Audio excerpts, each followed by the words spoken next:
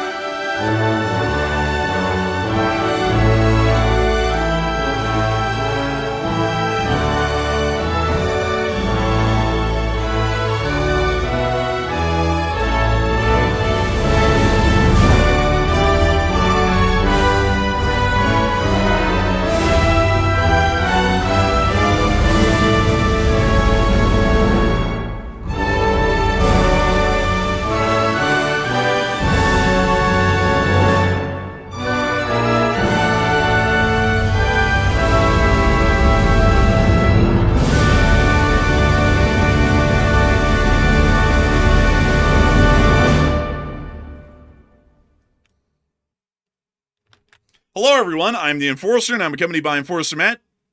And good evening, folks. It's Enforcer Matt, and welcome back to day 1406 of the War News stream. And today we have very big news that Moscow has been attacked by Ukrainian drones today, causing a major blackout that some are saying might have Moscow crash out. While Taiwan is confronting Chinese forces right now off the coast, and it's a very tense showdown right now. And also, Iran has declared a civil emergency amid major riots, and the riot police are now opening fire on the protesters, and it's going down. And it's good to see you all once again. And of course, folks, we're going to be covering the past 48 hours, but more importantly, the past 24 hours of news from around the world, as significant developments have been happening quite literally just within the past day alone, much less the past 48 hours. News has emerged that the Ukrainian armed forces have conducted a significant attack against the city of Moscow, not only causing damage to the city, but also causing a significant blackout that is now affecting 600,000 people within the city. That is nearly 7% of the entirety of the population of the city of Moscow, which is currently without power due to the Ukrainian drone attacks of tonight.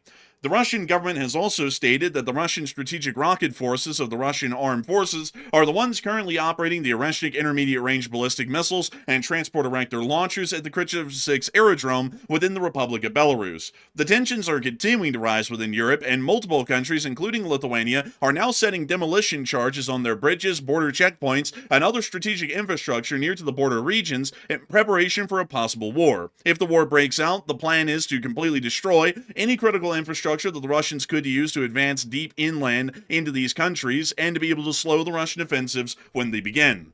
Inside of the Eastern Asian regions, we've also heard that the People's Republic of China has continued its Operation Justice Mission 2025 for the third day in a row. Today, we have seen the People's Liberation Army rocket forces of the Eastern Theater Command conducting missile firings towards to the area of Taiwan, or as some people would call it, at or around Taiwan, within the exclusionary zones. These strategic rocket forces have been firing a large volume of rockets throughout the day, with some video and picture evidence being published by Chinese citizenry and the Eastern Theater Command itself. This has led Taiwanese forces to remain on high alert for the third day in a row, with M1A2T Abrams being seen for the first time in any sort of a deployment outside of their bases or facilities that they've been housed at since they were provided to the Taiwanese last year. 90 Chinese aircraft has also been seen violating the air defense identification zone, while 10 standoffs were ahead between the China Coast Guard and the Taiwanese, or Republic of China Coast Guard, near to the islands of Penghu County off of the western coast of the island of Taiwan. Meanwhile, the Republic of India and the Islamic Republic of Pakistan have both teamed up together. Although they hate each other, they are unified in hatred against the state of Ukraine to openly condemn the attack that the Ukrainian armed forces conducted against Putin's private residence within the Russian Federation.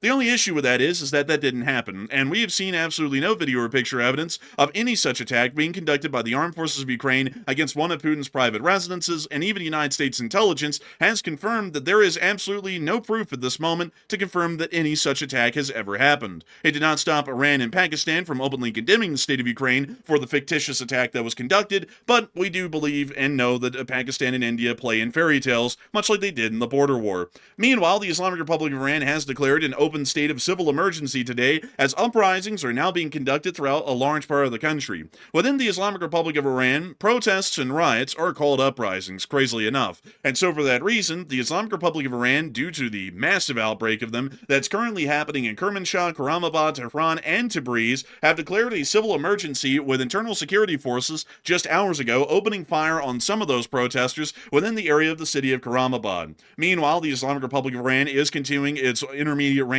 ballistic missile tests within the western area of the country, while the state of Israel is continuing to insist that they will have to take action against the Islamic Republic of Iran for this continued missile program development and production. Meanwhile, presidential palaces in the area of the city of Damascus have also come under fire today from an unknown faction. The Syrian government has denied any such actions being conducted around the presidential palace, but the video and picture evidence is pretty decisive, and it does show that there were ongoing firefights within the area of Damascus. We still do not know what those were about, but we will be covering it nonetheless. Meanwhile, in the mini-civil war, the Saudi-backed Southern Transitional Council, the STC, has bombed the port of Al-Makalla, currently under the control of the Hadrami elite forces, backed by the United Arab Emirates. There has also been claims that the Hadrami elite forces have been given an ultimatum to withdraw from the port of Al-Makalla or face total destruction at the hands of the Saudi Air Forces, and also that of the Southern Transitional Council.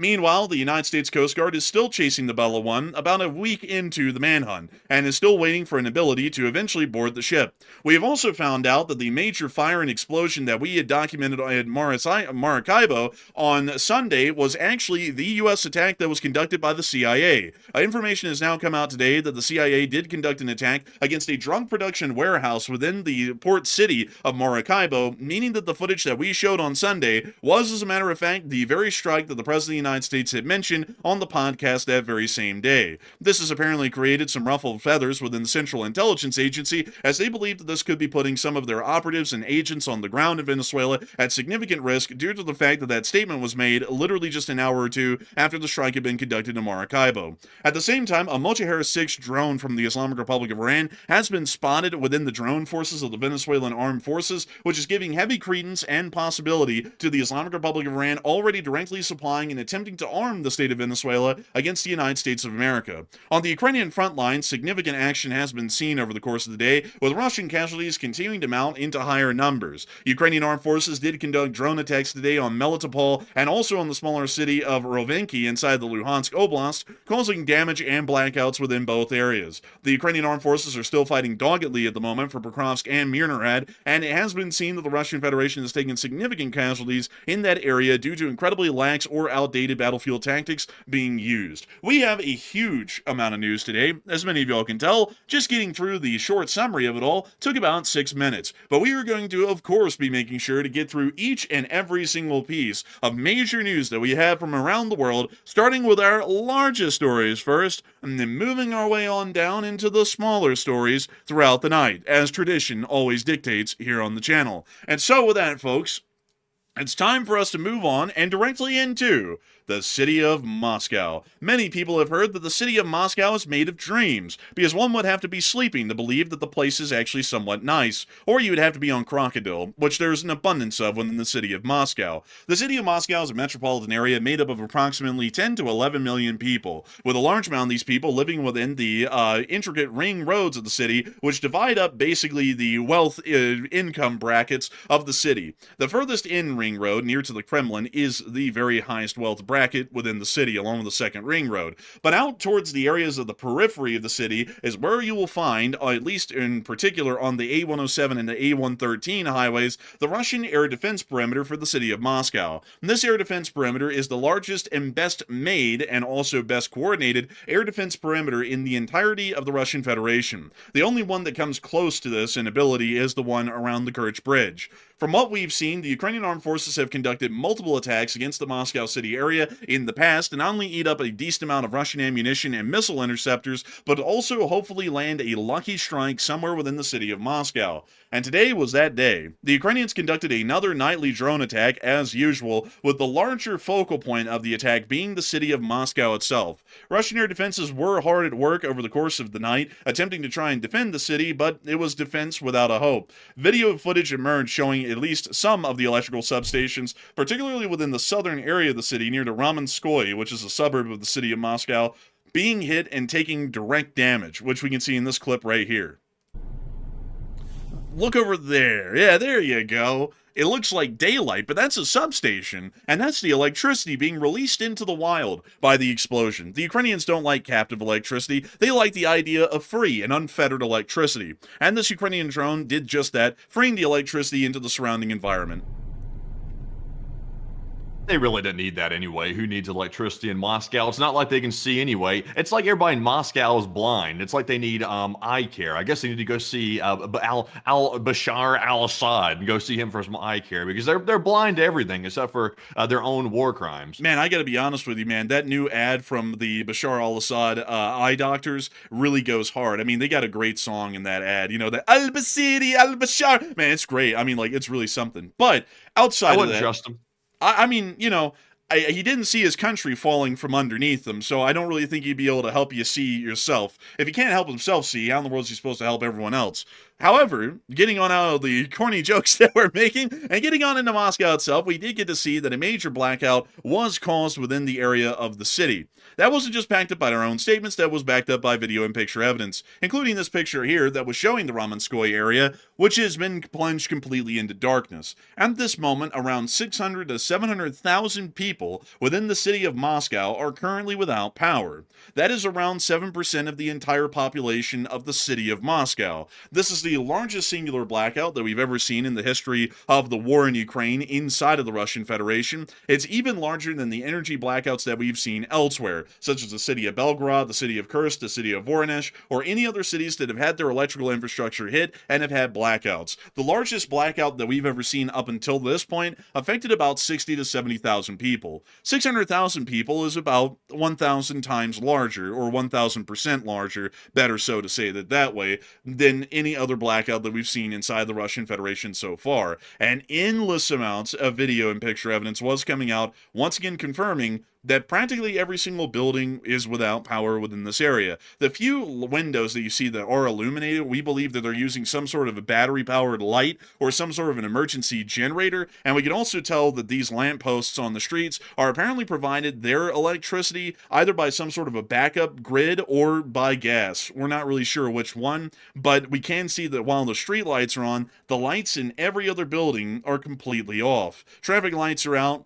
Everything is out, except for the lights from streetcars, emergency generators, and possibly some backup power that's provided to lampposts within the city. Still, it is... You know what's fascinating with this? Russia's been slamming Ukrainian energy infrastructure left and right all the time. Like, literally for the past month or so, Russia has been intentionally striking cities across Ukraine to knock out the power, and also trying to prevent the Ukrainians from properly having electricity and also heating during the winter. Now Moscow is getting a taste of it, and notice how much coverage this gets now. Now the entire world looks at it and says, oh look, oh poor Moscow, they're getting hit. It's like Moscow's just getting a taste of what Russia has been dishing out on the Ukrainians for at least over a month, very strongly.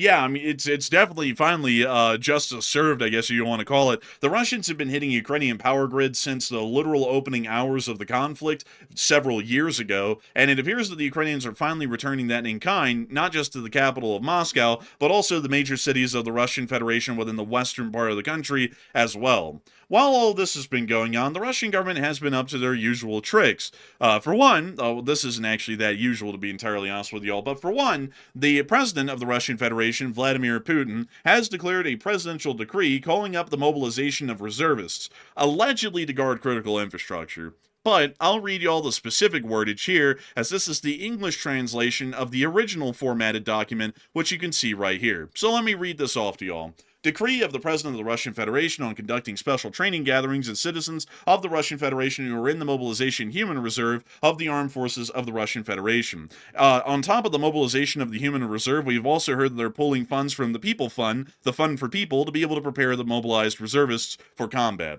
In accordance with the federal laws dated yada yada yada, I decree to send in 2026 citizens of the Russian Federation who are in the mobilization human reserve of the armed forces of the Russian Federation the special training gatherings to ensure the protection of critically important facilities and other life support facilities. The government of the Russian Federation shall determine the list of critically important facilities and other life support facilities subject to protection. Financing of expenses related to the implementation of this decree shall be carried out at the expense of and within the limits of budget allocations provided in the federal budget to the Ministry of Defense of the Russian Federation. The Ministry of Defense of the Russian Federation shall determine the list of military units of the armed forces of the Russian Federation responsible for conducting the special training gatherings, and B, for official use, which means basically corruption.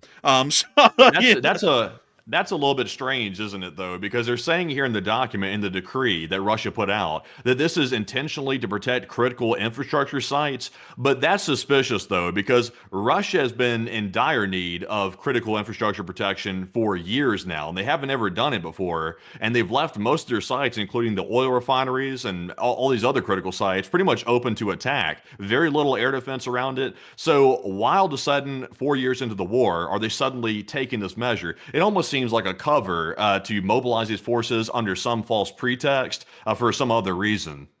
I would agree. And we do know that that reason would most likely be an eventual war with NATO, as we know that that is generally on the horizon, at least within the Russian planning circles, as the situation is getting increasingly desperate within the country, and the need for manpower to conduct a new front against NATO is highly needed at this point. Additionally, we've also heard that the Doomsday radio station, specifically the one UVB-76, has apparently started to play some music. If y'all don't know about these radio stations, these are somewhat a little bit interesting, or I believe, Matthew, what they're called is, let's see, listening posts or something along those lines. A number station, actually. Yeah, that's what they're called, the number stations. Russia has a couple of number stations. They've been incredibly mysterious over the years, over the decades, as a matter of fact. These have been in existence for an incredibly long time. These have been practically entirely phased out here in the Western world, but the Russian Federation still has a couple of these that run. For some reason, they played a song on one of the UVB-76 listening or number station, apparently to threaten the bombing of Ukraine, as they played a song that had the lyrics in it, "There's nothing better than bombing Ukraine" in it. And here's a small snippet of that right here. They were legit playing that on their number station. That's actually never happened, so that was weird. Yeah. I think the last time they actually played something of substance on the number station, I used to actually monitor these stations from time to time. There's some type of coded message behind the numbers that are read out occasionally. Nobody really knows what that is, but everybody likes to listen to it. It's kind of like a cute thing to do, to listen to this station. But the last time it played something of substance, like a song like this, I think was like back in the 70s or 80s or something. It hasn't ever really played anything of substance like that for decades. So kind of interesting that it just activated now, I guess for psychological reasons. Yeah, I don't really know who in the world in Ukraine is just listening to the number stations all day, and they're like, "Did you hear that they're singing a song about bombing us on the number station?" It's like they don't even have to worry about the number station saying that. The Russians are bombing them every day anyways. So what does it matter if the radio station is playing? It makes no sense. But that did happen today. It was a fairly odd enigma. And this is one of the first times ever that a number station has played a song. It also played Swan Lake as well, which is very famous in Russian, particularly Soviet history, because every single time that there was a coup being conducted in the Soviet Union where a leader was being overthrown or replaced, they would play that song, The White Swan, over the entirety of the coup on every single Russian state television network. Sometimes these coups would last for a day, sometimes even a week. So for an entire week, if you turned on a TV in the Soviet Union, you would just hear endless White Swan over and over and over all day, every day, as long as Russian television stations were running until the coup was resolved and a new leader was brought in. While all that's going on, the Russian Federation has also confirmed that they are in control of the IRBMs at the Krichev 6 aerodrome. Luckily, this means that we're not going to have to view the situation with Belarus as a violation of the Non-Proliferation Treaty that would then cause some significant fallout, especially here within the Western world. The Krichev 6 aerodrome is right outside of the town of Krichev, to the eastern area of the town.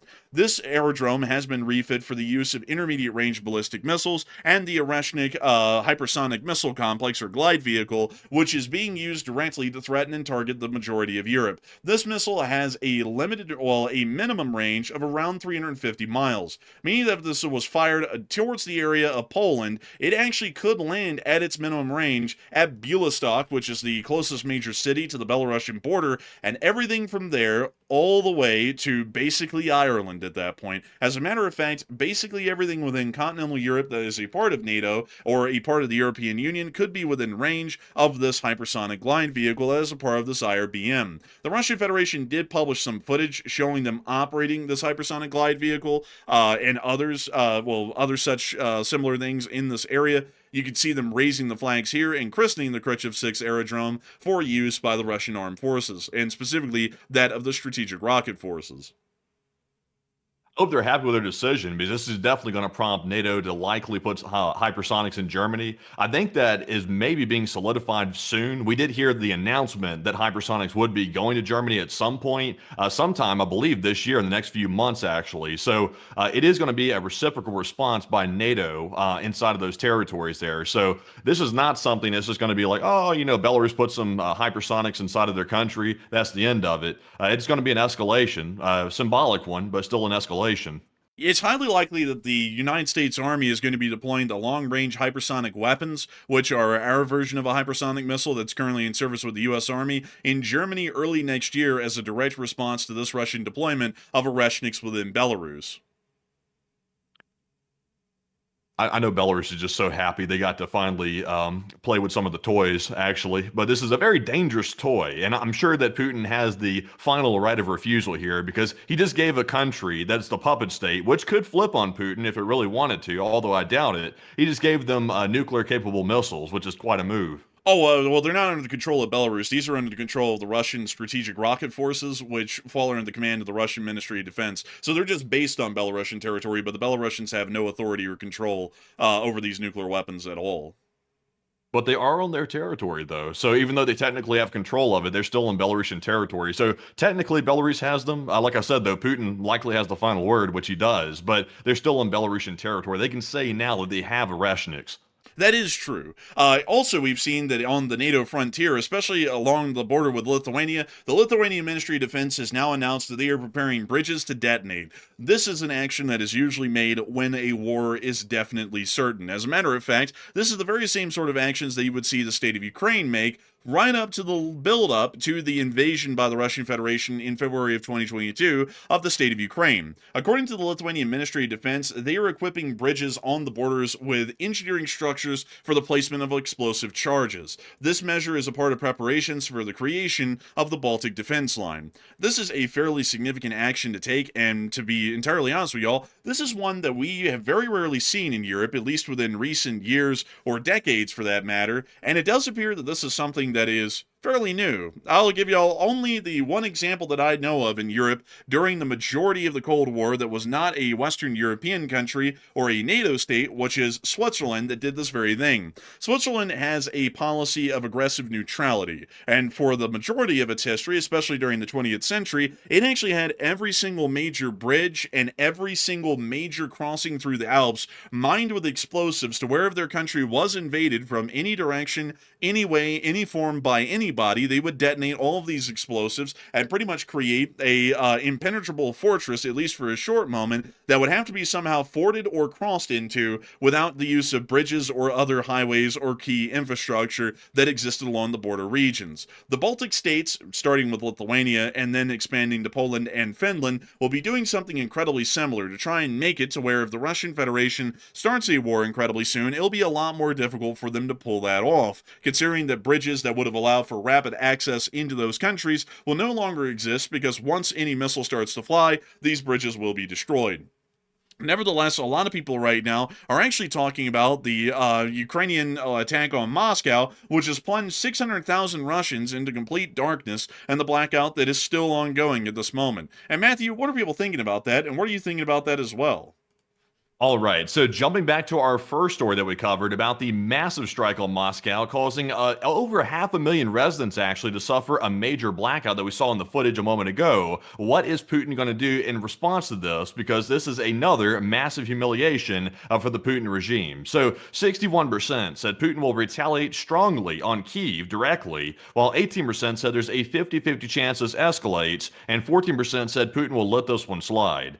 So Putin has already decided to retaliate strongly on Kyiv, specifically on the government sites. We heard that yesterday from several spokespeople of the Russian government. They said they would intend on targeting the sites inside of Kyiv, the capital of Ukraine, and start hitting government locations. So that's something that's typically been off limits, and not even really Ukraine has done that to Moscow. They've kind of kept it off limits too, but somehow, of course, Putin fabricated an attack yesterday on his residence, so that way he could have a justification for an escalation. It sounds like he's going to start basically smashing left and right, probably the Ukrainian parliament and things like that, just to cause hell, just because he wants to try to sabotage the negotiations. So he had already decided to retaliate before this one. I think that's why Ukraine took this move today by hitting Moscow like this, because they know it's coming and there's nothing pretty much that's going to prevent it. So might as well let loose. But Enforcer, what say you? I would have to say that they're probably going to retaliate quite strongly if they have the possibility to do so, because this is a significant embarrassment for the Russian Federation, and it's affecting a large part of the population.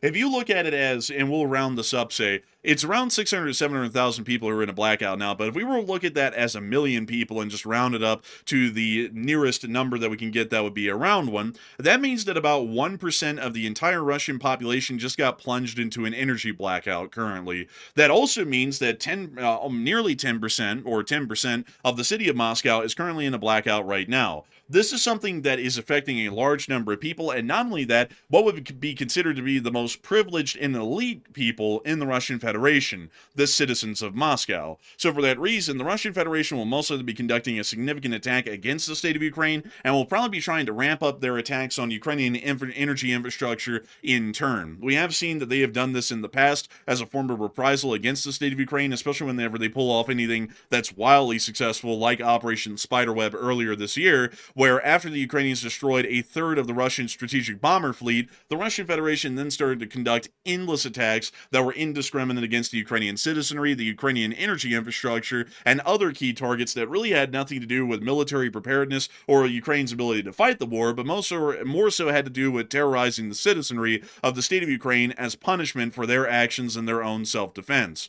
So I would largely believe, with a large majority, the Russian Federation will be trying to hammer the Ukrainians however they can because of the attack that was conducted on Moscow, and to a very successful degree. Moving on out of the Eastern European situation at the moment, we'll be coming back to that here in a little bit. We're actually going to be moving on and into the area of the Islamic Republic of Iran. The Islamic Republic of Iran has been dealing with a fairly serious issue over the past few days, and this is one that we actually did cover briefly on Sunday, as there was a rumor that came out during that time about some form of a growing protest against the regime. That's all we had on Sunday, was this one statement that we got from Inside NK Geopolitics, big shout out to their Twitter, who stated that there were protests that were ongoing in Tehran, and they were apparently growing. We left it at that. We didn't have any video or picture evidence at that time. The next day, loads of video and picture evidence started to come out, and it was incredibly significant, and also incredibly large with what was happening inside of the country. But before we get on into that, though, I do understand that we actually have one last poll to cover on Eastern Europe before we move on into Iran, and that's actually about the border preparations that are being conducted by Lithuania in minding the bridges. And Matthew, what are people thinking about that, and what are you thinking about that as well? Yes, before we move into our news out of Iran, which is certainly massive in its own right, Iran is literally falling apart and declaring civil emergencies right now, which is incredible to see that right now. We need to jump back for a second to the Lithuania situation. Just a recap of this, Lithuania is currently mining border bridges, or getting ready to mine the bridges and putting up construction pieces on the bridges to actually facilitate the mining of the bridges with Russia and Belarus on the border. And preparations are now underway officially, and they have been spotted. And what are your thoughts about that? About 60% said it's simply strong precautions for war, while 31% said an invasion of the Baltics is imminent, and 6% said it seems just like fear-mongering, basically to cause fear for no reason. So I would say personally, this is a very strong step, by the way. They're literally building pieces on the sides of the bridges to get ready to mine them, so that way they can destroy the bridges in the event of a war. So that's a bit wild right there. And also, we have heard that apparently the entire border with the Baltics and Russia is going to be mined at some point in the near future. All this stuff indicates, folks, that war is apparently extremely likely, or they would not be doing this type stuff here. These are measures you only take unless you think that war is going to happen. So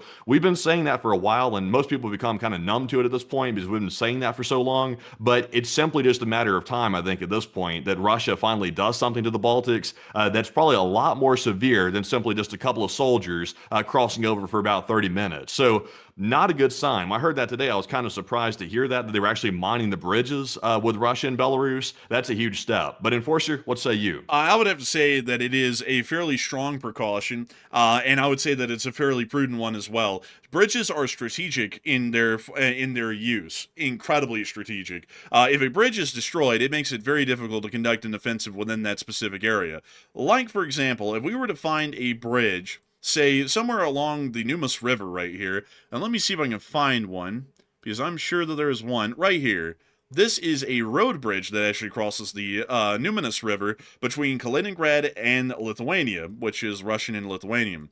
If this bridge, or this bridge down here, or this one right here, which are basically the three major bridges that we've seen so far along the Numinous River, were all destroyed by the Lithuanians on their side, this means that the Russians, one, cannot cross the bridge rapidly and take a foothold on the other side of the river, meaning that they're going to have to bring in some sort of a pontoon or Bailey bridge and try and construct it along the river, which would allow the Lithuanians to be able to target those forces and try and take them out, or at least make bridge laying an incredibly difficult job. Until then, they're not able to make a foothold on the other side of the river, and even if they had, they're not able to resupply them. If they try and move in deeper afterwards, somehow they get a Bailey bridge or a pontoon bridge set up, they cannot conduct railway infrastructure support because the railway bridge, which is right over here, was also just destroyed as well by the Lithuanians on their side, meaning that railway infrastructure would be entirely impossible to use for the support of the Russian Federation, meaning that all of their supplies would have to be trucked in from Svetsk, which would be incredibly difficult to pull off, especially considering that the Russians now have a large amount of trucks.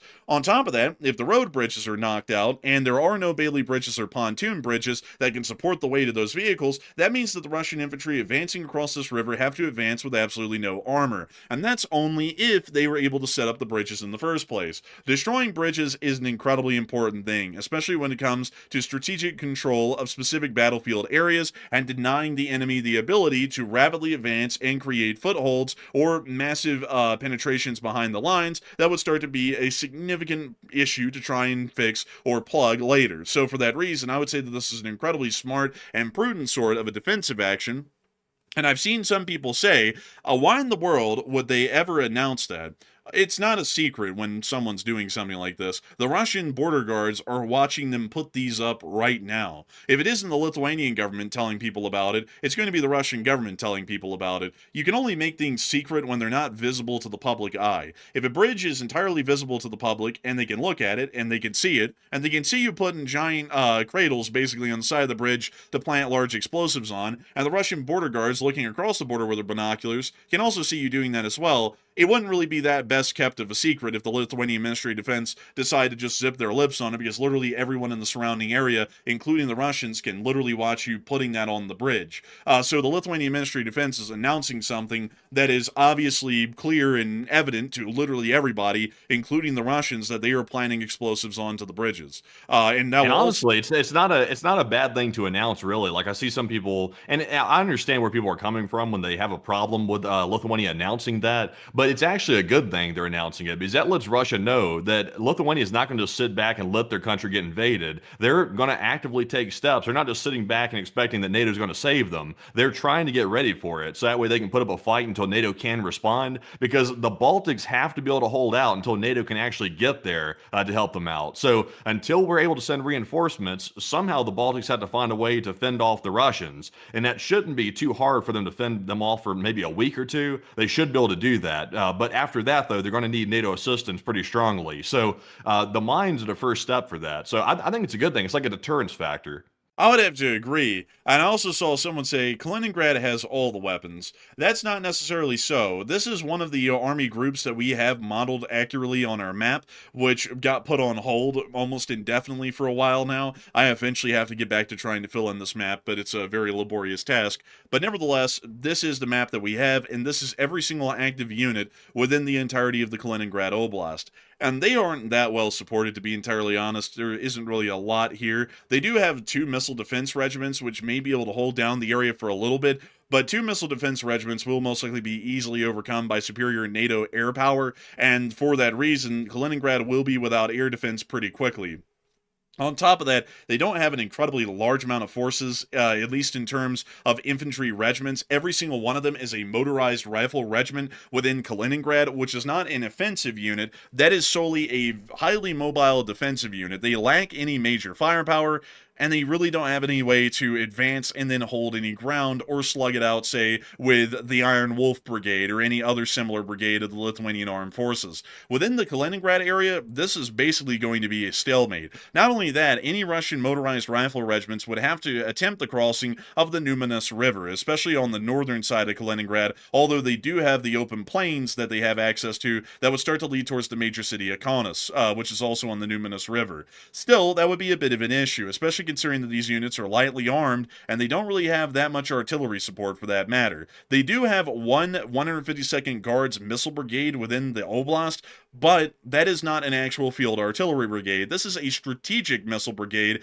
that only operates the 9K720M Iskander missiles, meaning that they would not be able to provide direct artillery support to those lightly equipped motorized rifle regiments, meaning that Kaliningrad is designed in function, as far as its strategic form, as a defensive bastion instead of an offensive launching point, at least based off of the forces that are here and have been operated specifically out of the 11th Army Corps, which is responsible for the defense of the Kaliningrad Oblast. So there would not be a major offensive coming from Kaliningrad. The actual significant risk would be a major offensive coming from the area of Grodno, or somewhere along the Belarusian border. But moving on from that and on into the Islamic Republic of Iran, getting us back into the next major piece of news that has come out of the world for today, we have been able to hear that news from Sunday of the ongoing growing protests has apparently grown into what can be described as a full-on uprising, riot, a protest, or a rebellion. Basically, every one of those words has been used today by many different people to describe what's going on right now within the Islamic Republic of Iran,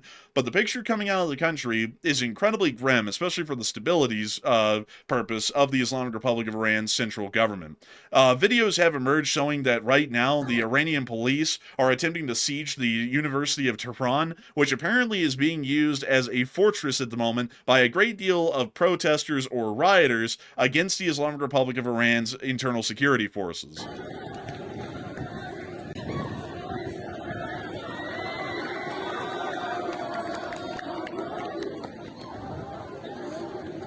Insane, honestly. And what city is this again? This is Tehran. This is the University of Tehran. That's wild. And you got to remember, folks, this is Tehran. This is inside of Iran, the dictatorial regime. This is inside of that country. It's crazy. Yeah, it is absolutely crazy.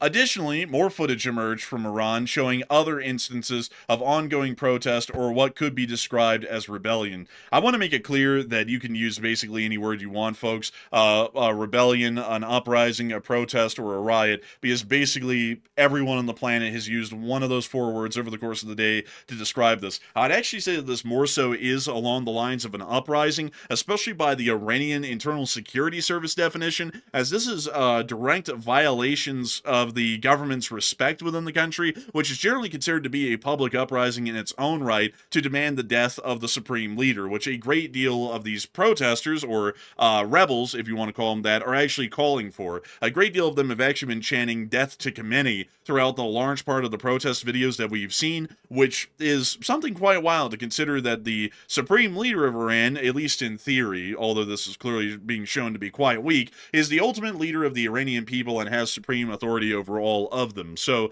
here's another clip. Another large crowd. We also saw in our next clip another clip of someone apparently getting into a fight in the street. We're not really sure who the hell these guys even are, to be entirely honest. We're not sure if they're internal security or if they're just some people who disagree with this guy. We don't know. And we really don't know who any of these guys are. The guy on the ground could be with internal security services, and these could be the protesters. We have quite literally absolutely no clue. But when you say that it's getting quite wild out there, it's turning into a melee.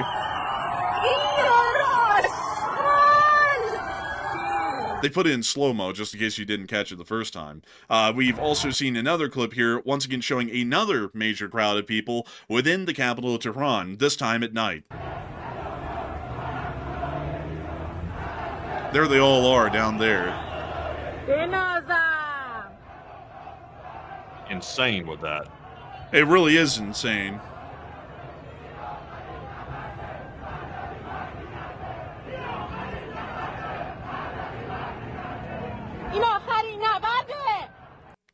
That's the end of the clips that we have currently from Tehran at the moment, but we did hear a little bit of additional news as well, that apparently the Iranian police are now moving through the city and are attempting to try and arrest anyone they can. However, one thing that's incredibly interesting is that these people aren't taking it lightly. It appears that they actually beat off the police. Well, that was actually... Hey, yo! They got some crazy stuff going on in Iran. Iran's really just gone ham. Man, these freaky protests. But beyond that, Oh, they started to throw rocks and other objects at the police and force them to retreat. That's probably a much better way of putting it than how I just said it a second ago.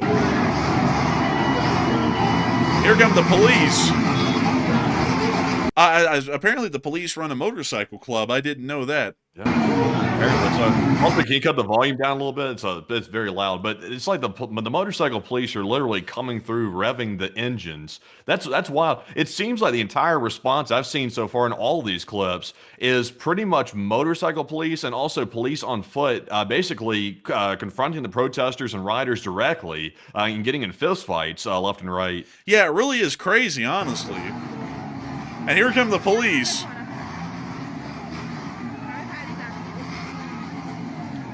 Kind of just revving up the bikes.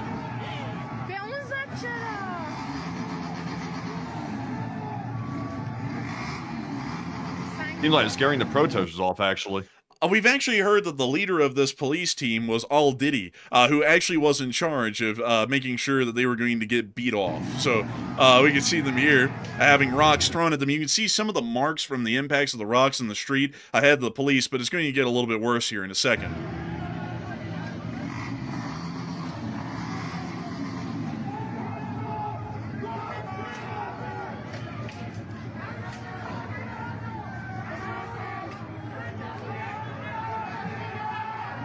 Also, some people are making a good point here. They're saying most of the people inside of Iran, that all they can do is really just stand in the street and just basically block traffic. Generally speaking, that is just about all they can do right now. They don't have any type of weaponry, at least at the moment they don't, unless maybe an external force provides them weaponry, which is a possibility. But right now, all they can do is pretty much just riot in the streets and cause traffic jams at the moment. But it appears to be causing a bit of a stir, though, because the Iranians are panicking. It really does seem like they are panicking. We'll get to some other cities here in a second, folks, where the situation became far worse. And you see the police now moving up a little bit closer, all on motorcycles, and not dismounting for some reason. But folks are having none of it. They are flinging rocks at the police. Now these guys are determined they're not getting off of the motorcycles. And now they're speeding on by because now they're being pelted by a barrage of rocks. Oh, yo, Oh, dude. man. Oh. That guy just charged one of the armed police. Look at that. This guy right here, he was a straggler, folks. Remember, folks, you never have to outrun the bear. You just have to outrun your friends. And it looks like all these guys found that out and left their friend behind to get attacked by one of the rioters. Damn. Uh-oh. Uh-oh. It Sounds looks like somebody was firing back, possibly, it sounds like. sounded like a gunshot. Let's listen to that one more time on full volume.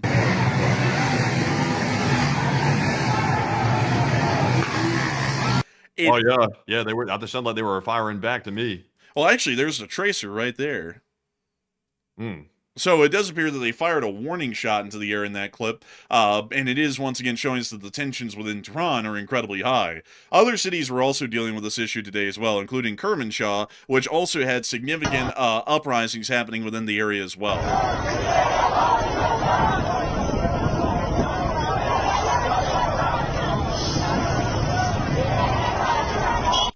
These uprisings weren't all cheery, however, and one of them did go badly quickly. Just south of Kermanshah in Karamabad, police actually started to open fire on protesters, leading them to flee for their lives, attempting to try and escape the barrage of gunfire.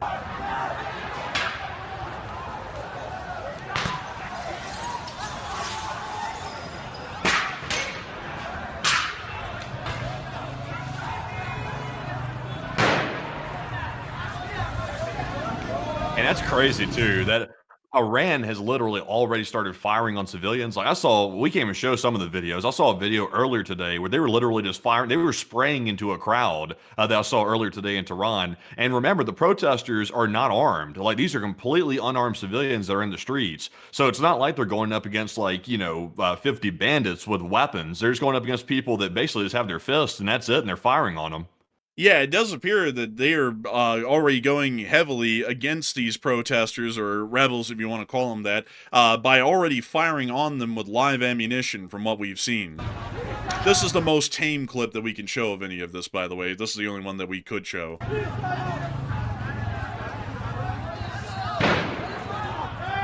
Oh, damn.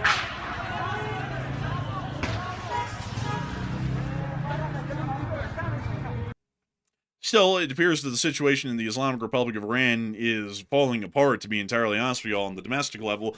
But even still, folks, the crazy thing about it is that in the midst of all this, they were still conducting missile tests today. You can see that in this clip right here. In the midst of their country literally collapsing domestically, they're still getting ready to eventually start a rocket barrage against Israel. At some point. You can't make this stuff up. They've run out of water. The government is basically being threatened from below, from the masses of people who hate the government. There are uprisings within the southeast. There are sporadic actions that are conducted by terrorist groups throughout the entirety of the country. The Iranian economy isn't really doing too well. And outside of all that, their number one priority still is eventually attacking Israel. You just can't make that stuff up. That's absolutely how incompetent the Iranian government is. A lot of people are talking about... They're probably getting ready, though, because I've heard some rumors floating around. And once again, I heard that allegedly the U.S. president said in the next 48 hours there might be some surprises. And we don't know what that's referring to. It could be referring to Venezuela. It could be referring to Iran. We don't know. So it's very vague, obviously. But some are speculating that in the midst of this chaos, the West might try to capitalize on it, perhaps. And there may be some type of military action against Iran over the next 48 hours. Don't take that as a solid thing there. Take it with a grain of salt. But that's the word on the street, that in the midst of this, which honestly it would be an opportune time to take advantage of it while there is chaos in the country, to take out further Iranian nuclear sites, it could be possible. You never can tell. Iran could be preparing for that. It may be possible, but we'll have to wait and see. But nevertheless, a lot of people are talking about the internal situation within the Islamic Republic of Iran. And Matthew, what are people thinking about that and what it's going to turn into? And what are you thinking about that as well? All right, so what is going to happen next? That's basically the question of the poll right here. Now these massive riots are spreading like wildfire across Iran at levels we've never really seen before in the modern day. What happens next? Now that apparently the security forces of Iran have begun spraying and firing on protesters right into the crowds. 62% said Iran will likely start a civil massacre soon, while 14% said U.S. initial strikes are likely coming next, and 16% said a quick total collapse of the Iranian government is likely coming first. So unfortunately, and I hate to say this because I take issue with the Iranian government, I don't necessarily take issue with the Iranian people, because a lot of people in Iran are basically subjugated by the regime and put down by the regime.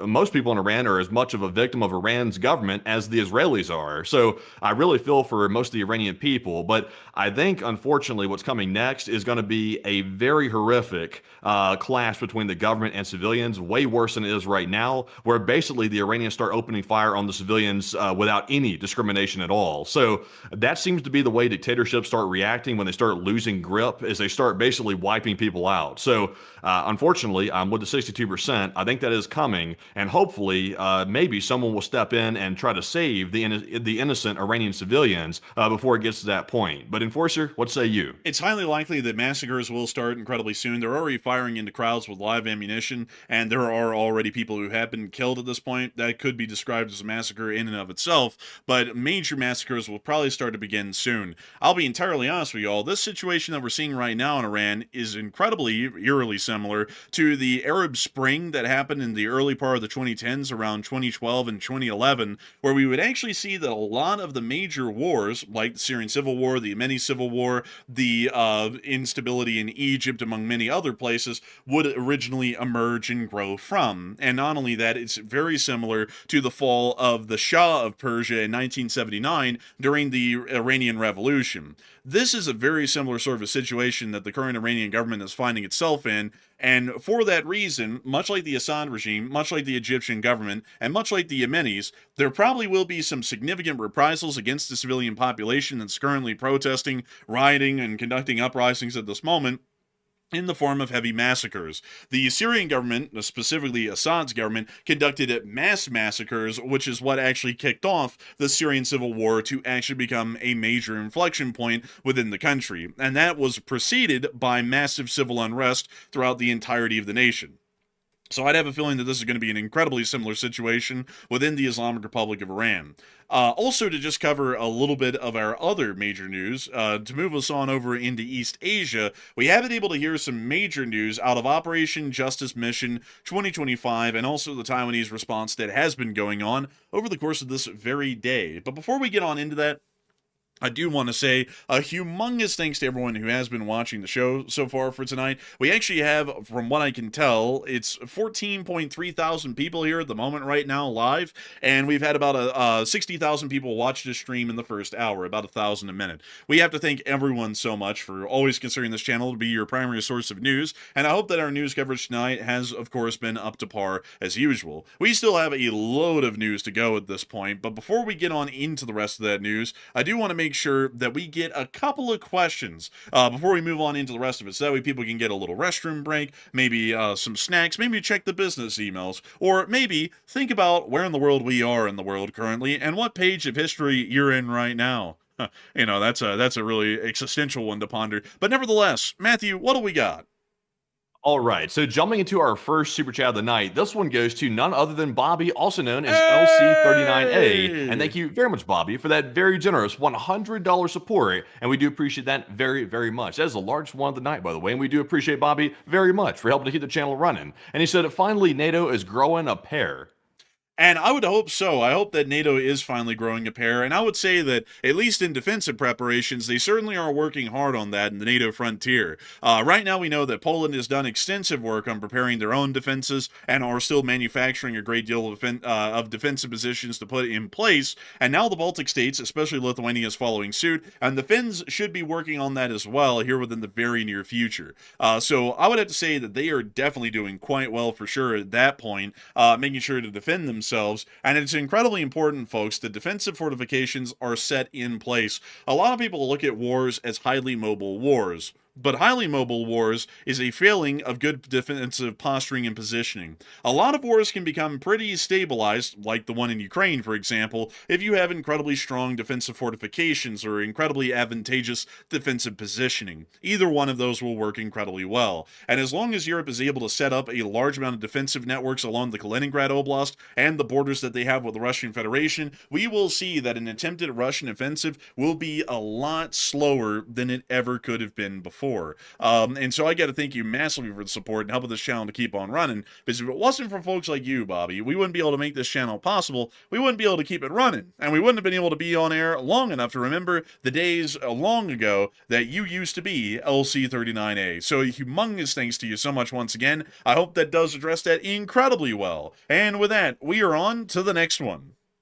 And up next, we have a $70 support from none other than BC Skyman, another channel legend. And thank you very much, BC, for that support right there. Also, it's good to see in the chat once again. And of course, BC throws in a couple of super stickers. He threw in one of the YouTube creature waving the #1 sign right there, and also the YouTube creature destroying a city like usual. Which I think the Ukrainians are kind of morphing into the YouTube creature a little bit the way they're slamming Moscow. I feel like they might be kind of doing it like that, but they're not holding caution flags. They're holding green flags for more. But Enforcer, what say you? I gotta thank you humongously for the support, BC Skyman, an absolute channel legend and a pillar of the Lee Spring Army. We are always massively appreciative of having folks like you here. You've been a huge part of the LSA, and you've also helped this channel to keep on running for an incredibly long time. We thank you massively for supporting this channel and helping it to keep on running, because if it wasn't for folks like you, we would have never been able to make this thing possible for years, and we wouldn't be able to mold the LSA into what it is. You being one of the role models and examples of what the LSA aspires to be. And so a humongous thanks to you so much once again. I hope that does address that incredibly well. And I also see a lot of new people in the chat tonight, folks. And I've seen some people saying something that I want to address here on air. Is some people have been saying, oh, the Enforcer channel clearly has a bias. It's so pro-Western, it's disgusting. And I'm glad that people can notice that. We are pro-Western. This channel makes no ifs, ands, or buts about its bias towards the United States of America and the Western world. We are entirely pro-American and pro-Western. I look at it this way when you get down to it. If you were in a situation to where you were walking down the street and some robber came up to you with a gun and demanded that you give him all your money, I'm not really the kind of guy to sit there and try and reason and get in the shoes of the robber and figure out why does he want my money. I look more so at it from my shoes, which is the American shoes. I look at it as this son of a bitch is trying to rob my money, and I don't really like that too much, so I don't really like that guy. And that's basically the situation that we're in the world. Why the hell would I ever advocate a Russian or Chinese position? I'm not a Russian or Chinese citizen, and their best interests aren't my best interests, and neither is it the best interest of anyone who lives in the Western world. You can pretend like this is the movie Avatar, and you can kind of switch from being the humans to the Na'vi, but in real life that doesn't work. If you're born an American, you're an American. If you're born a Briton, you're a Briton. And if you're born a Japanese citizen, you're a Japanese citizen. There's no ifs, ands, or buts about that, and there's no switching sides. Anyone who believes otherwise and would advocate an anti-American or pro-Russian or pro-Chinese position is, in my opinion, a traitor to the Republic and a traitor to the Western world. And we report news from that sort of a position. So if you like that, welcome. You'll probably enjoy it here very greatly. If you're one of the people who think that Russia and China has a point, maybe you would like to move there and maybe disagree with their government like you do our government and our people, and see how well that goes. It won't go too well. I know a guy that did that, and I also know a woman that did that. There was two individuals here in America that actually moved to Russia. They said, oh, you know, the social issues in America, they're so bad. It's so bad, I just have to go to Russia because, you know, Russia is a place where it's real civil. People respect each other. You know, that doesn't actually happen, by the way. They found out the hard way. The guy that went to Russia, he went there and got thrown to the front lines. Whoop-de-doo. That doesn't sound like respect to me. That sounds like taking away your liberty. The other woman got the hell beat out of her by some people on the street that turned out to be racists. So it doesn't look to me like that really works out that well. It turns out the United States isn't that bad after all. We have our problems, certainly, but we're not Russia. Definitely not. You know, I remember, Matthew, a couple of higher profile YouTubers going to Russia and either trying to act like it was a cool place or acting like there was nothing wrong with it, and then they would get arrested and accosted and usually put in prison for about a month or so, having to battle for their own release and escape because the Russian government would accuse every single one of them of being an American or Western spy. That's something that you don't see here in America, at least when you're a foreigner that comes to the United States. So maybe the Western world is a little bit better off than they are. You know, I have a good feeling. I have a good hunch on that. And if you don't believe me, you know what? We'll do this really quickly for everyone's benefit. Matthew, pick an area and tell me when to stop moving the mouse cursor. Stop. All right. Oh, dang, man. You kept going after I said stop. It's okay, though. It's okay. I mean, it's anywhere looks tough, so let's see it. Let's see here. They don't even have a street view in this town. You know this place is bad when they don't even have a street view. So we're going to have to find a town nearby. Where in the world will one be? You know what? We'll go with Parixa. That ought to do. Yes, the beautiful, supreme first world country of the Russian Federation, living in the cinder block shithouses. Now that looks like class right there, folks. That looks like a winning country to me. If you went to any rural American town, it looks about 5 times better than this, and that's about the least that America has to offer. So you know we're on a good spot when our rural cities look way better off than that. So you know what these people are good at. The Russian government is extremely good at this. So is the Chinese government. This is what props up both of their regimes. They like to build a really nice facades. You see that in Moscow, like downtown central Moscow. I will even admit, as an American, downtown central Moscow is really nice. You can go take pictures there. You can put it on Instagram. Look at this right here. This right here looks good. It's a very nice golden facade, as they would call it. But the moment you go outside of central Moscow and you start going to the perimeter of it, it instantly turns into really bad poverty that the Russians really don't want you to see that very much, and it turns rough real quick. And if you go even further out than that, it gets even worse out there. That's what these countries are good at. They're good at displaying the image they want you to see, which is propaganda, and they do that with their architecture as well in their cities. And then if you really see how they live, then it's appalling. You're like, whoa, what the hell is this? It's bad. But that's the whole thing. It's all fake. You know what's crazy, folks? This little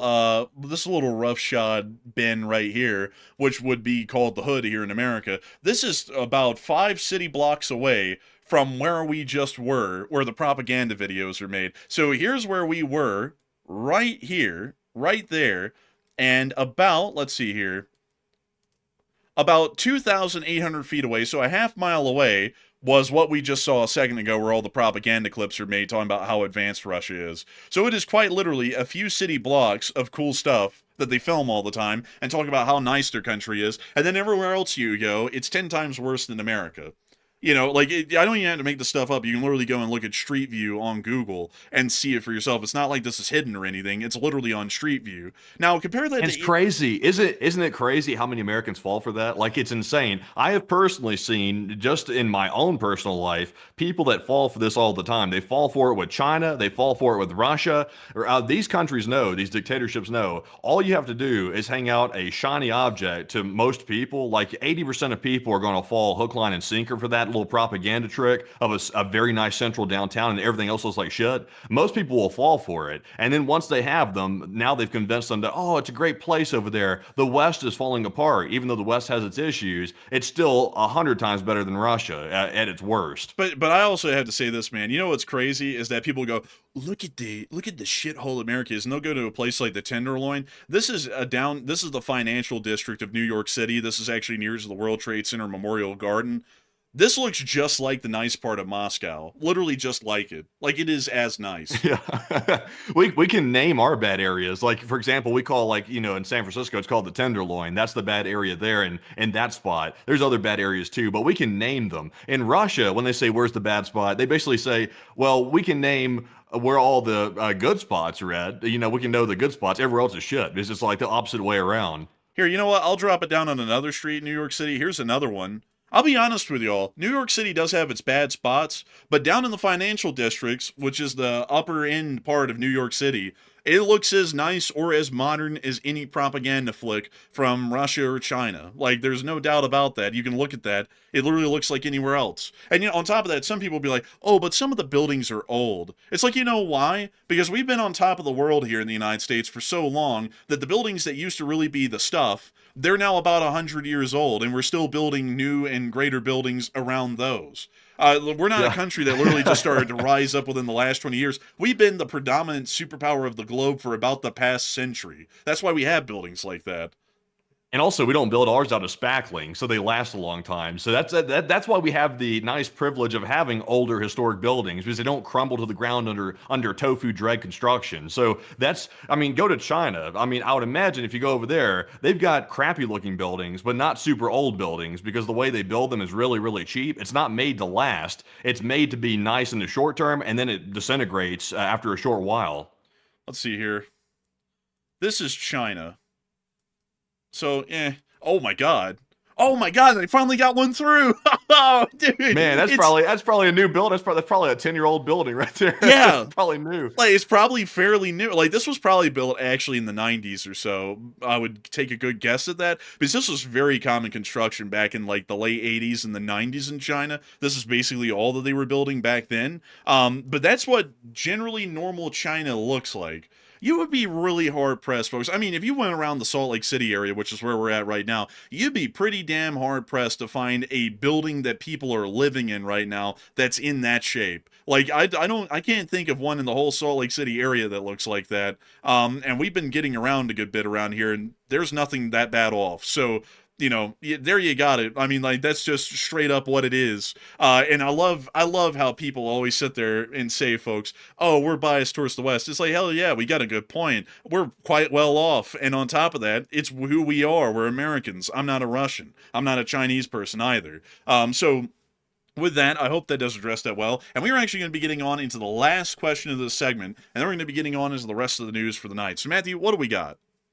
All right, so the last one of this segment, until we get to the rest of them in our last question segment, this one goes to Coca-Cola Mandate, who puts in an extremely generous $100 support. And thank you very much, by the way, for that massive support. And it's viewers just like you that always throw in that support that literally prop the entire channel up to keep it running throughout all these years we've been on the air. So a huge shout out once again. And he said, I've spoken in the past about a sapper in my family, and another child serves as a naval engineering officer on a ballistic missile submarine, boomer. And both chose difficult paths of service that rely on competence rather than visibility, and I'm proud of that commitment. And LSA.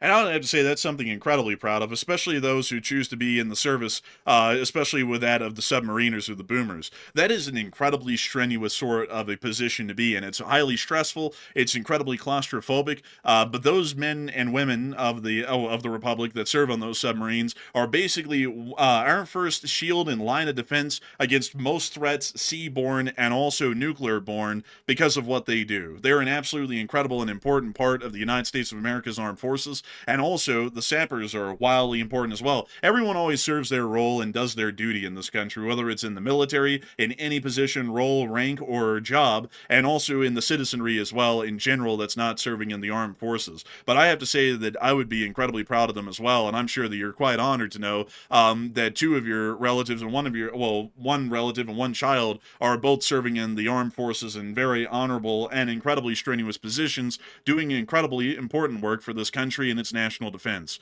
And so a humongous thanks to you so much for the support, Coca-Cola Mandate. And I also got to say, I like your name, Coca-Cola. Very American. But a humongous thanks to you so much once again, and long live the Lee Spring Army. And the Lee Spring Army will never truly die. And with that, folks, a humongous thanks to you so much once again. And we're going to be moving on into the rest of our news for the night. And we still have major news to go. And we're going to be moving directly into the area of Taiwan. Operation Justice Mission 2025 was declared by the People's Republic of China just hours before our stream on Sunday. This operation is the largest one that we've ever seen around Taiwan's surrounding waters, which not only includes 5 zones, it now includes 7, with the 2 additional zones that have been created in the meantime emerging within the area of the Taiwan Strait, closing off the entire area to any form of civilian maritime traffic, at least through international water corridors. The People's Republic of China has been conducting significant naval, air, and ground operations as a part of this military exercise over the course of the day, including significant actions by the PLARF, or as it's called, the People's Liberation Army Rocket Forces. You can actually see the pictures of these rocket forces conducting their live fire drills today, with these rockets being aimed at Taiwan and landing in the surrounding waters in the exclusionary zones that the Chinese had declared earlier. Multiple pictures were taken of this by the Chinese Ministry of Defense, and it appears that one citizen's video leaked from China showing the streaks of the missiles overhead, and also letting us see some of these rocket-propelled missiles flying over the horizon and towards their targets in the exclusionary zones around Taiwan. Here comes one of them right there.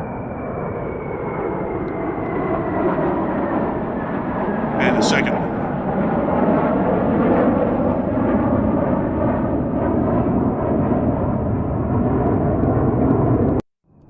It's quite wild to see that they are quite literally conducting live fire drills.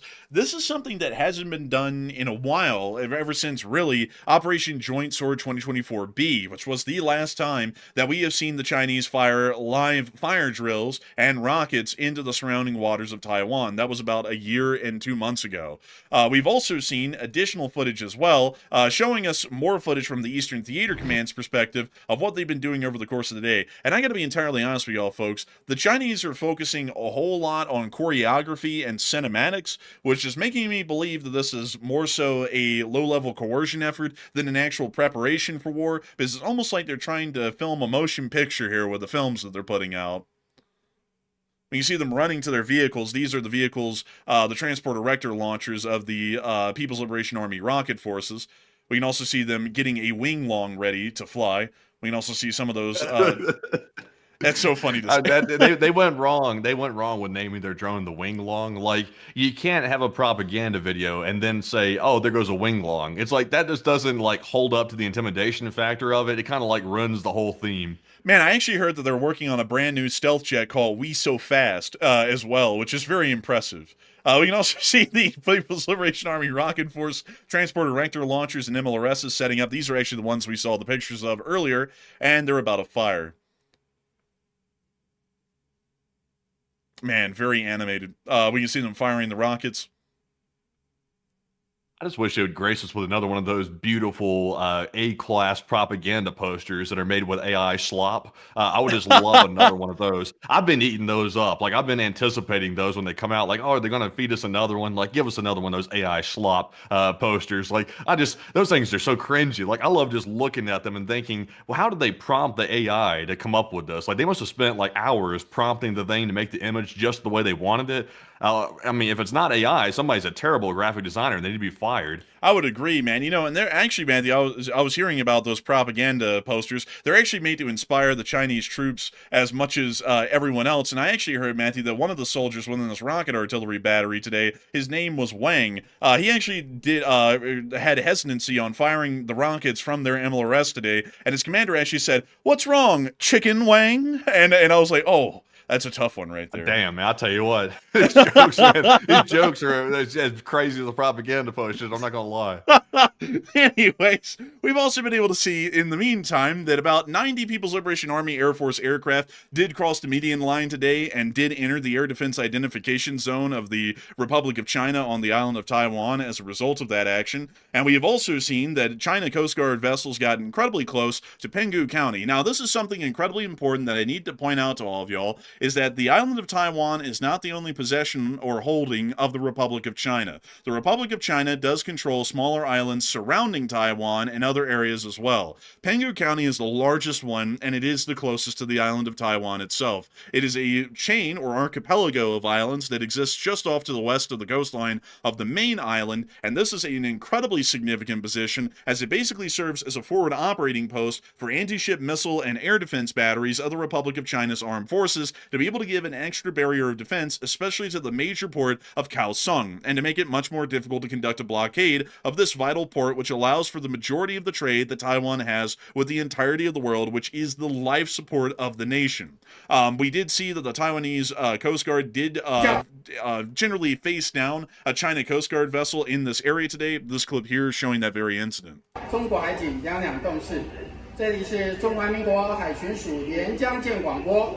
你的行动已影响我国海域秩序及安全。There they are. Ah, yes, the old garbage scow. You can see right down there near the waterline, there appears to be black mold growing on the steel. I don't know how that happens, especially considering that it's in rough seas, but yeah, if you look at that, yeah, like that looks like some form of rust, barnacles, mold, or moss. I can't really tell y'all, or algae. I can't really tell y'all what that is, but it looks quite disheveled, I'll be entirely frank.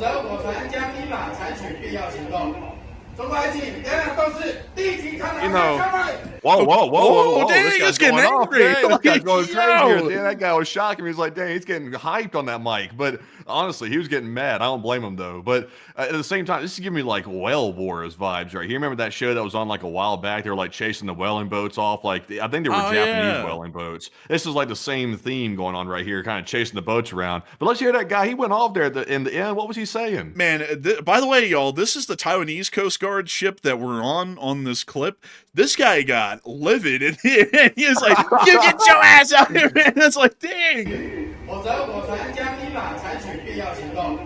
中国海警两两斗士立即看拿下枪位。 Damn. That guy was going crazy, man. Yeah. He snapped. Like, I think he actually snapped for real. Like, I think he was starting to get really pissed off or something. That dude went nuts. Dude, back in the day, it used to be the Chinese Coast Guard that was calling the U.S. Air Force and yelling, "You go!" and pronounced the Taiwanese Coast Guard on the actual China Coast Guard going, "You go!" Man, honestly, I'm not gonna lie, this guy must love his country because he was getting angry. Like, he was legitimately getting heated right there at the end. Moving on from that clip, though, big respect to the Taiwanese Coast Guard for having the absolute balls to not only, face down a Chinese Coast Guard vessel, but also get livid in the process as well. Massive respect. We did get to see as well, moving on into Taiwan, a very rare and first-time sighting of the M1A2Ts. These were quite neat. And this is the first time that we've ever seen the Republic of China deploy its M1A2Ts on the island. They've generally been at their operational facility since they were received last year, and we have not seen them in action basically at all on the island. But now we have seen that they are actually being deployed, and they are actually, of course, pretty nice. Who in the world can ever hate an M1A2 Abrams, or an Abrams for that matter at all? It's a very good main battle tank, solid design. Crew survivability is the very crux of the design. Now we've seen in Ukraine that crew survivability concepts work incredibly well, not on saving the tank, but saving the lives of the crew.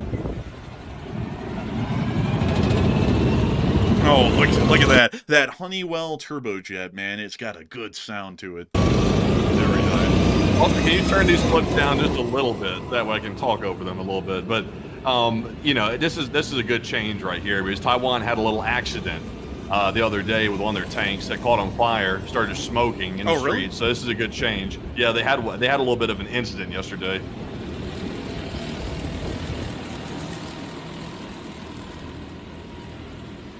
Right there, those little signs on the back, it says, if you can read the sign, you're too close. Very observant.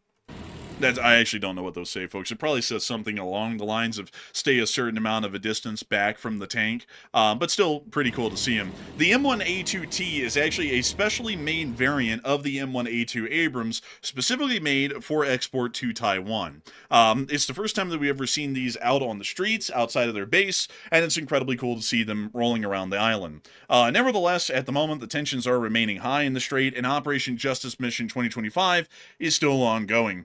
It does appear that many people are wondering what's going to be going on here in the very near future, speaking about this specific military exercise, not the larger picture on the long term, about what is going to be happening with this military exercise. And Matthew, what are people thinking about it, and what are you thinking about it as well? All right, so how is this whole situation going to end? That's the new question, because it looks like they're on, I think this is day 2 or maybe possibly going into 3 that we're seeing right now. So they've been doing this for days. Now they're live firing missiles right off the coast that we just saw in the video. So what happens next? 42%, the majority, say that China will end this peacefully, while 28% said China will do something extreme, and 13% said China will likely invade in a few days.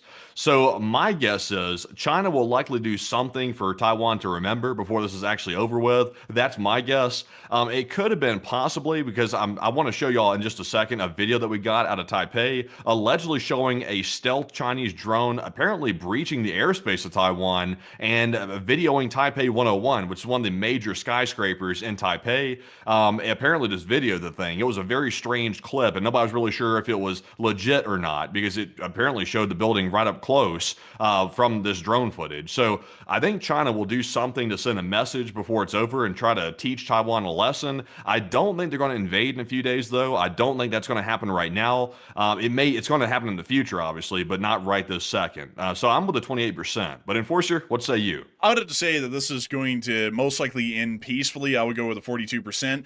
Clearly, the fact that they're focusing heavily on theatrics so far and public presentation of this military exercise is leading me to believe that this is a low-level coercion effort that falls under the lines of non-war military activities of the People's Liberation Army's key doctrine, which is psychological warfare. The Chinese are not ready at this point to conduct a major conflict against the island of Taiwan or the United States of America if we were to hop in the mix in the support of Taiwan or Japan for that matter. So for that reason, they're trying to once again try and get into the heads of the Taiwanese citizenry, the Taiwanese government, and the Taiwanese military to be able to try and make them think that it would be futile to fight against the Republic of China, well, the People's Republic of China's armed forces. This is something that I am very adamant on, because if they were getting ready to start an actual war, we probably wouldn't be seeing a great deal of video presentations of what they're doing and how it's going. This appears to be more so for the benefit of the public to see what's going on and to try and get inside of people's heads. A lot like the Russians did all the way up until the war in Ukraine. Don't y'all remember how much the Russians would put out video of their military parades? Look at us. We match so perfectly. Look at America. Us sloppy and so focused on social issues.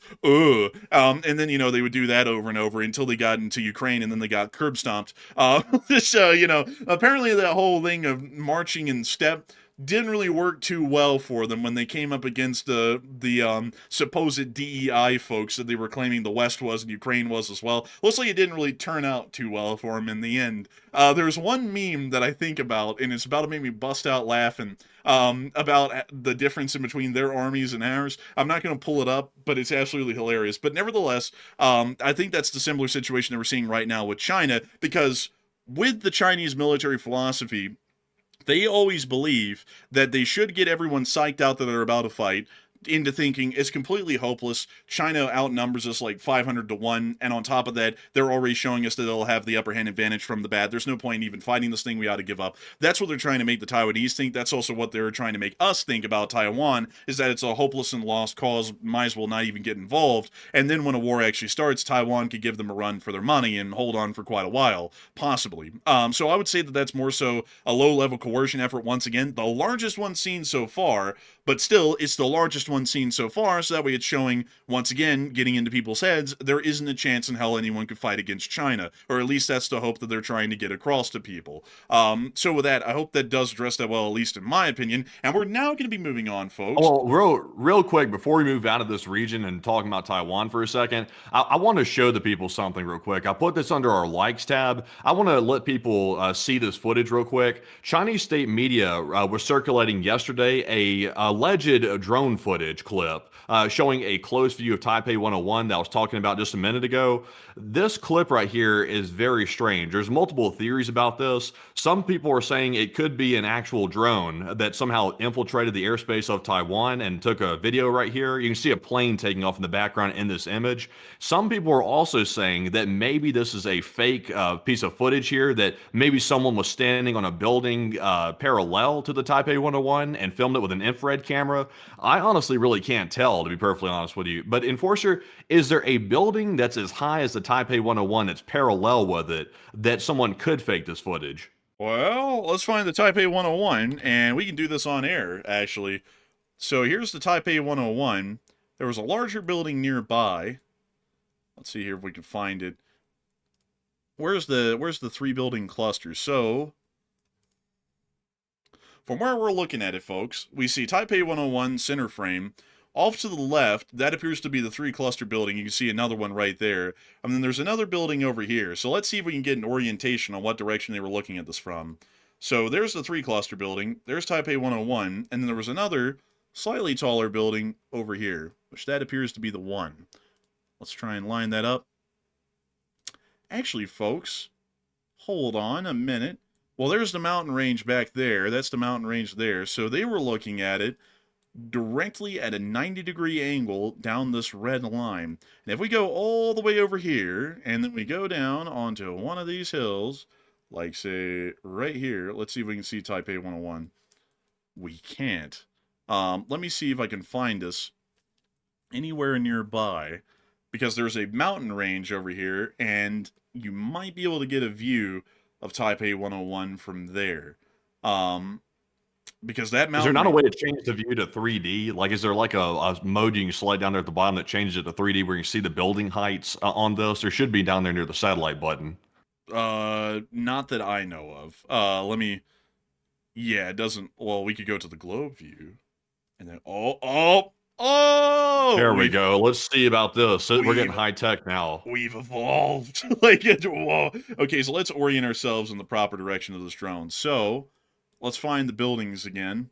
So here's Taipei 101, I believe. Oh, hold up. This actually gives us a much better ability to look at this. So, we're looking for that taller building that's right there. There is no taller building, it looks like. Well I mean, right just look around in general, actually. Oh, yeah, but I mean, the angle, though, is showing the thing way farther out than that.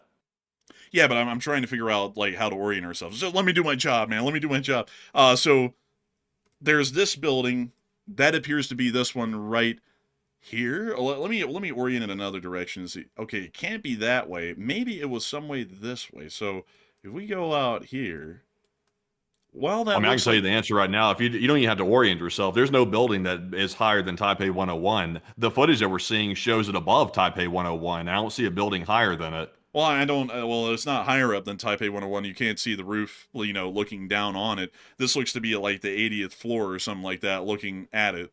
But it is in the air. There's nothing high up enough, like, that would be on an 80th floor level out in that direction, because it appears that it was in, if we orient ourselves north, it appears that the drone was looking at the building at a bearing, say, like 325, 330, somewhere around that direction if we're in Taipei 101, which would have come from the area at the mouth of the river near the Tamsui district. So with that in mind... Oh, wait a minute. Hold up.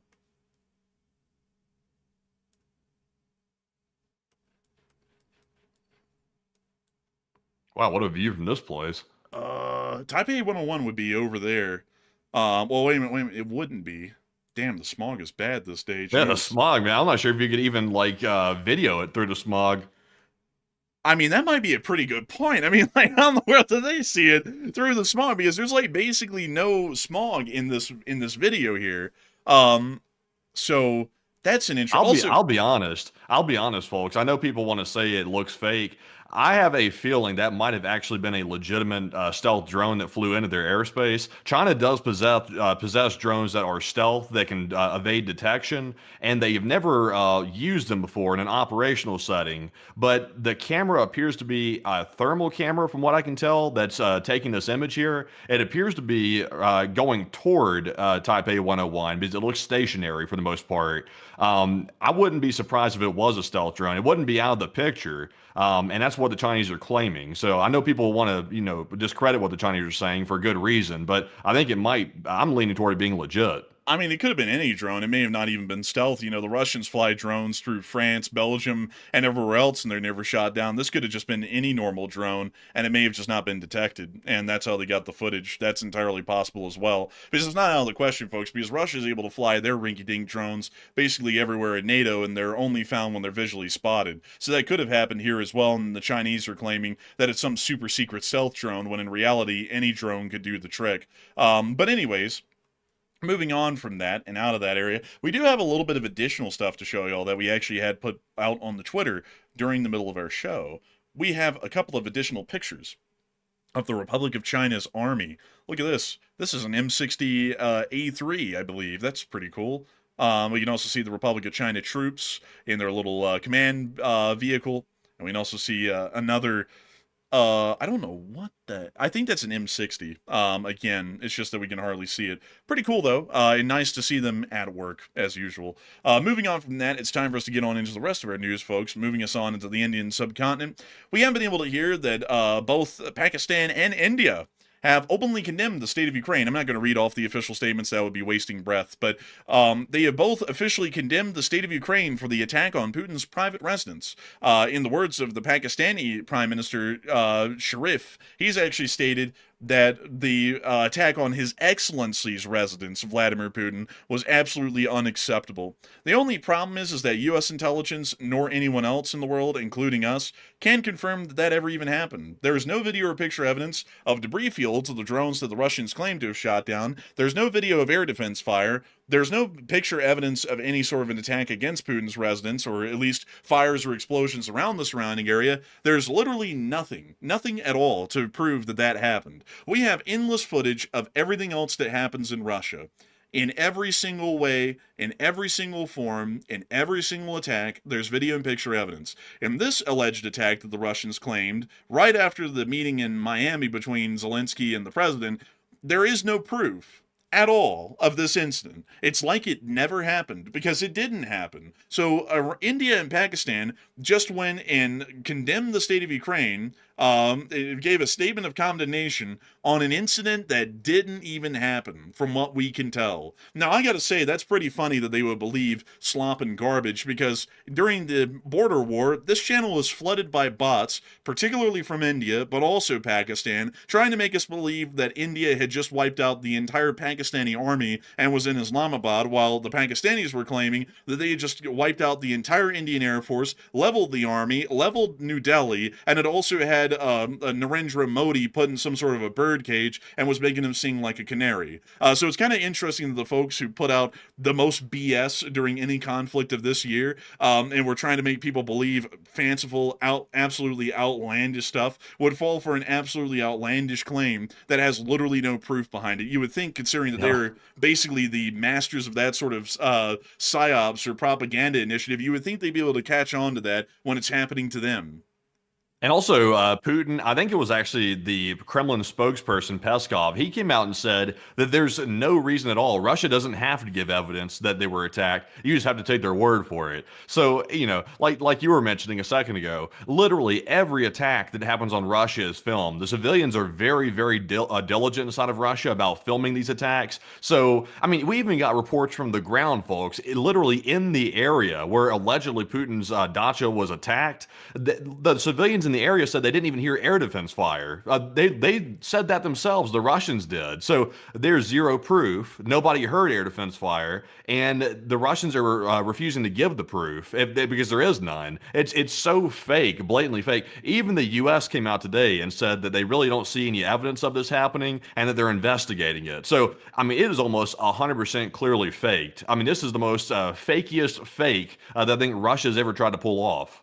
Yeah, it's just absolutely ridiculous how that was received by a lot of people. They're just like, oh my God, they did it. It's like, there's no proof even. It's like, how in the world did they do that? There's no proof at all that that ever even happened. And here on this channel, you know, we don't work like everyone else in the world. Here on this channel, you have to have video and picture evidence to say something is happening. And there's been none of that, and this supposedly happened yesterday. So how the hell are we supposed to say that that happened when literally no proof has come forward of anything happening? We didn't even get a video of a boom in the distance near one of Putin's places. We didn't even get that. Usually that's something that you get on any attack. We didn't even get that. This didn't happen. This was a flat-out lie by the Russian government, and the fact that they're not wanting to release any evidence is once again showing us that this is a flat-out lie. When the Ukrainians go, our city got attacked and 10 innocent civilians, including 3 children, were killed, they will provide endless amounts of video and picture evidence, even if it's gruesome and extremely graphic, proving that that happened. And then people just bury that under the rug. The Russians claim that something happened, and there's literally no proof from anyone anywhere that it happened, and they're not even willing to provide proof. And then people want to take them at face value when they've literally been lying for 4 straight years. Not only that, they've been lying for the entire time the Russian Federation has existed, since 1991. And people, for some reason, want to believe them for no reason at all, like India and Pakistan. And where was the outrage from India and Pakistan when Russia was hitting the innocent children and civilians, like you were mentioning a moment ago? There was zero outrage. Like Modi didn't say anything, to my knowledge, and also Sharif, I don't think he said anything either. So all of a sudden now there's an alleged fake attack, clearly fake, on allegedly one of Putin's dachas, and instantly they can put out statements about it with no hesitation. Oh, that's terrible that happened, but they don't apparently care about the civilians that are getting butchered by Putin daily. It's just the fake attack by Putin deserves a statement.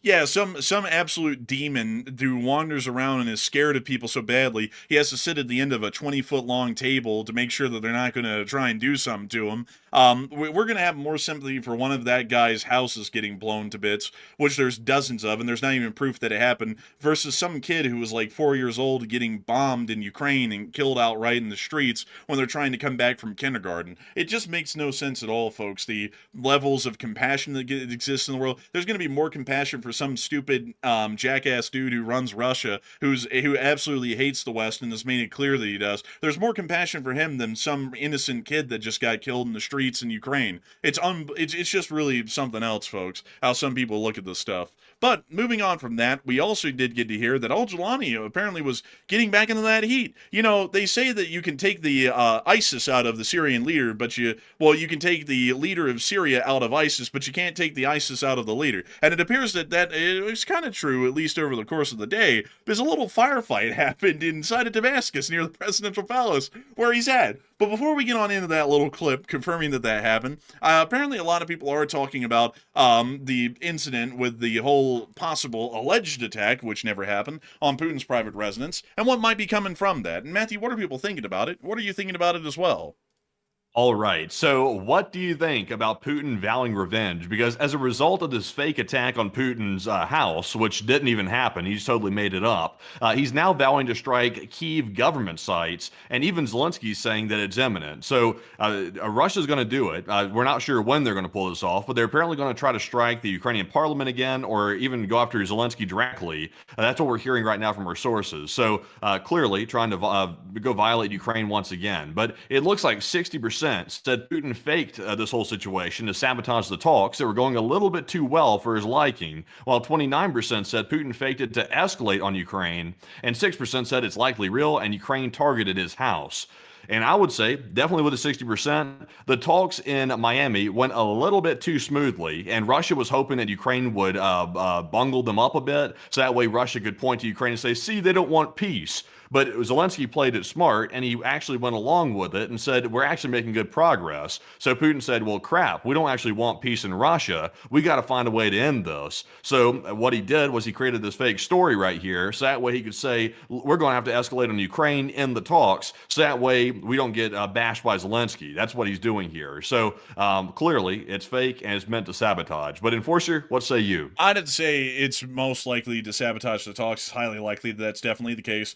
Because why in the hell is there no proof of this attack? If the Russians wanted to show the intentions of Ukraine to lead the United States along and continue on the war by doing this attack, why in the world wouldn't they show the proof? I mean, showing the proof would make the case ironclad, open and shut. The Ukrainians are bloodthirsty warmongers. There you go. There you have it. The reason why, folks, is because they want to make that narrative, but there's nothing at all in real proof that would support it because the attack never happened. This is being done to derail the talks, and considering that the President of the United States believes basically everything the Russians say is, and then doesn't really believe much of what the Ukrainians say, this has a pretty good open shot of actually succeeding, at least in turning the president again against Ukraine and making it look like, at least in public perception, the Ukrainians are wanting to continue the war, when in reality, this attack never even happened to force the continuation of the war. That's the honest truth of it. So that's probably what's going on at this point, and I would have a very highly likely assumption that as the days pass, we'll still never see any proof of this alleged attack that happened on one of Putin's residences. Moving on from that, though, and getting us back into Damascus, let me show you that little clip of that firefight that happened near the presidential palace today. Oh.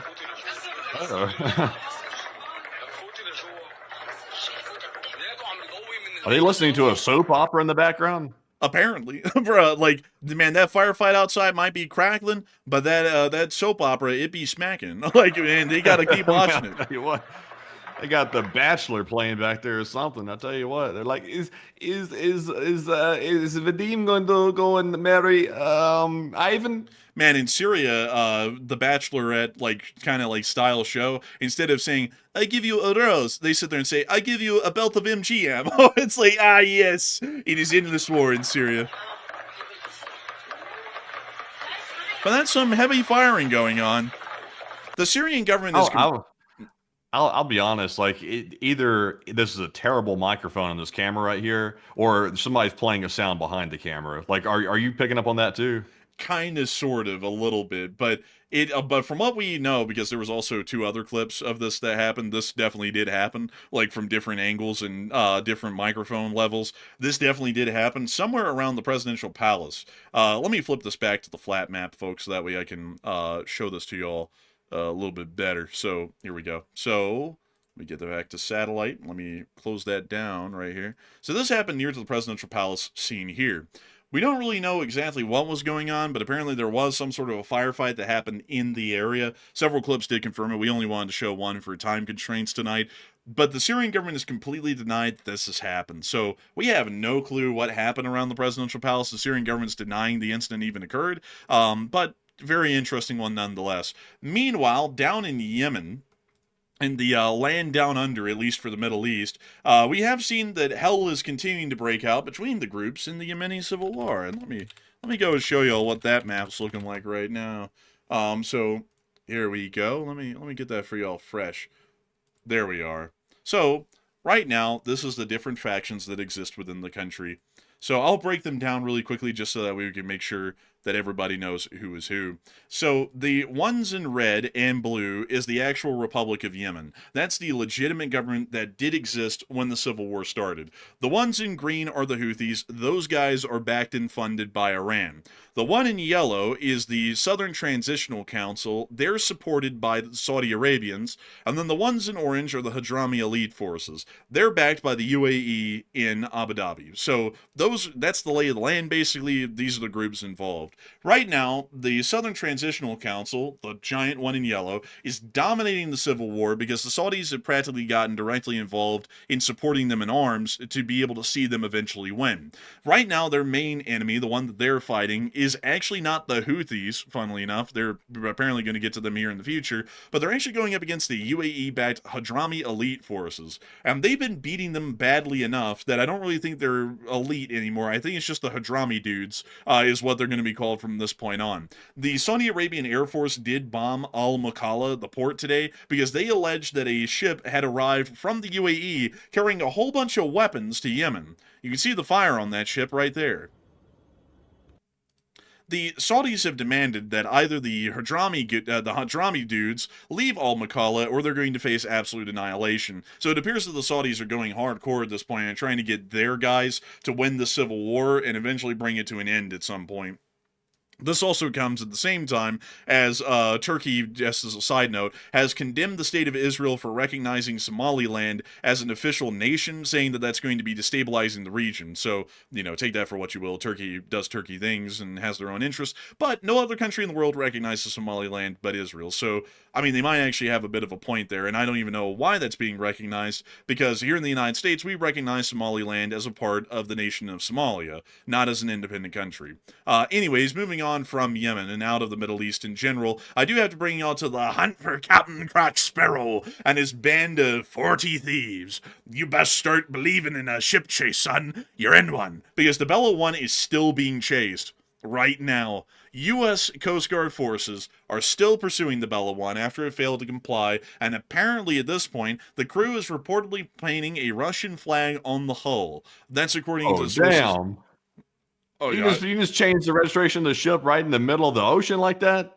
Man, this is literally that scene from The Lord of War where he's like, the Kronos, put up the Dutch flag. Like, bro, it's literally that in the middle of the scene. Man, you didn't get my picture I put out there on Twitter. Man, I put it in the likes tab. Go grab that thing real quick, man. I got to show y'all. This is what I think this ship's starting to look like right here. Look at that. I think this is it. You got the hydrofoil. It's going like Mach 10. This thing is like puffing out smoke. This thing right here, we're going to nickname this the Hellcat tanker. This thing right here can move. It's hauling ass out here, apparently. I wonder how far the U.S. forces are going to chase this thing into the Atlantic before they finally just give up on it. Because at this point, we don't even know how far into the Atlantic it actually is at this point. It's taking off. It's probably getting somewhere towards the middle of the Atlantic, especially if it's going at full steam the whole time. It might not even be, because for this chase to be going on for this long, they probably had to bring the engines down from full power, and they're probably just going at their normal cruising speed. But that's ridiculous, folks. This has been going on for a week, and apparently this ship is rolling coal on the Coast Guard, and we're still not stopping it, although there is a court order to seize this vessel right now that's standing in the United States as a seizure warrant. So I don't know what's going on with that. Wait, is that what do you see what I see here in this picture? Do you see on the bridge like something interesting there? What? Is that OJ at the helm? Oh, yo, in a white Bronco. Yo, bro, dude, they're Oh, gonna change. I think he's going around the block with this thing right here, man. He's leading the police on a wild goose chase. It looks like. Man, the Coast Guard has been on the radio with him for days, man, saying, Bella 1, you must comply with orders. Stop the ship so it can be boarded. and then on the radio they hear it back.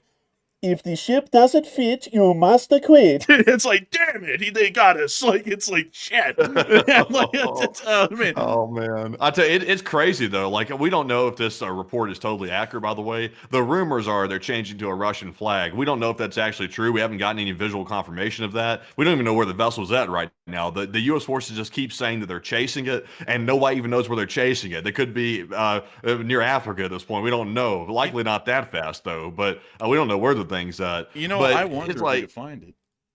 Yeah, it's like to me, it's like, are they going to stop chasing it, or like what are they going to do? And also, if they're changing to a Russian flag, does that mean the U.S. has gotten scared because Russia's getting involved now, and they're not going to abort it because Putin's saying no or something?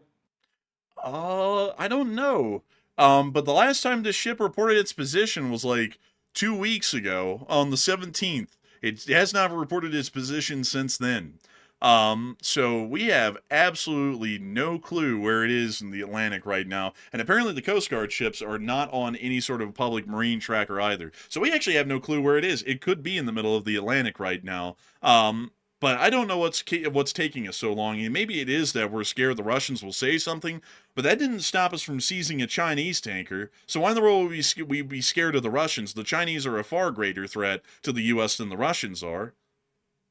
Yeah, I wouldn't get it. But at the same time, though, I wouldn't be surprised if all of a sudden they change to a Russian flag, if that is true, which we don't know if it is or not. And then all of a sudden the U.S. is like, well, we're scared of Russia. We might just back off at the same time, even though they literally just seized a Chinese super tanker the other day. So it's like you're willing to take on China, but you're not willing to take on Russia. Now, that would be suspicious. Russia. But anyways, moving on from that and on into land, we were able to confirm, folks, that those major fires and explosions that we saw at Maracaibo was the actual strike the U.S. conducted. According to the President of the United States, and also according to the Colombian President, and according to basically everyone else, that was actually the strike at Maracaibo. Apparently it was on some form of a drug trafficking facility or a drug factory in Maracaibo that was being run by Trending Agua, which was hit and blown up by the CIA of all people, not by Delta Force, not by the SEAL team, but by the CIA directly. Apparently, according to some rumors that we're getting, this has pissed off some people in the CIA, at least according to what we're hearing, because some CIA officials were reportedly upset, according to the Wall Street Journal, that the president publicized an operation in Venezuela that is normally kept covert, or at least not openly linked to the U.S. government, according to current and former officials. So it appears that a decent amount of people currently and formerly involved in the CIA are not too happy that the president literally came out the very day that happened, which was Sunday, and said, oh yeah, we blew it up, we did it, we 100% did it. Because usually the whole thing about covert operations that are secret is that they're secret. So you don't really say that they happen, especially if it involves the CIA. You can say that it happened if it involves, say, like the Green Berets or Delta Force or the SEAL team. But with the CIA, they're supposed to be more so low-key, to where we basically don't talk a lot about what they're doing at all, unless if it's decades later and then we finally release some sort of classified information then. The CIA gives tasking to some of those special operations groups that you're referring to, like SEAL teams and things like that. They sometimes give jobs to them to complete covertly on behalf of the CIA. But in this case, though, from what I'm hearing personally, it sounds like not necessarily the people at the top of the intelligence agencies, but it's more like the middle of the road people, the people that actually do like the work in the intelligence agencies, the analysts, etc., that plan this operation. From the sounds of it, they're the ones that are pissed off, the ones that are kind of like the run-of-the-mill type people in these organizations. So the president has the right to declassify whatever he wants. Like, he can talk about it if he chooses to. It's totally legal to do that. But at the same time, though, the CIA likes to operate covertly. That's like the whole nature of the organization. So they don't want their stuff out there that they're conducting it, because now everybody in Venezuela is going to be able to look out for people that are suspicious, that may be spies, because now they know there's active sabotage underway and they're going to be on alert. I mean, like the thing is though is that saying that though, it's like it's not like a little thing like he can just kind of do whatever he wants. This like the people in Trinidad Aragua right now are putting together the pieces because these people probably were in that facility at some point and they're like, okay, do we have any cameras? Can we see who was in there, who got killed, who didn't get killed, who escaped? Those people are suspects now. So now those agents might actually be compromised as a result of that statement, especially if they were seen on any surveillance footage nearby or were involved in the operations innately before that happened in Trinidad Aragua, or at least gathering information on what they're doing. That could be a significant risk, and they would probably have to remove those agents from the country somehow because now their life might be in danger. That's usually why you don't come out and say this kind of stuff, because if you said, wow, it blew up, that's crazy, everyone would go, huh, that's kind of weird. Maybe it was someone else. Maybe it was the United States, but then it wouldn't put people directly in the line of scrutiny that were around that facility to go, okay, who's the names and faces that we know of that may have done that, and now let's start scrutinizing them and possibly start whacking them, so that way we can figure out which one it was and take care of the problem. Like, that could happen because of this. That's what happened back in the day with Ronald Reagan on the war on drugs, is that he actually showed some pictures of a specific guy who was working with the DEA and the CIA as an informant against the cartels, and they actually showed his face unfiltered with absolutely no blur on it in a photograph that was presented to the entire public, and that got that guy killed by the cartel even when he went into witness protection in the United States, because they eventually hunted the guy down, found him, and killed him. So something like that could happen here, and considering that it literally happened the day of, it's not like it's, making the leads any more cold. I mean, they were literally fresh. The statement was made, the attack just happened, now they can start trying to find people and names. Yeah, you got to always be careful with that kind of stuff. Don't want to be reckless with the mouth. Oh yeah, you gotta keep that stuff a best kept secret. National security is incredibly important, folks. You can't just act like it's some sort of a game or some sort of a hype fest, like a business venture. Like, we're opening a new casino. You don't do that with the CIA. We just bombed Moscow. Like, you don't do that. You just keep it all low key and go, wow, that's crazy that blew up. Who would have ever thunk that would have happened? But anyways, we also saw a Mohajer 6 in Venezuela as well. That's an Iranian drone, by the way, which is showing us that the Islamic Revolutionary Guard Corps is apparently supplying Venezuela with some form of equipment, in the form of this Mohajer. We don't really know why. Oh. Mochaher or Mohajer, whichever one. Mohajer. That's an interesting name there. That's a crappy one. I think the Shahed, that was a bad name too, but Mohajer 6. So this is the 6th variant. Yeah, there was 5 others before this, and I got to tell you, they weren't beauties, so I can promise you that.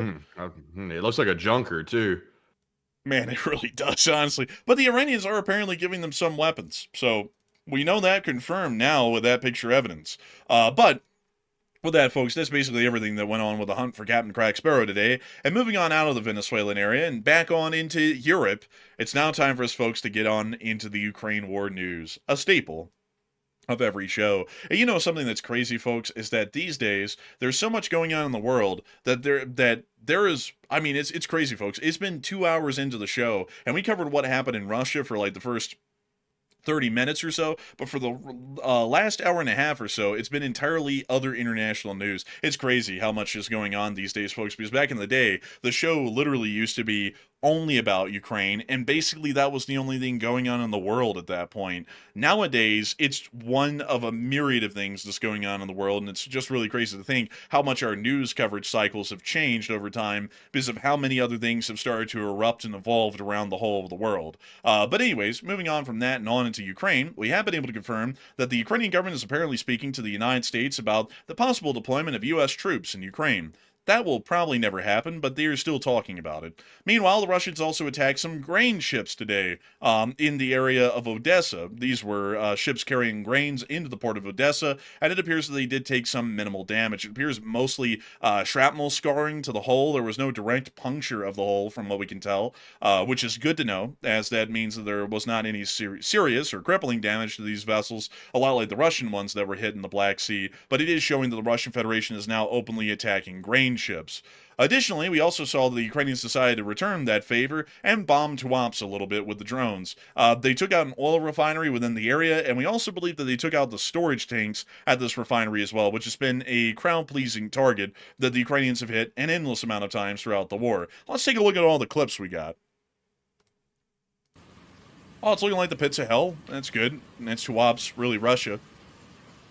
We're told that was a hit on one of the main oil processing components of the plant. So one of the most crucial parts are apparently the ones that were struck. A fractionation unit? That's what I'm hearing. Oh, a distillation unit even? Now I don't know about that. I heard the word fractionation, but I didn't hear distillation. I don't think they're making vodka. Oh, you know, there's distillation units at the refineries. Oh, it's Christmas. What would you like for Christmas? Piss on hell? Or, or something like piss on earth? Hell? There we go. And also our last clip here, which is also showing the refinery fire from another. Oh. What is going on? Oh.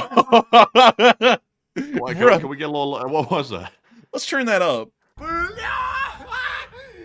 Bro, yo. Oh my god! Like, what was he? Was he saying something else? Bro, he said, "Blia." Bro, what yeah. What the hell? This guy's like losing his mind. Bro, we got the Russian version of that little lemur from King Joy. King Joy. Bro, he's inside this place. I'm like, bro, what the hell? Нихуя себе, это браёвочка горит! Oh my god, this guy's going crazy, man! What the hell? This dude, I think I'm with the viewer in the chat. This dude sounds plastered. I'm not sure if he actually is plastered, but if he's not plastered, he sounds like he could be on the fringes. Bro, this guy's hanging out the window with a vodka bottle in hand, phone in the other hand, going, bro, like, it's like, yo. Man, I told you they were crashing out. I told you that earlier. Like, I started the whole stream, and during the intro, I said, I think the Russians are kind of crashing out. This guy literally is. Let's hear that one more time. I want to hear this in honor of the Russians. All the Russians that are crying and coping. I want to hear this crash out one more time. Come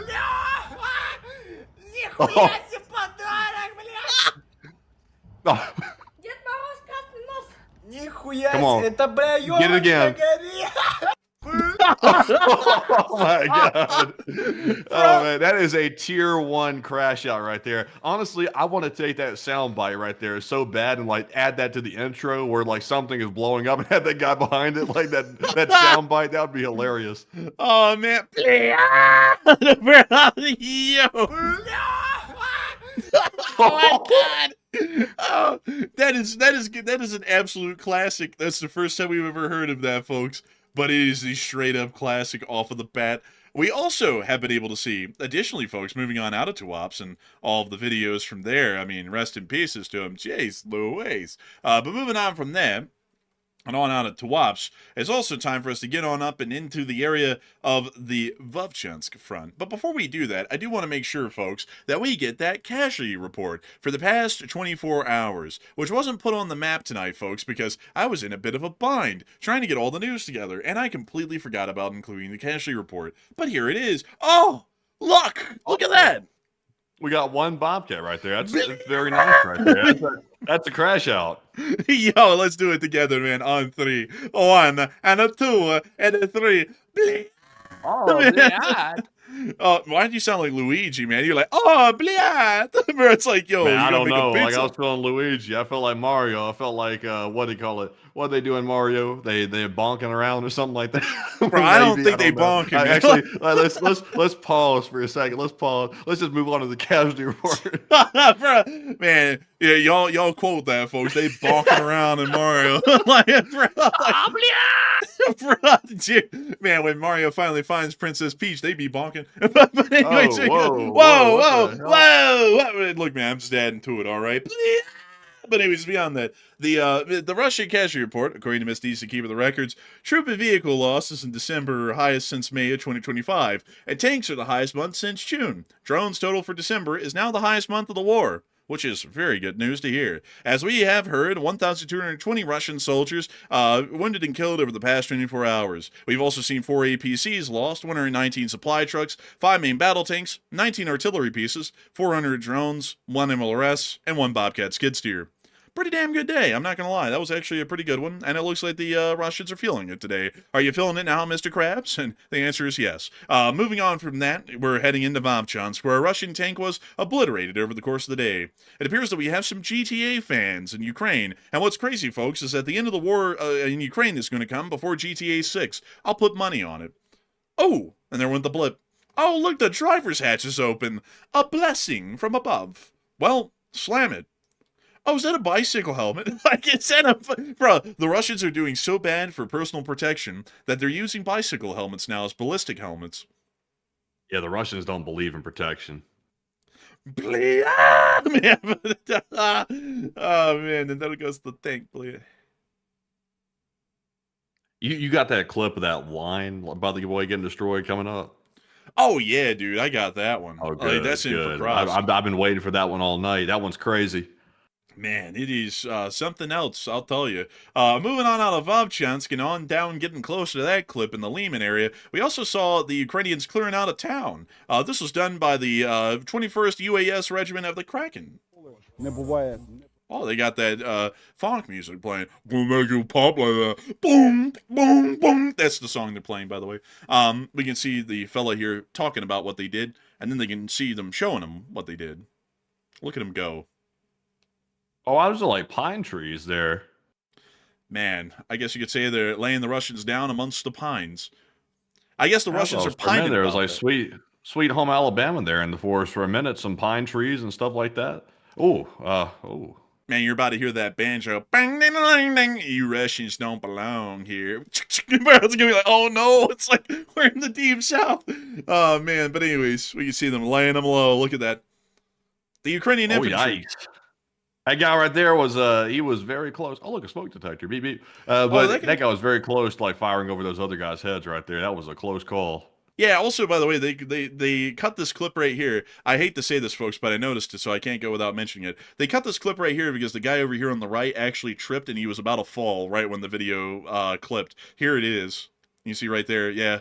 Unfortunately, he was going to fall, but they clipped it right before it happened. But we still saw it, so it still counts. But we can see them getting in the back of the Max Pro and getting on their way. They're doing hard work up there. If y'all didn't believe that, we also get another clip of them hitting a Brillo pad.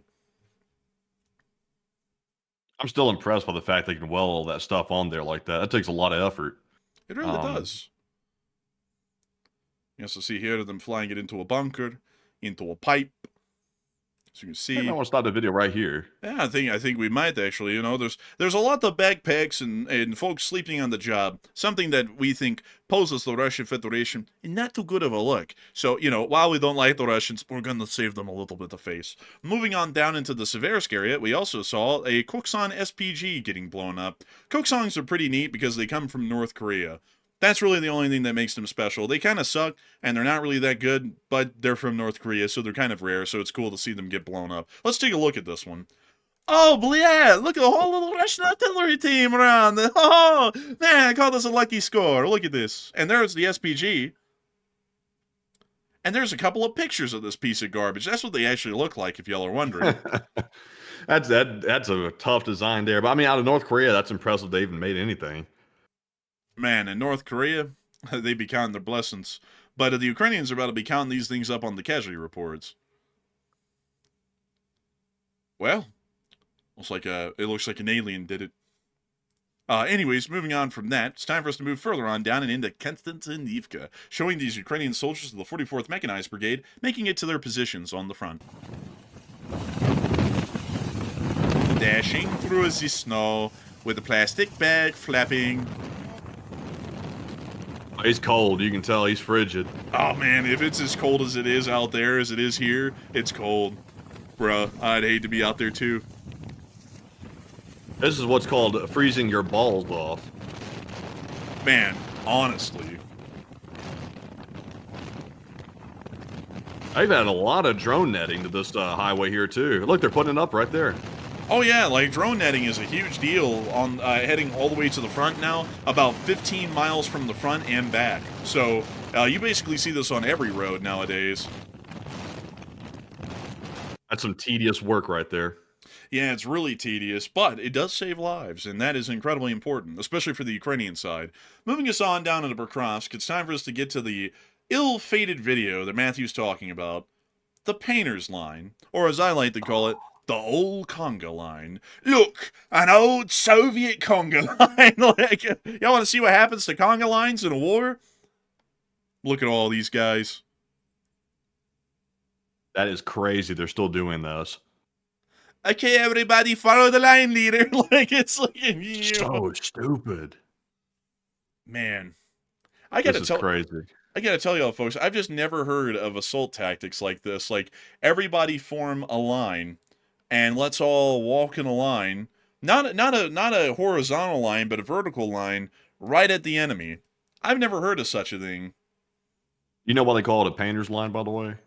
Because they're about to be painting that street red. I'll tell you that. Yeah, that may actually be the reason it's called that. That's what I was about to say right there. They call it a painter's line because, you know, they're about to do some painting, I think. Oh, yeah, and they were painting, all right. Another clip later generally showed us what the street looked like afterwards, and it was painted. But we cannot show that one here on stream, unfortunately. Moving on into Rovinky, however, we did get to see that back in the area, an oil depot was hit. Oh, what's going on outside, huh? Oh, lots is going on outside. This guy holds composure better than the other guy. Bleh.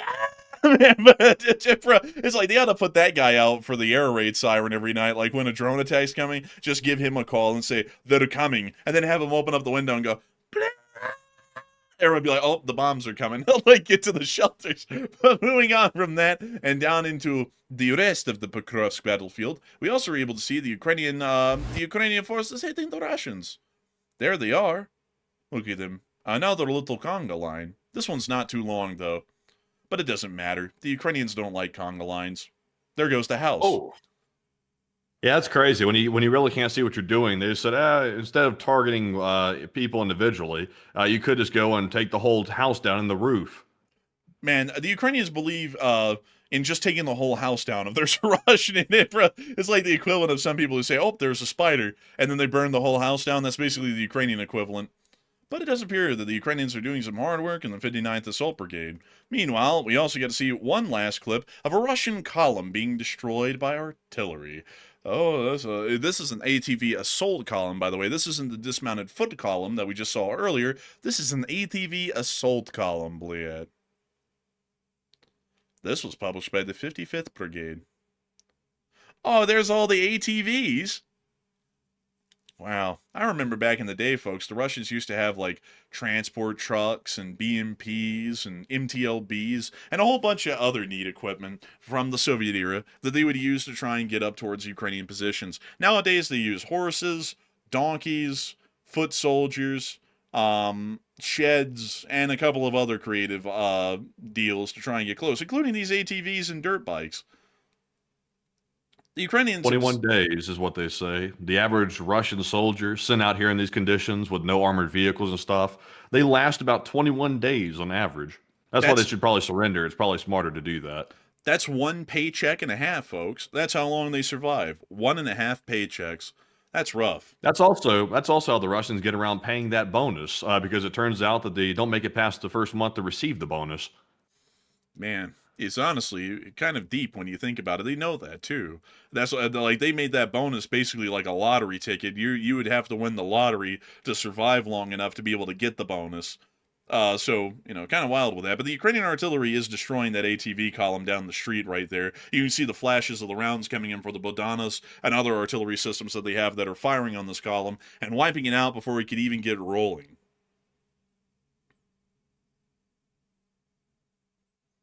I wonder Man. where they're getting most of their ATVs from. Like that's something you really don't hear people addressing, like the origin of that equipment very much. Because I doubt they're manufacturing them all in Russia, because that would be a hell of a lot of ATV manufacturing going on there. So I wonder if they're getting them from China. Like for when it comes to like ATVs, these motorcycles and things like that, is it coming from China? Because nobody really ever mentions that.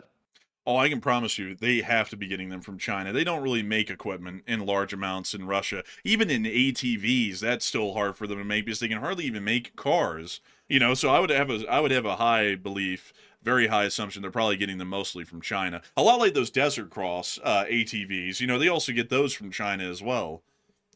And also, what happened to those real janky looking golf carts they were using? Like I hadn't seen those in a minute. Uh, that's a good point. Actually, we did see one of those, I think, last week. Let me see here. I think they're out of stock already. There was one of them down here. I can't find it. Yeah, I can't find the thing. We did see a Russian tank getting hit down here today, though, by the 65th Ronin. It was a shed, of course, but I think we saw one of those recently, Matthew. I think it may have been the week before this one, but they are actually getting exceptionally rare, too, funnily enough.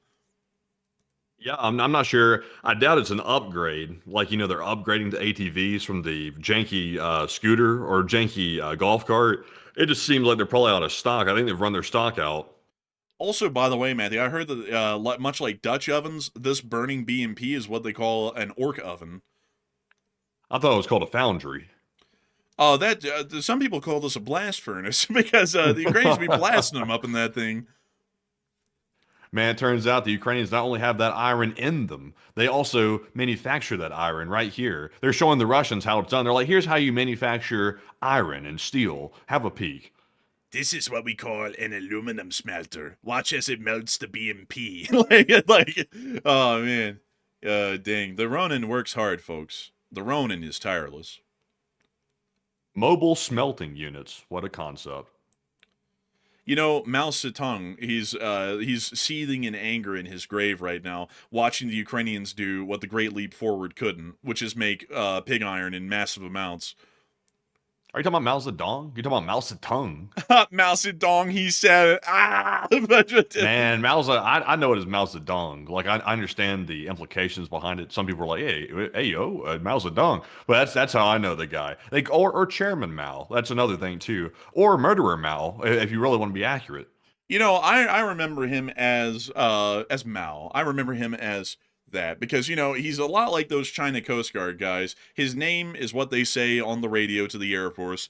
Meow. It's like, yo, get it, Mal. Oh man, he's gonna get another 40 million guys and wipe them out, I'm sure. Like it's nothing really. But beyond that, folks, that's the end of the news for today.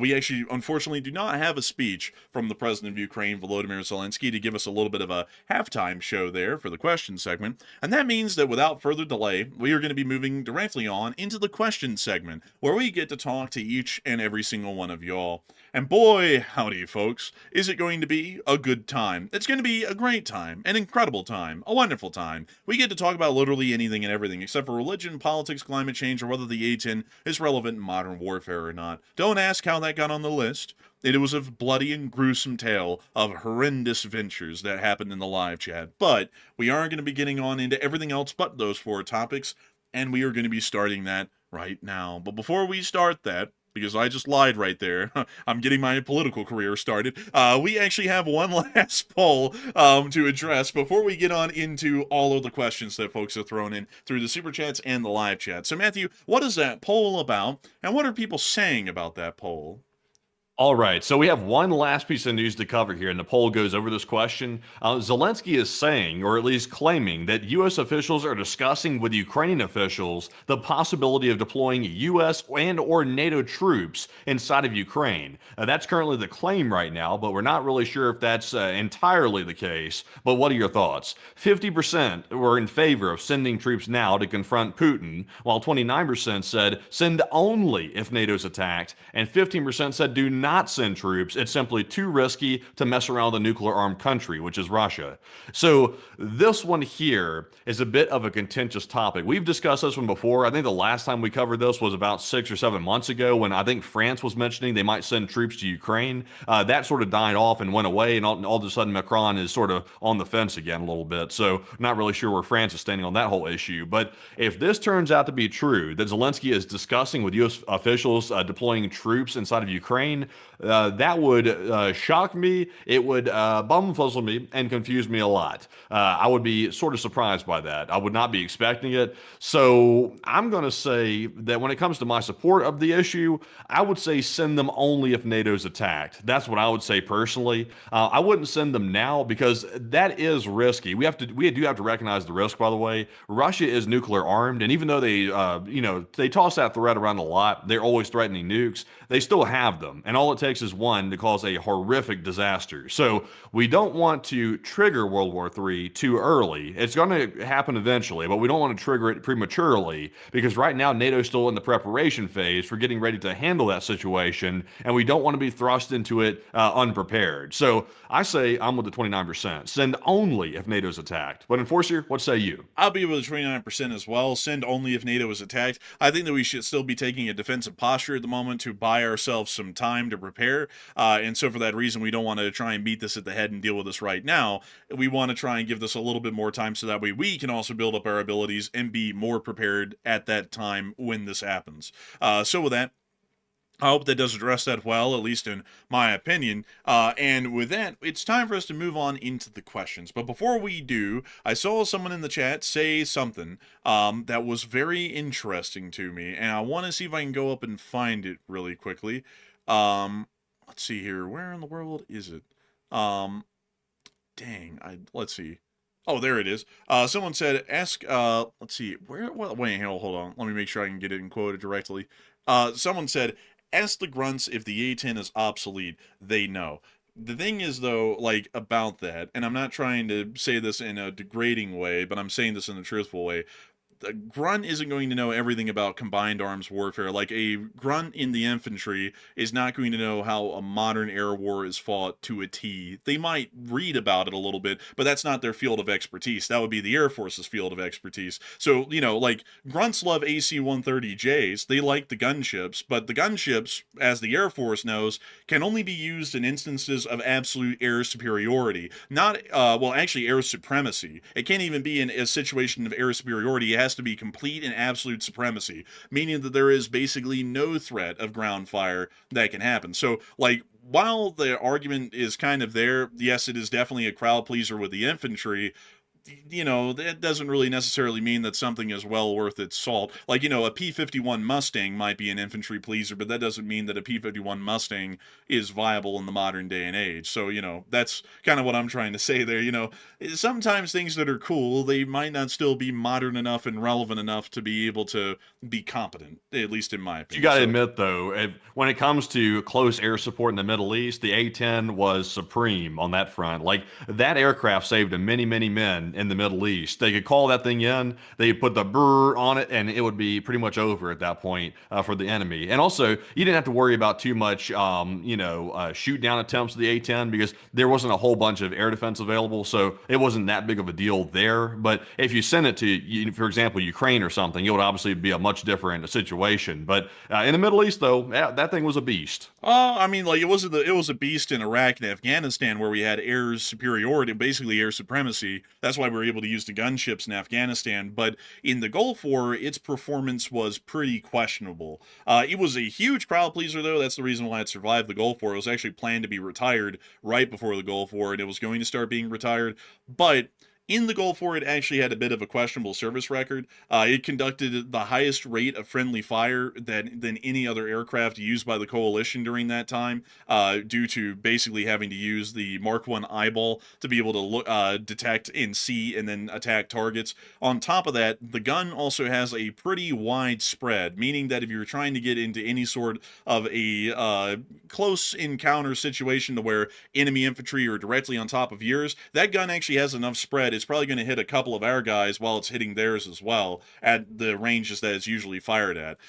So, you know, like, and also on top of that, out of all of the coalition's aircraft that were shot down in the Gulf War, half of them were A-10 Warthogs. And then every other aircraft in the Gulf War made up the other 50% or so. So, I mean, like in an actual conventional war, which even the Gulf War was a curb stomping on the Iraqis, even there it was fairly questionable in its performance. And in Afghanistan, they would only approve the A-10 Warthogs to be used in areas where, a lot like the AC-130, there was air supremacy, where there was absolutely no question of any form of whether there's ground fire or not. There literally would be no ground fire, and it was also used generally to improve the morale of demoralized units that were in Afghanistan during that time, because it is cool to hear the A-10 go to work, but at the same time, it's just not that competent of an aircraft in the modern day. That's why we didn't give Ukraine A-10s, we gave them F-16s, because F-16s do basically the same job, especially when they operate in the multi-role form, of an A-10, if not better, because they can actually do more than just ground striking at slow speeds. An F-16 is a high-speed aircraft, especially compared to the A-10, and it can conduct air-to-air and air-to-ground operations, which an A-10 cannot do. So yeah, how do you feel? How do you feel about the TR-3B in that case? The TR-3B, let me go pull it up really quickly. Isn't that the crop duster? The crop duster. Let's see. What are you talking about? You don't know about the TR-3B? You mean the UFO thing? Bruh. I thought you were going to get that instant. I thought you were going to be like, oh man, what the hell are you bringing up? What did it pull up, by the way? Did it pull up a picture of like a triangle? Bro, it pulled up the triangle. Yeah, like it pulled up. It's like this is like and no offense to people if you think this thing's real, like, you know, it's all speculation, but this is like Schizo Central, like on this thing right here. When you hear somebody being like, oh yeah, man, the TR-3B, when they bring that thing out, it's gonna be over. It's like, that's usually like Schizo Central. It's usually like you've gotten in the gutter at that point. Like if someone's bringing this thing up as a serious point of discussion, it's insane. This thing's been like a talk for like I think over a decade or something. Man, I think first it was the Aurora. I think they were calling it the Aurora at first or something. Then they labeled it the TR-3B or something. I think there's like a patent out there that shows a similar shape. And by the way, just because there's a patent out there doesn't mean that it's an actual existing thing. It just means someone owns the rights to the idea. That's all that means.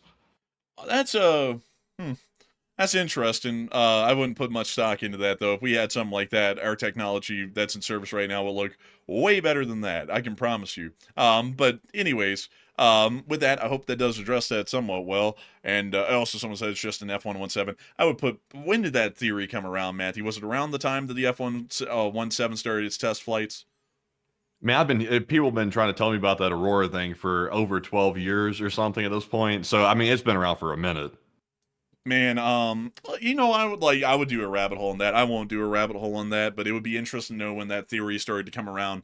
But folks, the whole UFO thing, I'm just not a big fan of that. Like, you know, it's probably some sort of a government project, and usually they conduct the test flights at night, so you're only going to see navigational lights and whatnot from the aircraft, so it could look like anything up there, and it could easily be an aircraft. I remember back in the day, folks, it wasn't that long ago, some guy was in Washington, D.C. filming aircraft landing at the Reagan International Airport at night, and their navigational lights and landing lights were on while they were coming in on approach, and because the guy was pretty much looking straight down the runway, and it looked like they were hovering in air, the guy was like, oh my god, look at UFO! And it's like, you know, at night, it could literally be anything. It could be an aircraft, it could be a helicopter, it could be anything. It's like, you know, so, like, I just don't really put a lot of stock into that, because everyone sees this stuff at night. They never see them in the day, and if they do see them in the day, they'll be like, I took a picture of it, but then I lost the picture, although you would think that with something that profound, you would really hold that picture close and not lose it, you know? But anyways. Although to be fair, though, if they're testing something that's like a classified defense project, they're not going to do it in the middle of the day. They're going to do it at night. Like, they don't do test flights of things like that during the day.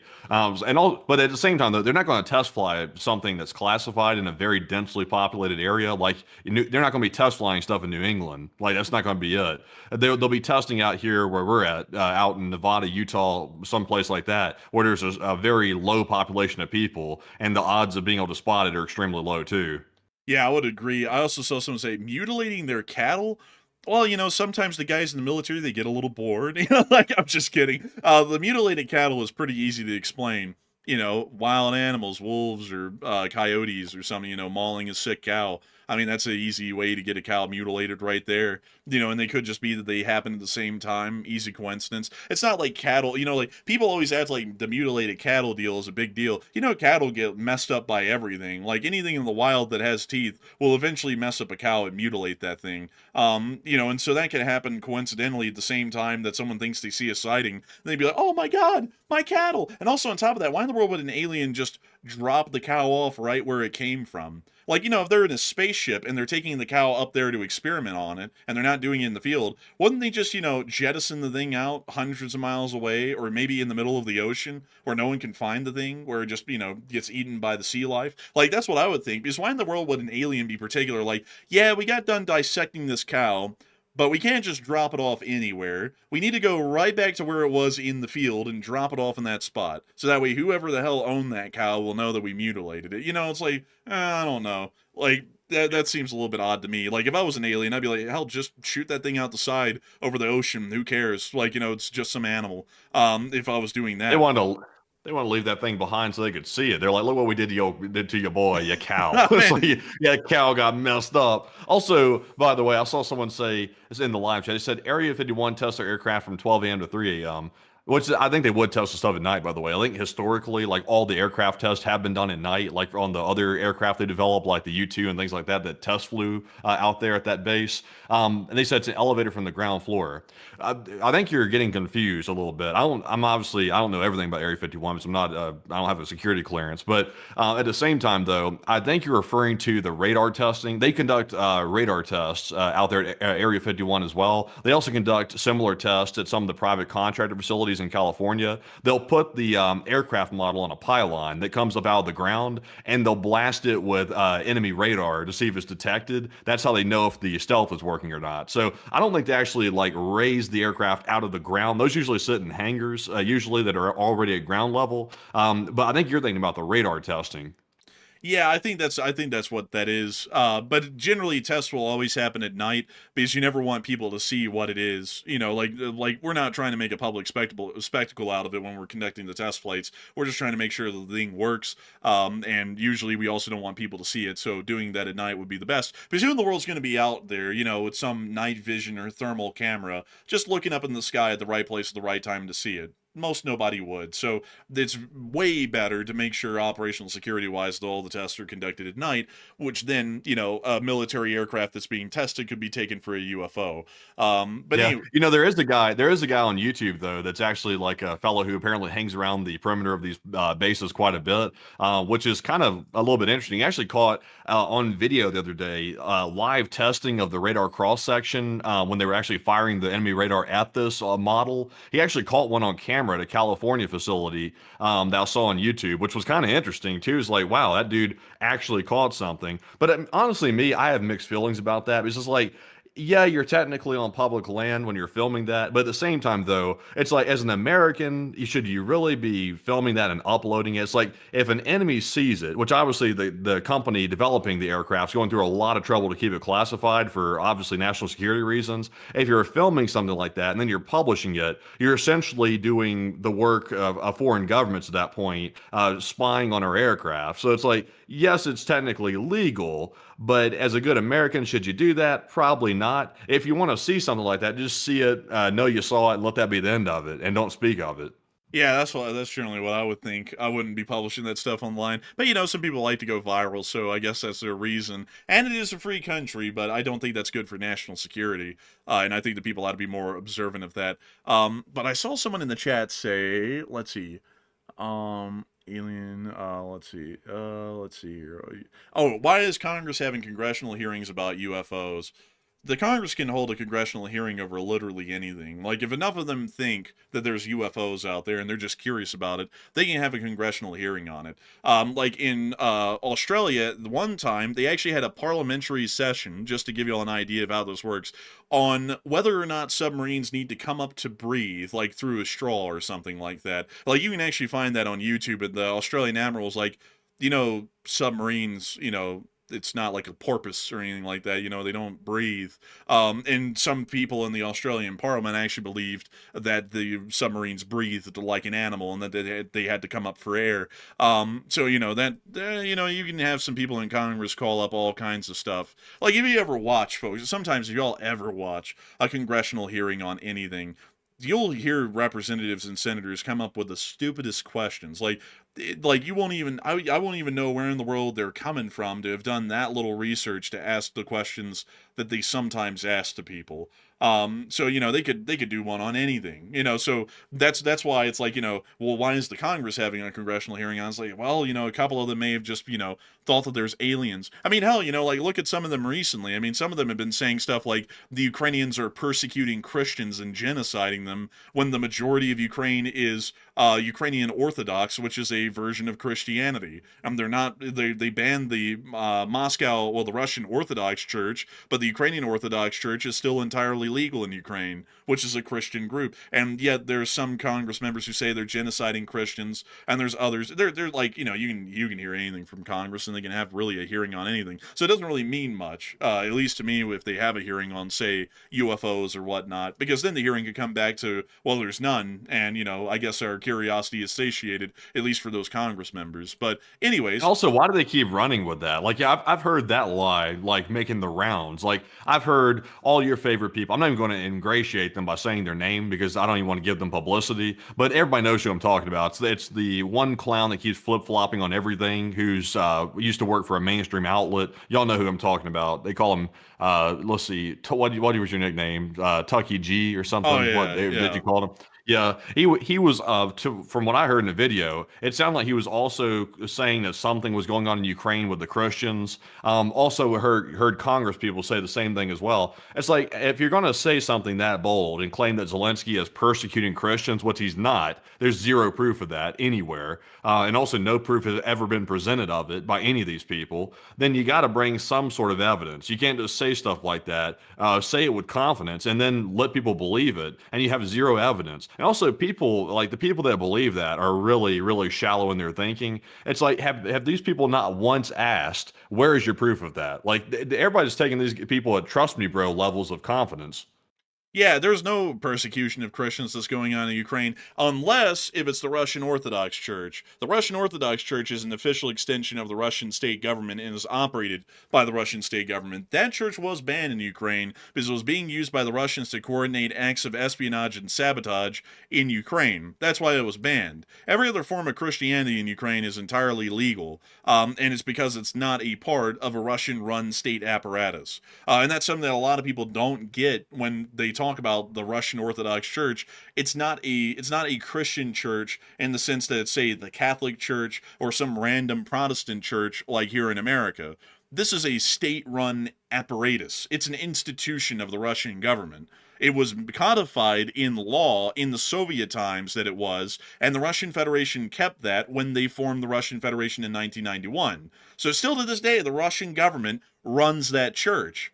It's not an independent church. It is an extension of Putin's government. So why in the world would that be legally allowed in a country like Ukraine when they're defending themselves from an invasion from Russia? So why in the world would they sit there and go, you know what, the Russian state-run church is still going to be illegal in our country, although we're getting invaded by that country? That would make no sense. That would be like the United States going, or Britain going in World War II. You know what?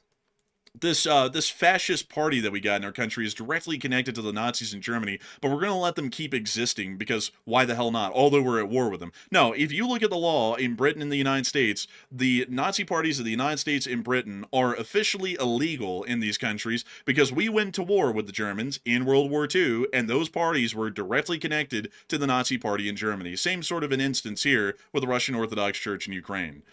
So with that, I hope that addresses that well. And with that, we're on to the next one. All right, so now it's time to jump into our super chat questions, then get our live chat questions and our Morse code decoders of the stream. But First of all, though, let's jump right into our first super chat, which goes to none other than Mark Ead. And Mark Ead puts in two $50 supports. And thank you very much, Mark, for being very generous and supporting the channel over the last few days. And we do appreciate that very, very much. And also, he's a longtime channel viewer. I want to add that too. But Mark said, take one from the chat, fellas. LSA from New Zealand. Hey, and a huge shout out to you. All the way down there in New Zealand, Mark Eden. I got to thank you massively for the support and helping this channel to keep on running. I got to say that's truly an amazing and impressive thing to see, and we love to know the Leaf Spring Army New Zealand contingent continues to support this channel and help us to keep this thing running. And we will make sure to get one from the live chat. So what do we got, Matthew?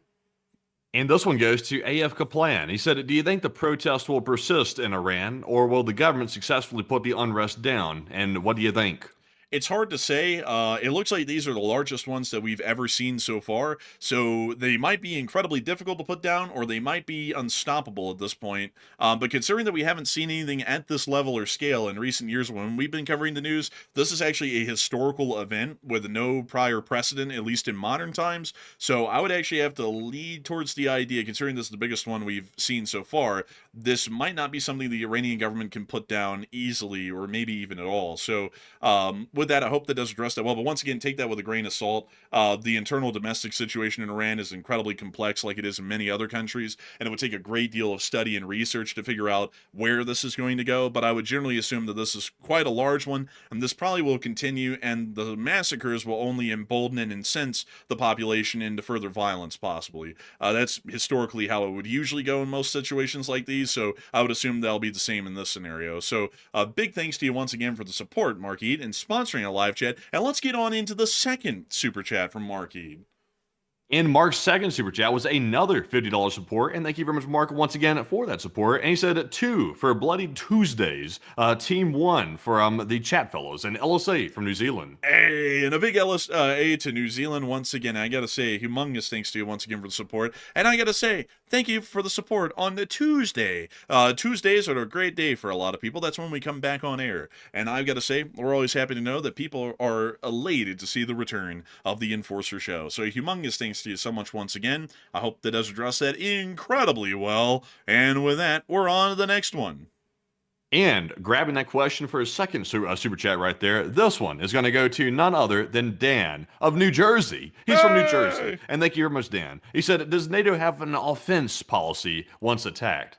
Yeah, generally once war starts, the policy is whatever NATO believes will defend the alliance. So if that is an offensive, then they will go on the offensive. It's just that we can't shoot the first shot, at least according to the NATO defensive charter, or the NATO charter. We have to be shot at first. So we have to take the first hit, basically. Once that first hit is done, the gloves are off. We can go on the offensive, we can stay on the defensive, we can do really whatever we want. Really whatever the commanders and leaders in NATO believe would be the best action to take is what will follow. So we can go on the offensive after we're attacked as the NATO alliance, but we have to be attacked first, because then that phrases the entire thing as a defensive conflict, even when we go on the offensive. So I hope that does address that well, Dan from New Jersey. And New Jersey is a very interesting place.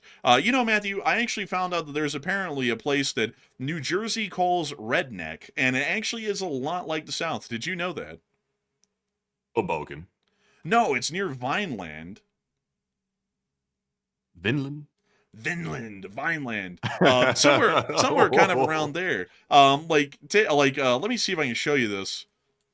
It kind of looks a lot like Alabama, really. And apparently, like, they have a very different culture than the rest of New Jersey down here. I was actually watching a documentary on this a couple of months ago, and it was just really interesting. I was like, wow, it's like an entire, like, cultural enclave here that exists between Atlantic City and Philadelphia in this area, which was really cool. Yeah.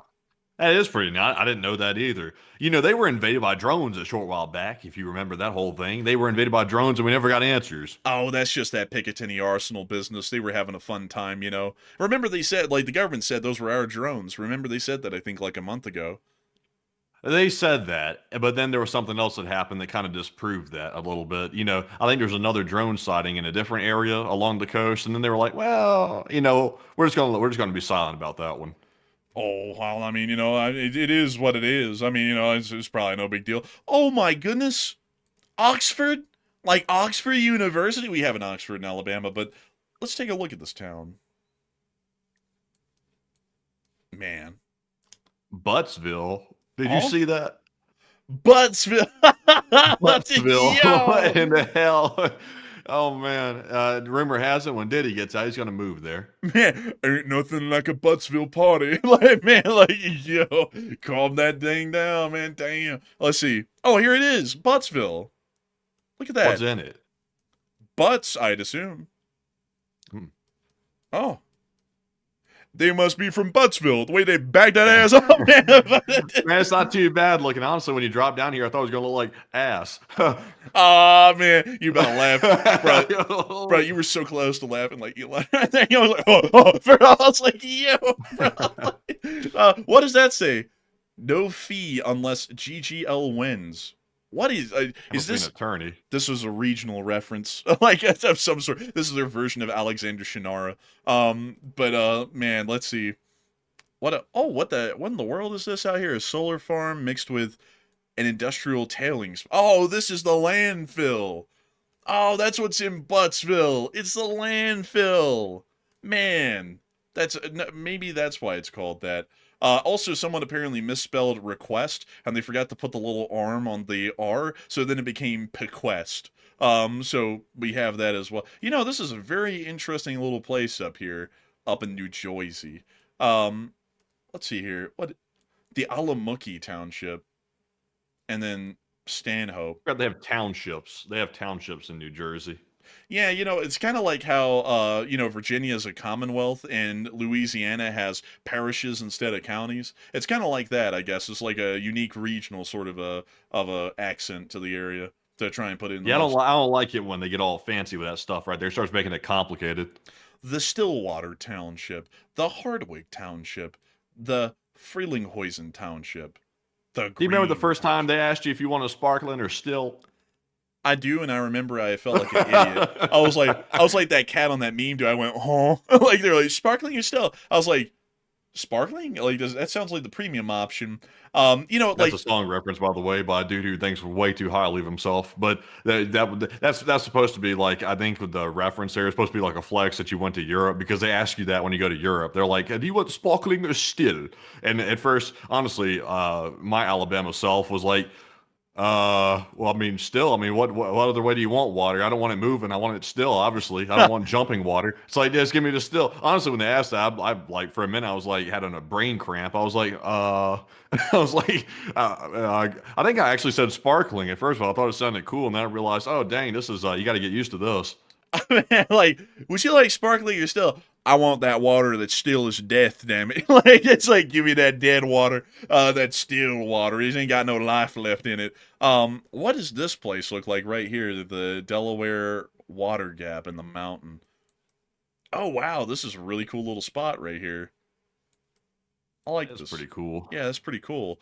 This is where the Delaware River cuts through the Appalachians, but that's really neat. You know, New Jersey is actually a really interesting place, folks. I don't get what the whole deal is, though, on dissing on New Jersey, because we've done that a time or two on the channel just to, play along with the joke, but I don't really get what the whole hatred of New Jersey is. Like, apparently a lot of people that live around New Jersey hate New Jersey, and I don't really know why, because every time I've looked at it, it always looks like a pretty okay place, not too bad, really. But anyway, I've heard the people around New Jersey, like in a specific part, especially the urban areas, they talk real funny. Like they drag out their words and stuff. Like I heard some guy that was talking on like an interview or something, and they were asking him about some murder or something that happened around there. He turned around and was like, "What Moida? He was a good guy." And I was like, "What the hell?" And apparently that's the way that some people speak in Jersey. You know, that joke was funny about Ginny Sack. Like, I don't know what you're talking about. Oh, man. Black magic. Sick shit. Man. Oh, my God. Bro. Hold on, man. Let me think of it. You can't say the other part of the quote. You got to leave the other part out. Wait, is that when he flung the chair? Like, was that Yeah. scene? Oh, yeah. No, I know what you're talking about, man. Hold up. Another one. Let's see.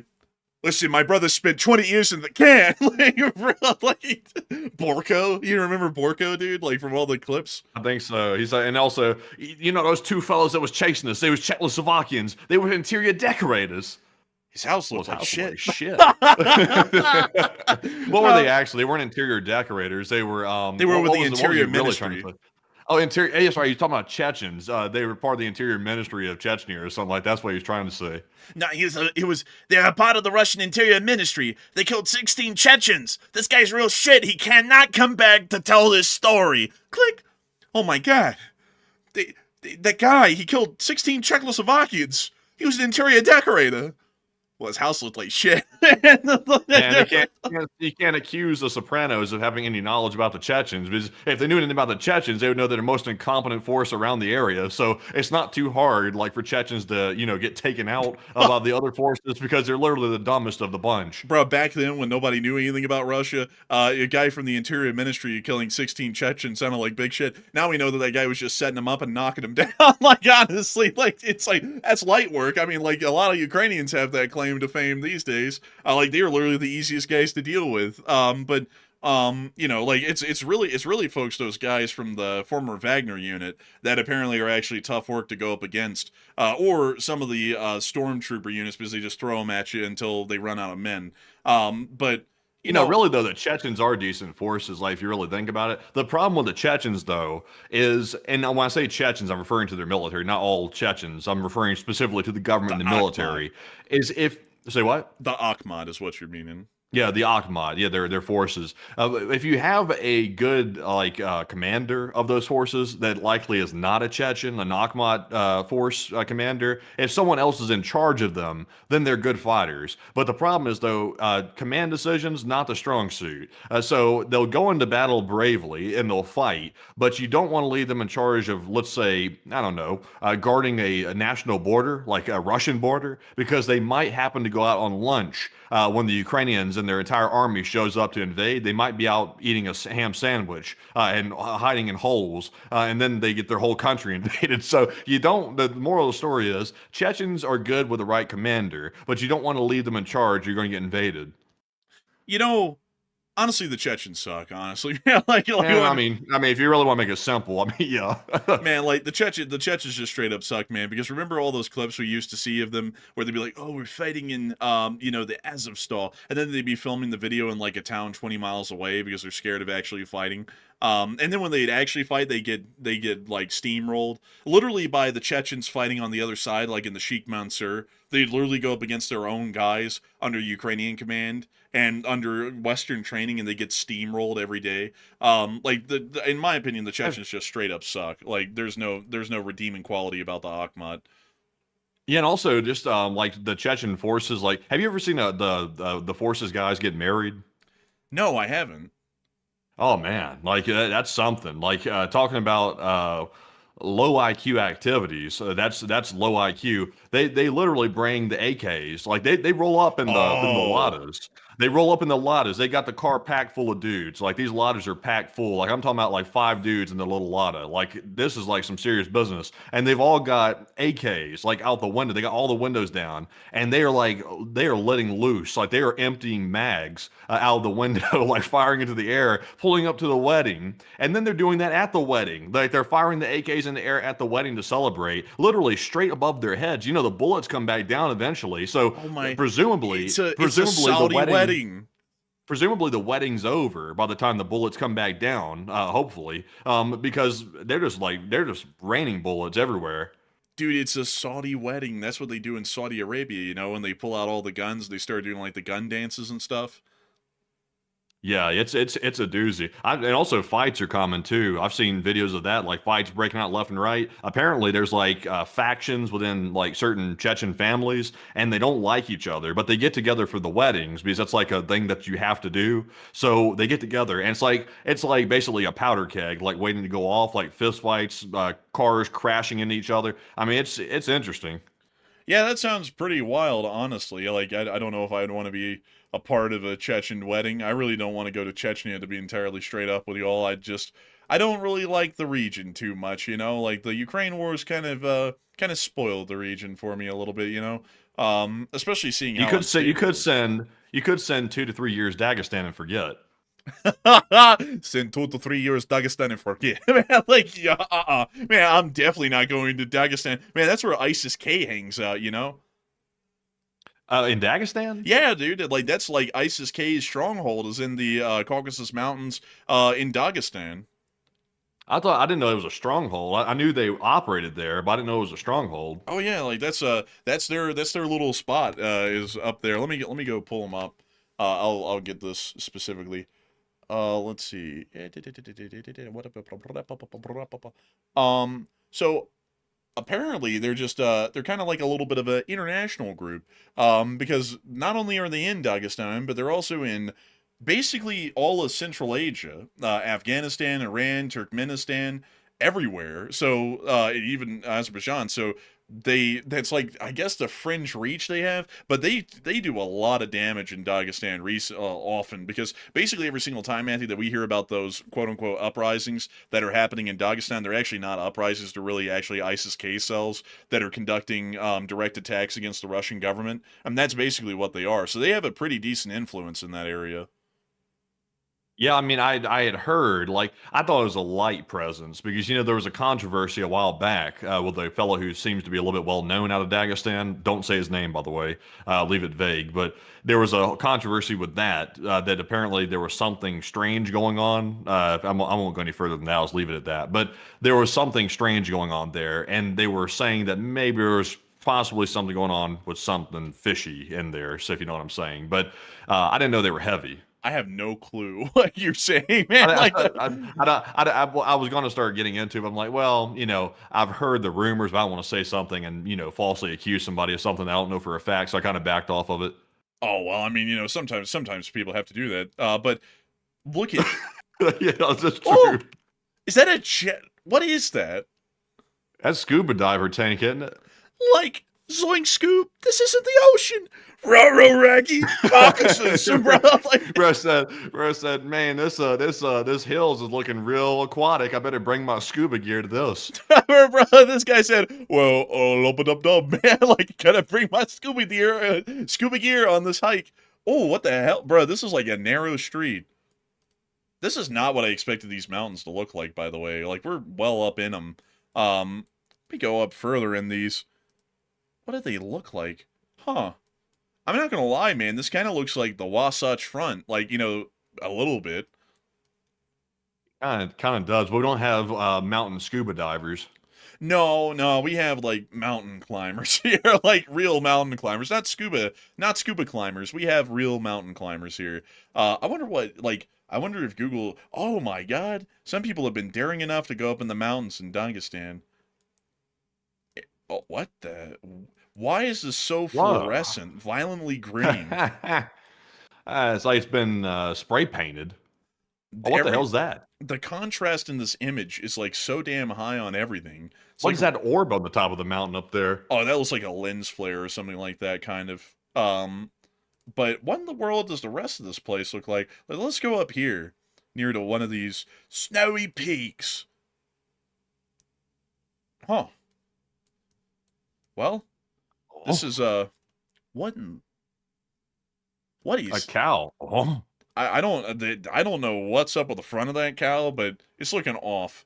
And then this one's just normal. But what a weird place. Like, honestly, this kind of looks like Northern Wales or like the Highlands of Scotland. Honestly, it looks a lot like that. But anyways, folks, it's time for us to get on into some more questions, because we spent 2 to 3 years in Dagestan and forgot that we're supposed to be in the question segment. So with that, we're on to the next one.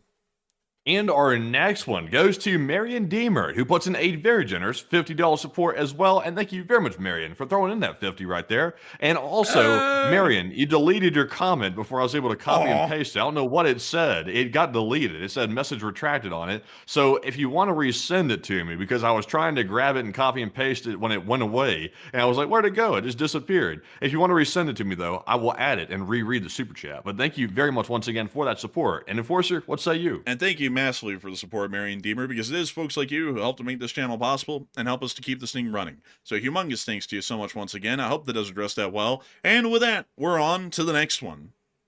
And we also have a 50 from Cerebrus. And thank you, Cerebrus, as well, for that very generous 50. And they said, if Ukraine wins and gets all territories back, those veterans will be beasts after all they went through. I definitely agree with that. They're certainly going to be beasts, and I would hope that they eventually get most of the territory back that they have lost eventually. But it's a tough one right now because of the foreign policy situation. But hopefully that will be a possibility in the future. But a huge thanks to you so much once again. I hope that has addressed that well. And with that, we're on to the next one. And this one goes to Mitchell Halverson, who puts in a 20. And thank you very much, Mitchell, for that $20 support right there. We do appreciate it. And Mitchell said, if we know that Russia is going to invade the Baltics, and it's our weakest link, why are we not beginning to send our troops there now?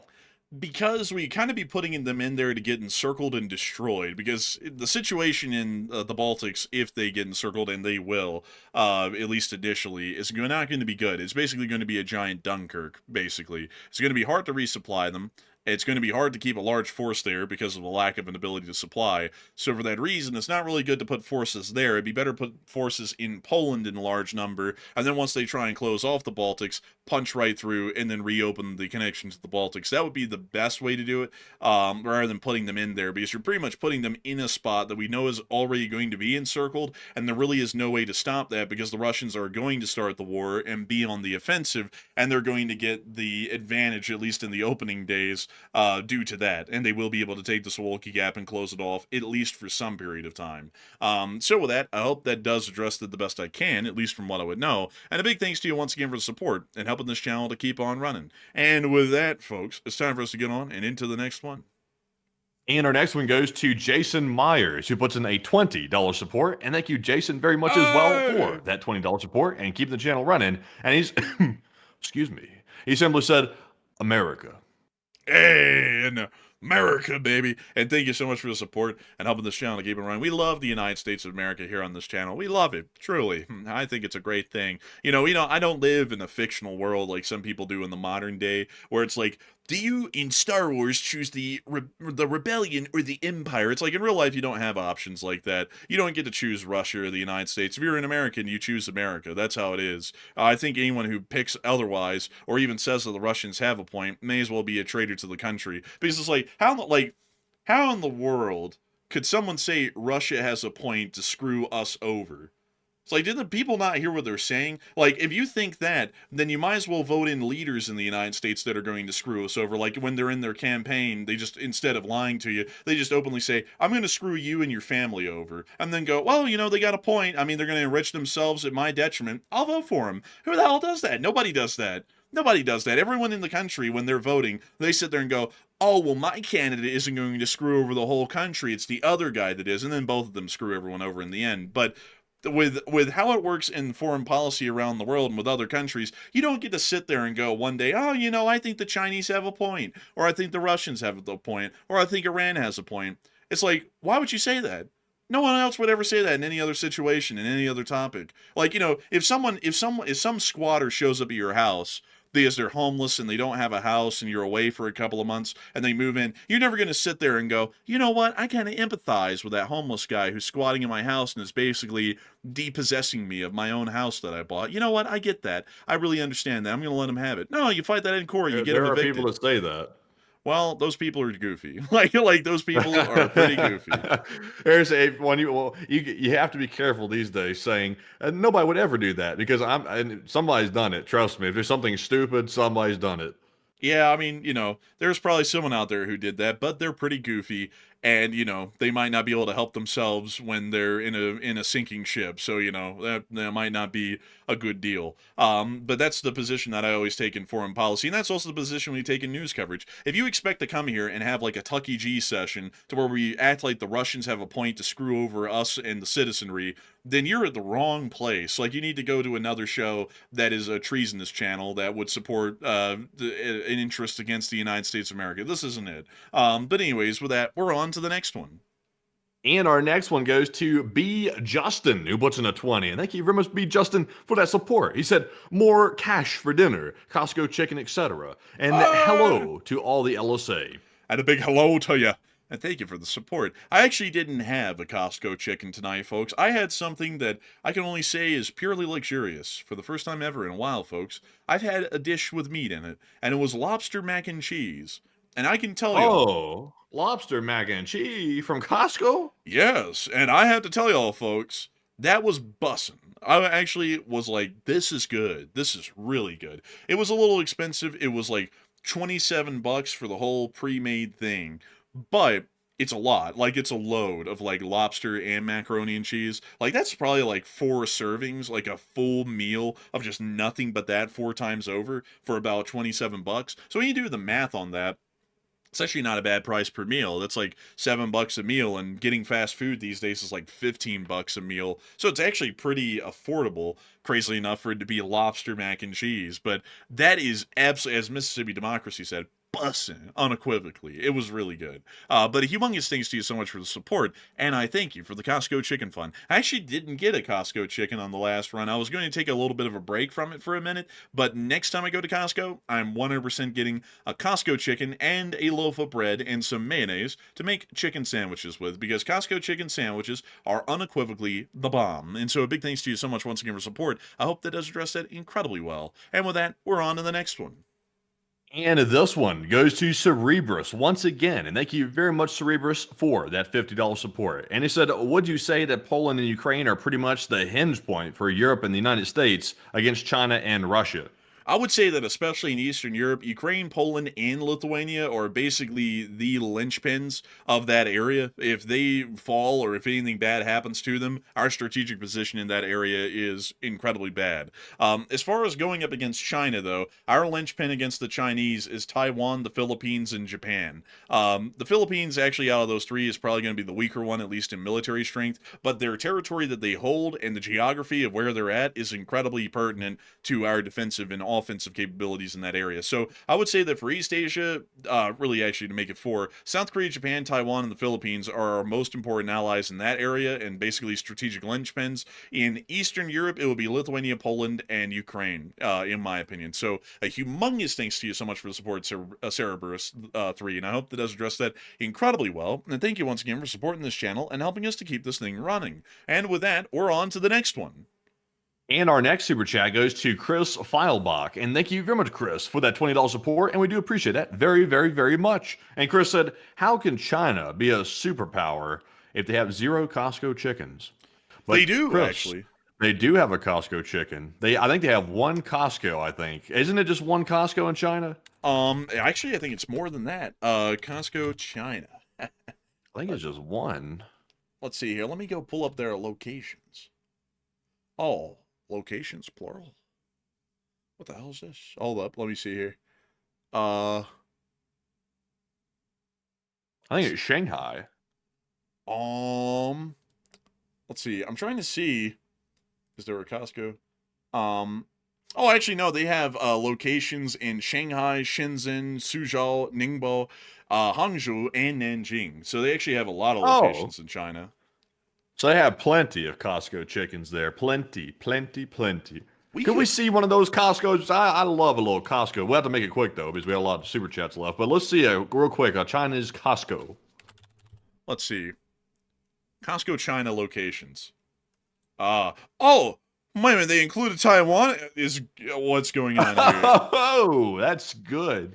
Taiwan is unquestionably a part of China. Bro, did you hear that AI toy, man, when someone asked it, is Taiwan an independent country? And it's like, Taiwan is an inalienable part of the People's Republic of China. I was like, bro, this toy definitely came from a Chinese sweatshop. They're like, there's no doubt about that. I think they ripped the head off that toy after they were finished. Oh, you know, I mean, they may have. Let's take a look, folks. This is Costco Shanghai. Well, look how, I will admit it is pretty organized, though. I will give them credit. I like that. I like the way they did those boxes. You go back to that for a second. I gotta point that out. Look at the way they did those. Go back up one more, actually down one right there. Yeah, right there. Look at that. I mean, you do have to appreciate it for a second. Like, that is very well. I like the way that's placed. You see how it's like flat, and they also have it like all like lined up and stuff. Look how flush that is with each other. Yeah, but that's how our Costco's are in SLC. Not really like that. I mean, they've done this to like a good level. Like, I really like this. Oh, we're gonna have to compare it to an American one, folks. Let's go. Let me go do this really quickly on the side screen to go get it, because I'm pretty sure, man, that looks a lot like an American Costco. Let me go see. I'm gonna go find one of the ones in Salt Lake. Let's see. Costco. See locations. All right, we'll go to this one. All right, let's take a little gander here. Let's see here. We want to find a comparable picture at a similar location. Here we are. I mean, that's pretty similar. It's close, but there's like that cheese box right there is sticking out. That in that picture right there. See, there's a cheese box sticking out. Right here, we're talking flush. This is. Yeah, well, that's somebody did that. That wasn't a stalker. And how about that little carton down there that's not even turned the right direction? Well, you know, sometimes workers get off of their shift and they come in here a little bit angry and stuff, and they want to mess it up. But the stalkers, though, they did this like I like this right here. I don't know. Well, what the hell? They have full goat carcasses in the downtown Salt Lake? Wait a minute, here? Yeah, this is in downtown Salt Lake. Like, this is like in South Salt Lake. Oh, wait a minute. This is the one that's what street is this on? This one's the one dang, let me see. This one's right off of Interstate 15 on 300 West and 1700 South. This is the world's largest Costco. Really? Yeah, I think this is the world's largest Costco right here. I saw somebody talking about that yesterday. Man. I think this the one that has the combined business center and the normal Costco in it? I don't know. It might be. Like maybe. I'm trying to find any pictures. What the? Why would someone buy that many pies? And they're all pumpkin. I'm not sure. I think this is the world's largest Costco, though. If this has the business center and the normal part of Costco attached to it, then this must be that big one that they were talking about. Dude, they got hand-pulled rotisserie chicken breast meat. What? Bro, you just That's not normal. Yeah, you get that pre-pulled here. Dang, we don't even have to do the work. And that's a lot of chicken, dude. That's like, how much is that? That's like 3 pounds of chicken. Oh my god. That's a lot of chicken. Damn. Oh my. Look at that. All them carcasses. Man, look at them carcasses. Classic goat. Look at that. Classic goat. Man, these are from Australia and apparently are halal certified, so that's interesting. Let's see here. This is crazy, dude. By the way, folks, we have not been to this Costco. We've been to like every other Costco but this one. So, that's what in the hell?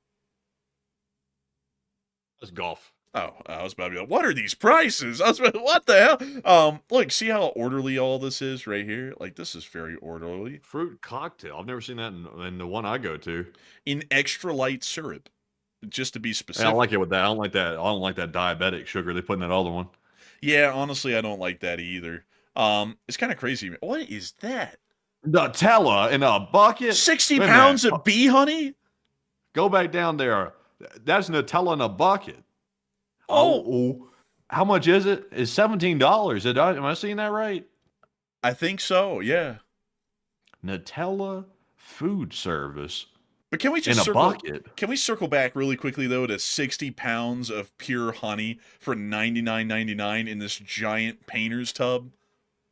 I think this is a business center. Like, I think this is the world's largest Costco because I think they only sell that in the business center. I've never seen a bucket of Nutella. I've never seen a 60-pound bucket of honey in my life. They got arcade machines in there. What? What the hell? They got Golden Tea. Never heard of that. And Mortal Kombat 2 with the DCS sound system on it.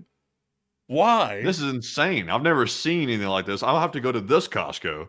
We're going to have to come down here to this place and take a look. This isn't... They got... What the hell is that? This is... Hasbro giant. Look how damn big it is. That's as tall as an adult person nearly. That is crazy. This is mental. I've never seen any of these products in my life. To believe that this is in Salt Lake City of all places. Look at that. Wait, go back up. There was a Nutella bucket again. You gotta go back up to the Nutella bucket. Yeah, that's $17.99 for that whole thing. You can get 6 pounds of this for $17.99. That doesn't even make any sense. Like, you know how much Nutella is in a normal sized jar? I think it's like, can't remember exactly how much. I think it's like $8 or something. Oh I think God. I can't remember. Look at that cheese, bro. How much cheese is that per hoop? Like, oh, they got the massaging chairs. That's crazy. This is insane. Like this rabbit hole is going on for a minute, but this is because it's shocking, folks. Like I've never seen anything like this in a Costco before. They got a greenhouse inside of the Costco for $1,400. What in the hell, bro? This place Crazy is word. bizarre. Like this is truly what the United States is great for, folks. China could never. Like their Costco's will never compete with this. And it's in none other than Salt Lake City. What is The that? ham on a shelf? Dude, Oh, that that's is that thing that they got. I've seen this right here. I didn't know where this was, but that's that ham that you can leave out on the counter and like slice it up, and it's like dry aged ham or something. cured ham. And they have like a huge knife that comes with it, and it comes with the wood stand that you see right there. It's a weird display though. It's got like up on a medical counter or something, but it looks like it could be tasty. Yeah, I mean it might, but for $99.99 though, I mean, That's a lot of ham. That's 14.3 pounds of ham. That's a lot Who of knows how much ham. of that's bone? I mean, yeah, there might be a good bit of it. I don't know, but like this stuff. Honestly, man, I'm just in absolute bewilderment at this place. Like, just like who in the world needs that many batteries? Like, I've bought that pack before. honestly, that is pretty useful. Like, I'm not gonna lie, like having that many batteries is pretty nice. They got rugs. Yo, they got a. Paddleboard. That's a huge paddleboard. That is massive. That's Costco size. Oh my god, they got a nutcracker. He cracks nuts. Not those kind though. like not that. Man, this is jewelry. Yeah, that's in every Costco. I didn't even know. I've never really. Yeah, it's those little gold bits. Those little like bits of gold or whatever, like little like an ounce. I'm trying to say an ounce. I don't know why I'm talking about bits of it. An ounce. They sell that there too. Man, this is just insane. We're gonna have to go to this Costco. This actually be like worthy of a Crocs. LaCroix. Man, man, did you just say LaCroix? Le Crocs. Man, this thing tastes like LaCroix, man. Like it tastes like. Honestly, I didn't care for it. That's why I'm calling it Le Crocs. I didn't like it that much. Honestly, man, it tastes like static, really. But we'll have to go to this place. Honestly, this would be worthy of a Patreon exclusive video. Holy, whoa! I bought that pack too. That many eggs though in one spot. Like, how many eggs do they sell here every day? I Well, wonder. man, it's like crazy low. It's like this is one of these things I think they used to get you in the door. It's like $3 for that pack. Like there's no way that one person can eat all those eggs in that expiry date. Matthew knows his price index. That's actually $3.99, so he's like right on the Man, money. I study those prices, man. I go in there, I know what I'm coming out paying. These days I'm coming out here like less than $100. I gotta try to like get the cheapest stuff in here. The eggs is one of them. Folks, the last time I went and did a Costco run, it was $240, but it was because I got a lot of paper products. Like I got like paper towels, paper plates, paper bowls, stuff like that. Because when you only have 3 plates, 3 bowls, and then 3 small plates, you have to end up running a lot of dishwashing cycles. Like a load, and like it's actually not that much when I really think about it. But outside of that, though, well, I mean, hell, actually, that is a lot. That's like a dishwasher run every like day or two. So I was like, I really need paper bowls because it's I got a lot of things to do and I don't really like having to do that basically every day. So it cost a good bit of money to get the paper plates and bowls, but I did get them and now I'm well off for it. But anyways, it's time to get out of this Costco rabbit hole. That's insane though, and I can't believe that's a Costco. But anyways, with that, we are on and into the next one. And our next one goes to Cerebrus once again, who puts in a 20 and says, wait, does that mean that once it hits international waters, the Coast Guard has to step off chasing that boat? No, actually, it's in international waters right now, and they're still chasing it. We can chase this boat all day in international waters. It's when it makes it into territorial waters of another country that it becomes a jurisdiction issue, and then we can't really chase it. But with that, I hope that does address it the best I can, and big thanks to you once again for support and helping this channel to keep running. And we are on to the next one. And this one goes to KG. And thank you very much, KG, for that $20 support. And he said, reading UFOs, Groom Lake, Nevada has some pretty interesting stuff going on at night with testing things. But as far as crop dusting goes, we already have a vehicle to do that, the FART. The fart. I get it. The fart. That's a pretty good one. And I gotta thank you so much for support. That is true. Groom Lake has a lot of interesting stuff happening around it, but there are many secretive U.S. military facilities around the United States, including the Redstone Arsenal in Alabama, who also do their own cool things in their own cool ways. But a huge thanks to you so much once again for support. I hope that does address that well. And with that, we're on to the next one. Also, by the way, just a fun fact, there's been people out there that had the clever idea to take infrared. What is all that crap cracking behind me over here? It's like sounds like somebody breaking in the door or something, but it's just the cold. But at the same time, though, there's been people that had the bright idea to bring infrared, like nods, like to go see if they can see in the night, like these bases and stuff like that. They actually got smart at these bases. If you do that, they will blast you with IR. Like it'll basically brighten the image on nods, and you can't see anything. They just blast out like a huge, massive IR out in the distance. So if someone's trying to spy on the base at night with night vision, you won't be able to see anything. Did you know that? I actually did know that. They're really smart with that sort of stuff. Usually, like for example, right now in Puerto Rico, they're starting to roll out the mats on like the chain link fences so that way people can't photograph the aircraft anymore. And soon they'll probably start to do that there as well for operational security. Yeah, it's pretty smart, honestly. And also, people will try to like bring like high powered lenses and stuff like that fellow I was talking about earlier. I think he did that as well, brought some really high powered lenses, but they try to make it to where it's so far away, like especially out in the desert when you have like heat distortion and stuff like that, it like blurs the image like just naturally from the heat distortion, so you really can't pick up anything of note because you really no lens, not even the most powerful one, can reach out as far as like the nearest peak near Area 51 to the base. You won't really be able to get usable images out of that just from the heat distortion. So there's like a natural barrier there. And also they have the natural barrier called the Sheriff's Department, which also pulls up, what are you doing out here? Like, get out of here.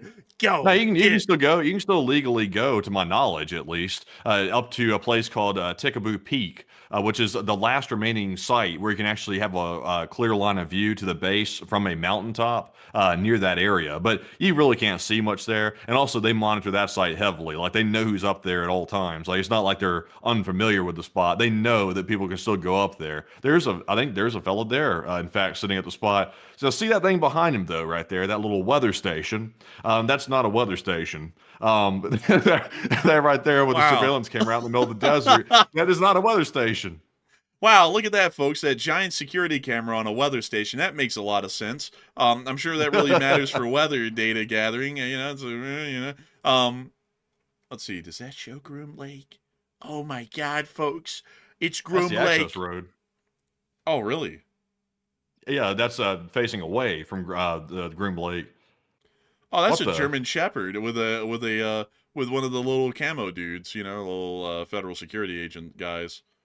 That's wild. I don't think this is not Tikaboo Peak. Definitely not. And also, I think it's a Malinois.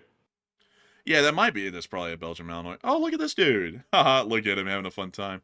Well, they got the camera so close to his face. This guy never heard of zoom. Small for the camera, though.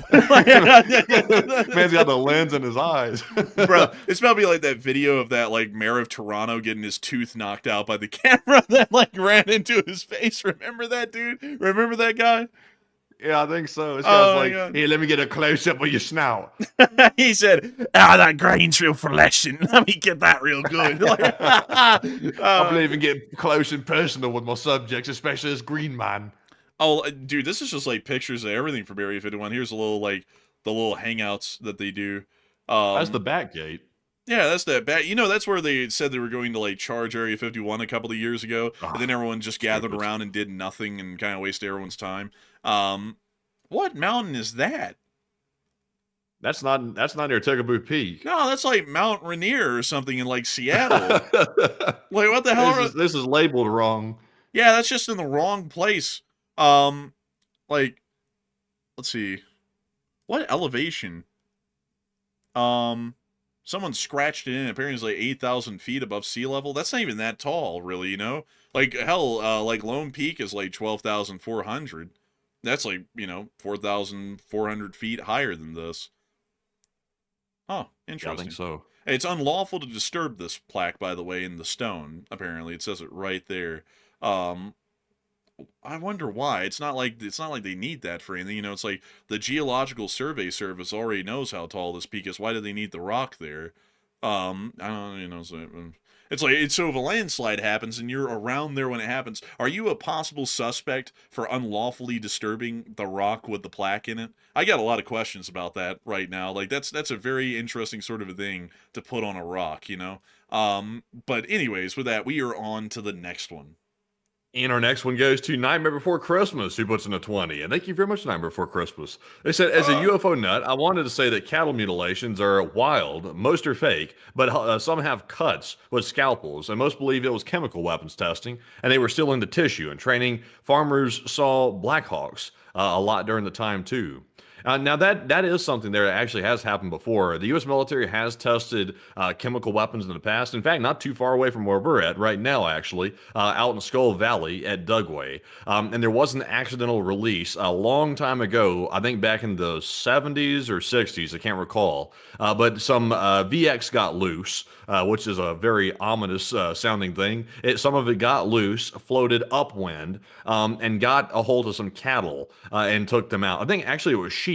I think it was the Dugway sheep incident. That's what it was. The sheep got taken out, and everybody was like, "What happened to these sheep?" And then later they found out what it was. But it could be possibly. But Enforcer, what say you? I mean, it could be. It's not out of the question, but as far as like aliens though doing it, it's like, it couldn't be aliens. Like, if it was scalpel cuts or something, it may have been like if it was especially near a testing range, it could have been some folks from the army that may have just been like, hey, let's figure out what they'll do to this cow, and then they did it and then they wandered off. Because why would an alien return that to the exact spot they got it from? That would be beyond me personally to explain. But still, a big thanks to you for the support and helping this channel to keep on running. And with that, we're on to the next one.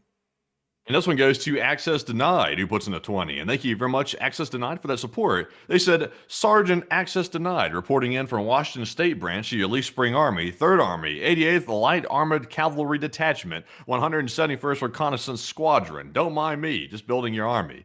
That's a pretty interesting thing to do right there, and I think it was support. I like that. That was actually a pretty creative sort of a little thing right there. And also cool to know that you're from the state of Washington. Washington State is a pretty interesting place, and I gotta say, I really like the natural beauty that y'all have up there in Washington State. Like for example, the Olympia National Park right here. This is a really cool little place. Did you know, Matthew, that most of this park is completely inaccessible by road, and then you have to walk like 100 miles in to get to anything in here?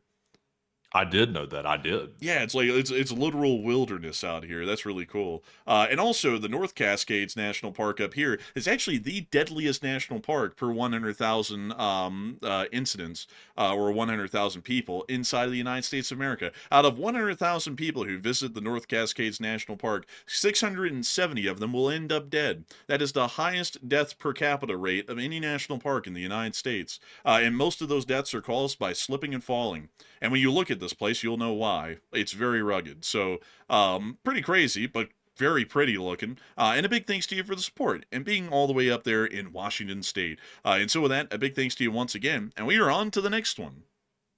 Also, by the way, I saw Real Patriot say VX nerve gas. Really, that's crazy. Yeah, and interestingly enough, I don't know if they still do it. They might still do it, but Dugway is one of the very few places that actually does open air testing of some of these agents. They do it in a very controlled way, or not that one time. Obviously, it had a little accident with the cattle or the sheep, but they do it in a supposedly very controlled way where it's safe. But it's actually they do open air testing mainly to check, I think, disbursement patterns, like how things disperse through buildings and stuff like that, to study its effects of like how gas is released and also goes through areas. So yeah, that was actually a real thing. Venomous Agent X, they call it, VX. But moving on to our next one, this one goes to Aaron Morin, who puts in a 12. He said, you get 10 minutes to sit with any president and discuss plans. They need to be 100% honest. Who are you picking?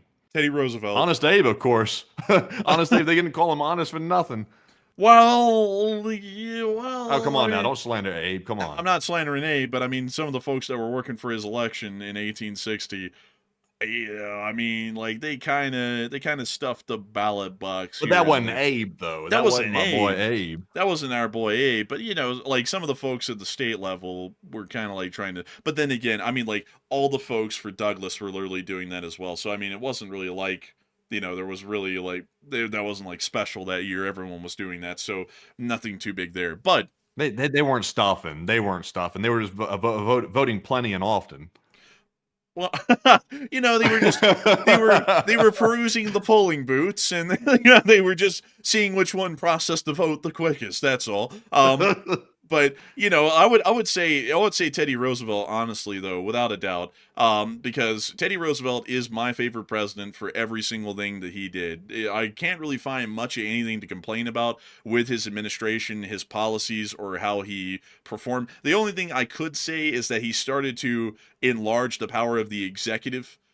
Which generally I'm more so in trying to balance the powers equally instead of acting like the executive is more so the supreme one of the three. That's maybe the only thing I can complain about. But outside of that, he was a very considerate president, very compassionate president, and he tried to balance the interests of all citizens to the best outcome possible in every scenario, which is something that you can't really say for much of any other president in U.S. history, save for a handful of them, like Abraham Lincoln, George Washington, and a few of the founding fathers, and a couple of other presidents outside of that, like Eisenhower, who was also pretty cool. But anyways, Matthew, who would you pick, seriously?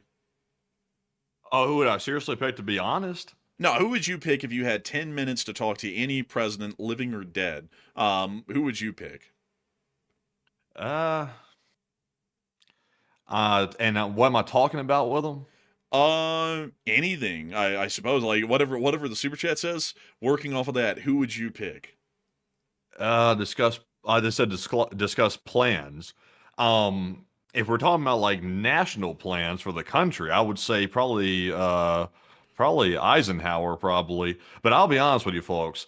Presidents are usually not the most moral individuals you'll ever come across. To be perfectly honest, the job is really not suited for it. To be perfectly honest, usually there's usually quite a bad side to most presidents. It just kind of comes with the spot. And also, politics is a nasty, dishonest game too. So if you're in that environment, you're usually not squeaky clean. So if I was sitting down for 10 minutes, like, be honored to talk to somebody, I'd be like, I probably wouldn't choose a president. I'd probably choose someone else. But if I'm sitting down to discuss things involving the country, I would probably choose Eisenhower.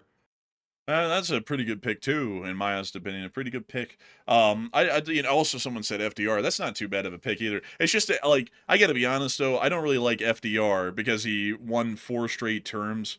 He broke the tradition of the 2-term limit, which wasn't ratified as an amendment yet. It was just the time-honored tradition that everyone did, and he broke it. I didn't really like that much about him. That's like one of the gripes I have. He did very good as a leader, though, during the Second World War and also during the Depression. He got to have pretty much the 2 toughest times in U.S. history to get through outside of the Civil War, and he got through them pretty decently. So, he has that going for him. That was pretty impressive. But also one thing that I didn't really like is that he was unfaithful to his wife and had a decent amount of mistresses. He actually, when he died, he actually had a mistress at his house while he was having his portrait painted, and he died in the middle of the portrait being painted from heart failure due to high blood pressure. And they had to scurry the mistress away off the property before they called his wife Eleanor to let her know that he died. Now, like I got to say, like, that's something I don't really like too much, like, hearing about. It's like, how in the world, like, it's like his wife was faithful to him the whole time, and then he's out here, having multiple mistresses. It's like, it's like, that's something, that's something I don't really like all too much. Franklin, well, not Franklin Roosevelt, but Teddy Roosevelt was not like that. Teddy Roosevelt was actually a pretty stand-up guy, all things considered. He was an amazing police commissioner in New York City. He volunteered in the Spanish-American War. He wasn't even in the regular army. He made an entirely volunteer force and fought in the Spanish-American War just to be a part of it and just to do his bit. The guy was a great guy all the way around. I haven't really heard anything bad said about Teddy Roosevelt ever. Most everything's incredibly positive about him, and he also did a lot for the public. He was the one who really kind of sponsored and encouraged the Food and Drug Act to be passed, the first ones that stopped adulteration and poisonings of food in this country by companies trying to cut corners. He created the national park system, also was heavily involved in the creation and expansion of the national forestry system. He also made sure to balance the interest of hard-working Americans with the business owners and shareholders, to where both of them ended up kind of winning at the end of the day, and not trampling the other. The guy was a great guy, honestly. I would say that Teddy Roosevelt really is what set America on the right foot at the beginning of the last century. It was his administration and his policies, which were very even-handed, very fair, and very well thought out, in my opinion. And also, he's not that bad of a guy either. But with that, I hope that does address that well, at least in my opinion, my 2 cents. And with that, we're on to the next one. Our next one goes to SC Dear Girl, who puts in a 10. And thank you very much for that support. They said, land of the free because of the brave. Hey, and I'd agree with that. And a big thanks to you for the support and helping this channel to keep on running. And with that, we're on to the next one. And also a big shout out to BC Skyman and Shoyu's Ghost for each putting in a $10 support. And thank you both very much for once again supporting the channel, and we do appreciate it. And we also have a 10 from Nightmare Before Christmas, who said, early Happy New Year, and please take a question from the chat in LSA. Hey, and an early Happy New Year to you, and we will make sure to go in from the chat. So what do we got, Matthew? Also, for everybody asking, by the way, we will be streaming on New Year's, by the way. We've made that decision right before we went live. We actually said we're going to stream on New Year's, regardless of if the viewership is low or not, because it probably will be lower than usual. We're going to stream anyway, because you know what? Screw it. We're doing a stream. Isn't that right? Yeah, I mean, like, honestly, we got nothing else to do, folks, and we love doing this, so it's like, why not? It's not like we go out and celebrate New Year's. So if y'all don't either, we'll be here covering the news as usual. True that. Amen. But also, That's right. yeah, that was an abrupt end of that. I was like, I thought you were taking a hiccup or a gulp or something like that. And I was like, he'll start back up here in a second, but he didn't. But this, anyways, grabbing the question for Night Before Christmas from the chat.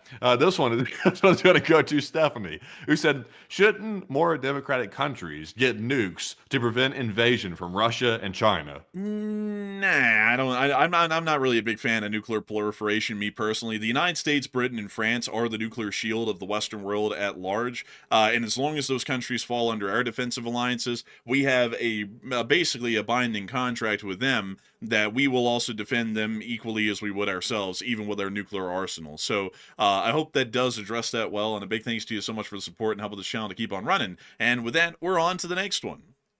And this one goes to Mr. Pickles, and thank you very much, Mr. Pickles, for that $10 support. He said, "Keep up the excellent research, gents." Hey, and thank you so much for the support, and we will keep up the research and the hard work, and hopefully people will enjoy it for many years to come. And so a huge thanks to you so much once again. I hope that does address that well. And with that, we're on to the next one.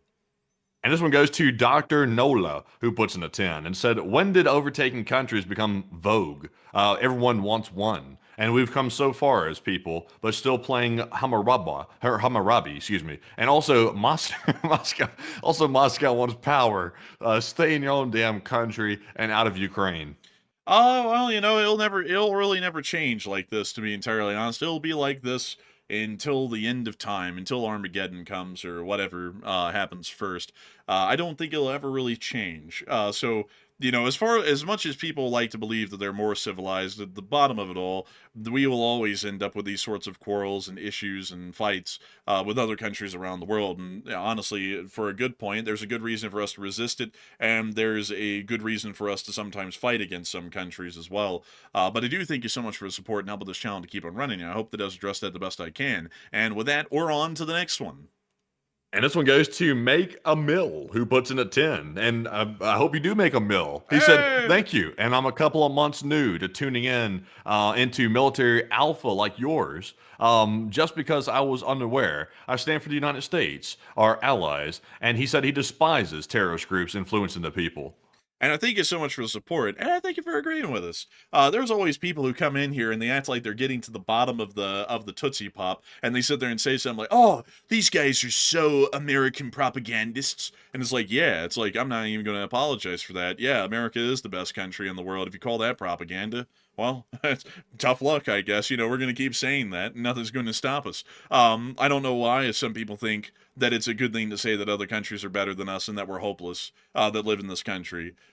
We can do whatever we want here. It was people who came to this country hundreds of years ago that turned it through their hard toil, work, blood, sweat, tears, sadness, triumphs, victories, tribulations, and everything else in between that turned this country into what it is today. A global superpower, unparalleled in history. Not even the likes of Rome has come close to what our country has done on a global scale. And that is something that I'm incredibly proud of as an American. And I think that's something that every American should be proud of, and that every American shouldn't sit there and talk about, oh, the country should be like this or the country should be like that. Those people should be out there making the country what it should be, because it's up to the citizens themselves to turn it into what we want. It's our country to mold and shape into what we please, and it's our time. Our time is today. It's not the guys from World War II's time. They're all dying right now, unfortunately. It's not the guys from World War I's time. It's not the guys from Korea. It's not the guys from the Civil War. We're alive today. This is our day and age, and we'll make this into whatever we want it to be, and we'll make it as great and as triumphant a nation as every generation before us ever has. So a big thanks to you so much for the support and helping this channel to keep on running.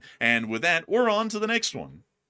This one goes to Martin, who puts in a 10. He said, I love the channel, and please look up AFRICORPS Russia, Alliance of States. And actually, we generally do know about that, and it's a pretty extensive bit of warlords or groups within Africa that generally affiliate themselves with the Russians or clandestine Russian operations. And I do thank you so much for the support and helping this channel to keep on running. And with that, we're on to the next one. And this one also goes to Cerebrus, who puts in a 10 and said, it's so weird to me how many Americans have not seen multiple parts of our country to even learn about it. You know, it is really something, because, you know, like, in Alabama and in Utah and everywhere, what's crazy, folks, is that even people in Utah will be like, have you ever been through the South? No, never been through the South. You ask people in the South, you ever been through Utah or Washington or New York? No, never been there.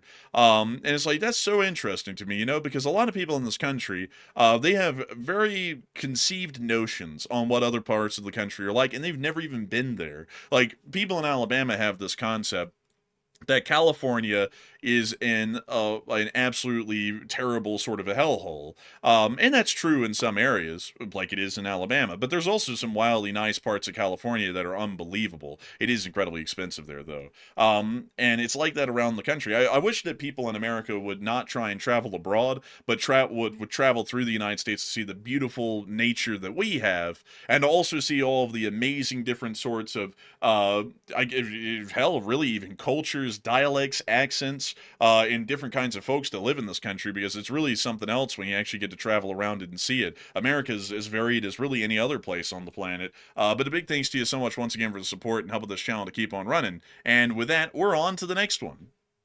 This one goes to Ryguy SR, who puts in a 10. He said, Happy New Year's, guys. Take one from the chat and LLT LSA. Hey, and long live the Lee Spring Army, and we will take one from the chat. So what do we got, Matthew? And this one goes to Nosferatu, who said, if Putin were to die, would they use his doubles to continue the war? No, if once Putin dies, someone's going to try and seize power. They wouldn't want to use a puppet like that, because then someone else might just overthrow the puppet and then seize power, and then that person lost their chance. Once Putin dies, the doubles are out of the picture. Everyone's going to be fighting for their place on the throne. So with that, I hope that does address that the best I can. And a big thanks to you for sponsoring the live chat and helping this channel to keep running. And with that, we're on to the next one. And this one goes to Cerebrus, who puts in a 10. He said, why the assumption that aliens are all thinking like us? Maybe a predatory alien, like the alien animal from the movie Nope, or that camping park was fun in Washington for a night. I mean, you know, like it's possible, but I would generally assume that some sort of a spacefaring organization or a spacefaring society like that probably would be less inclined to be predatory like that, because they would have to have a great deal of cooperation and stability to be able to achieve such a feat of travel like that over such a vast distance. But I do thank you so much for the support and helping this channel to keep on running. I hope that does address that well. And with that, we're on to the next one. And this one goes to Live, Laugh, Toast, or Bath, who puts in an 8. And they said, good evening, enforcers, and good evening to you. They said, I know out there's a few British people watching the protest with a great deal of nostalgia, and LT, LSA. And which protests are those? Are those the ones in Britain or America or Iran? Where? Like, where? They're going on all over. But still, thanks for the support and helping this channel to keep on running. And we would like to know where, sir, where? But anyways, with that, we're on to the next one. Also, Manny, how many do we have left? We have about 10. Oh, heavens. But with that, we're on to the next one. And this one goes to Strelka, who said, as a Lithuanian, I haven't heard anything about mines. We're okay until Ukraine okay. Easy to defend because we got rivers. Y'all do have rivers, but rivers only last for so long, and you need something on the other side of that river to make it even harder to cross. But I do thank you so much for the support and helping the channel to keep running. I gotta say, big respect to the Lithuanians. Y'all are doing a lot of hard work up there in y'all's country and on defense. But a big thanks to you once again for the support. And with that, we're on to the next one. And also a big shout out to Jason Curling for throwing in a 5. And thank you very much, Jason, for that support. And we also have a 5 from Kachulian, who said Iran's an entire nation that's about to go dry. And the people are desperate. And eventually they'll rush those people with the guns and the crowbars and sticks if they have to. Hey, it might come to it. That's what happened in the Iranian Revolution of 1979, and it might happen again. They're clearly unstable in that country right now in multiple different avenues, and one of them may lead to the country toppling at this point. It's on a house of cards. But a big thanks to you once again. I hope that does address that well, and we're on to the next one. And we also have a 5 from Kachulian yet again, who said, what do you guys think the odds are that Israel will start assisting the rioters, like handing out guns or activating agents to cause a full rebellion? And honestly, Kachulian, I would think the odds are very high because, like someone was mentioning earlier as well, they don't have guns in Iran, but Israel could do a weapons drop somehow, like find a way to do that if it's possible, or find a way to start sending them over the border or something. If that starts happening and the rioters start getting armed, well, that could be very interesting. But Enforcer, what say you? If you see some guy emerge from a dark alley in Tehran and go, I want to defeat Hamas. Here's a couple of galils and a spike. You'll be like, oh, buddy, like it's Christmas Day. Like it's like, wow, man, wow, that's crazy. All this is made by the, the IWI and other companies. But it's interesting. But like, it's possible. And also on top of that, we have to remember that the Mossad agents that have been operating in Iran did smuggle spike ATGMs into the country and were obliterating government officials with them in Tehran during the 12-day war. Remember that, Matthew? They fired them from like the hillsides around the capital right into an apartment building and take out a general or a scientist or something. It's possible they got weapons caches hidden all over.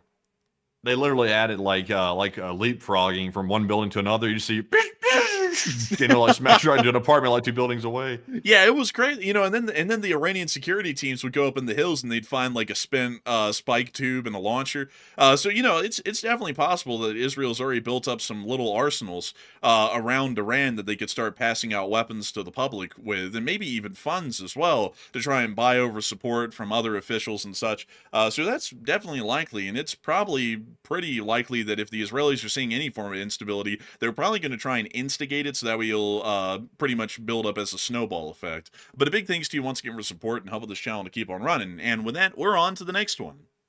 And this one goes to Gabriel, who puts in a 5. And he said the Russian and Chinese point is that it sucks to live in Russia and China. Honestly, that's right. I mean, you really have to love to suck. Let's rephrase that. You have to really embrace the suck to live in Russia or China, because it does suck unless you're the elite. But Enforcer, what say you? Well, I mean, sometimes they have to as well. That's what's called a bribe sometimes. But beyond that, it does suck to live in Russia and China. I would never want to live there. Those places are hell on earth. Not only because of the government, but because of how bad the quality of life really is for a lot of folks.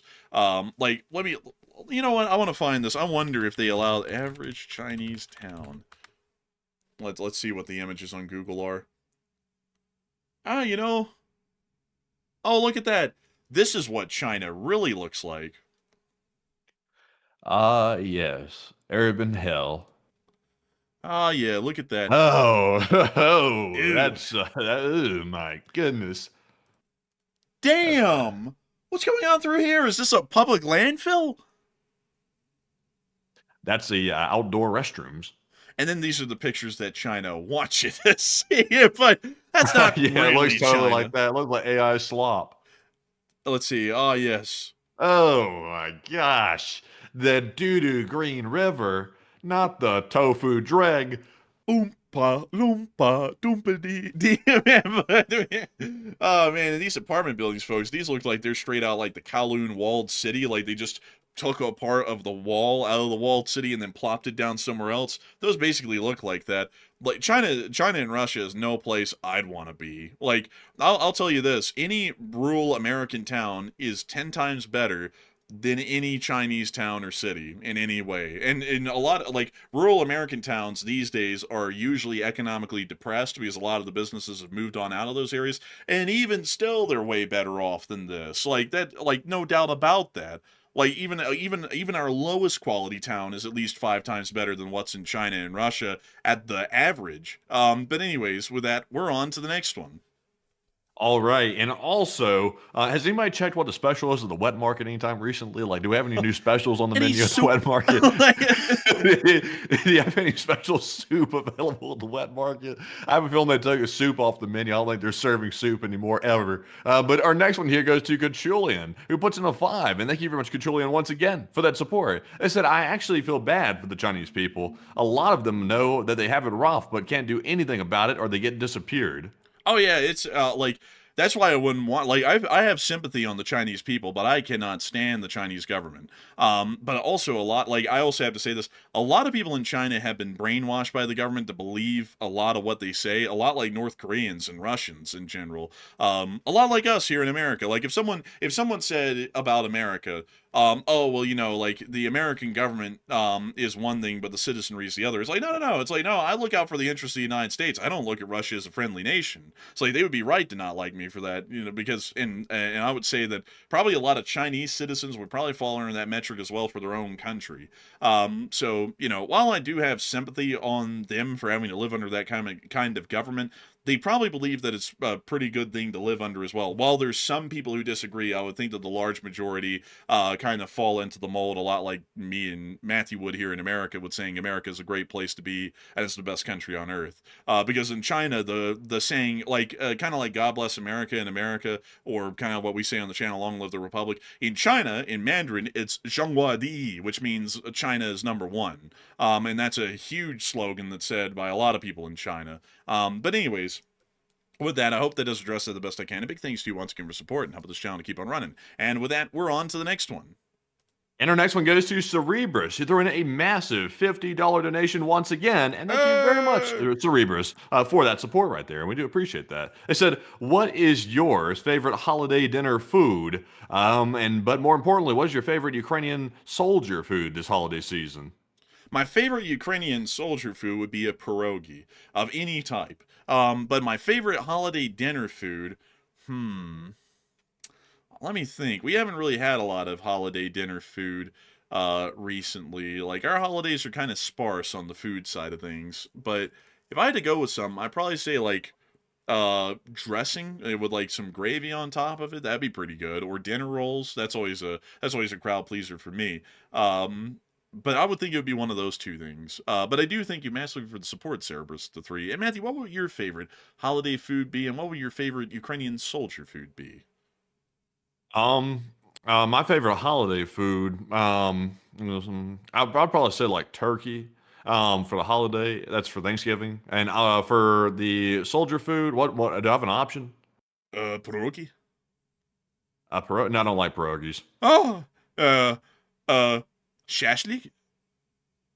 What's that? That's like kind of like a shish kebab. Oh yeah, I'll take that. I'll take that. Hey, it's a shashlik, man.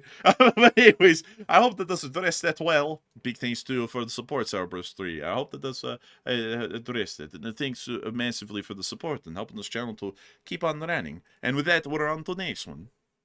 And our next one goes to Kachulian343 yet again, who puts in a 5. Thank you very much, Kachulian. And he said, they have amazing food, a very rich history, and also some of the most beautiful art and music in the world, particularly in watercolors, and they deserve better.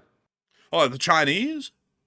I think so. Oh, I'd say America has the best music in the world, really. I mean, Oh? Well, yes, when you think about it, Matthew, in terms of popularity, American music is everywhere. Chinese music is only really in kind of China-aligned countries, and also on top of that, in terms of art, who in the world can beat American art? Not talking about the shit smear deal that they sell for like $30 million in an auction. I'm talking about like the real art. I mean, the French had some pretty good music coming out back in the day. Claude Debussy.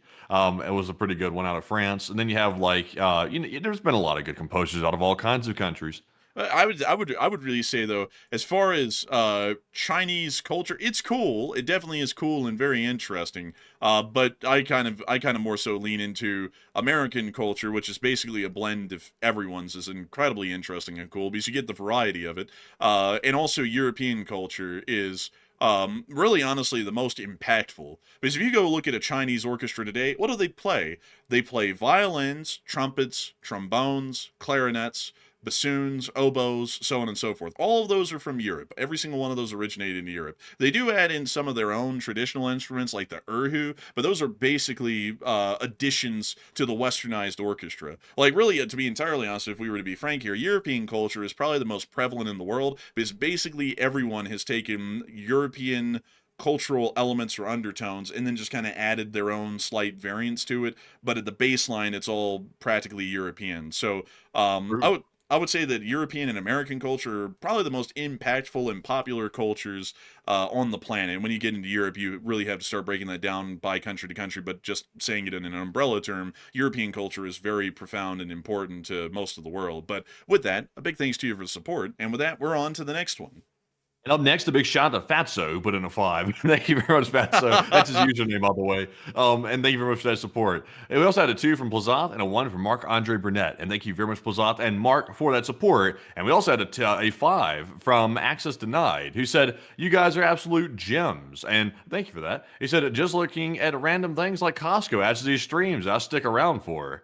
Hey, we love to know that people really do enjoy that. That's kind of what we just do normally. So I love to know that people really love to hear that when we're on a show, because it's just always the randomness of it to me that I think is really fun and kind of entertaining to folks to say. You never know what we're going to say in the question segment. We could come up with anything. But a big thanks to you so much for the support and helping this channel to keep on running. And also, I saw someone say, China was making music while Europeans were scratching together art in caves. Okay, if that was the case, then why in the world did the British and the French and basically everyone else in Europe dunk on the Chinese like 10 times in the 1800s? Like, if they were that far ahead of us, why in the world did we end up beating them basically in every confrontation historically?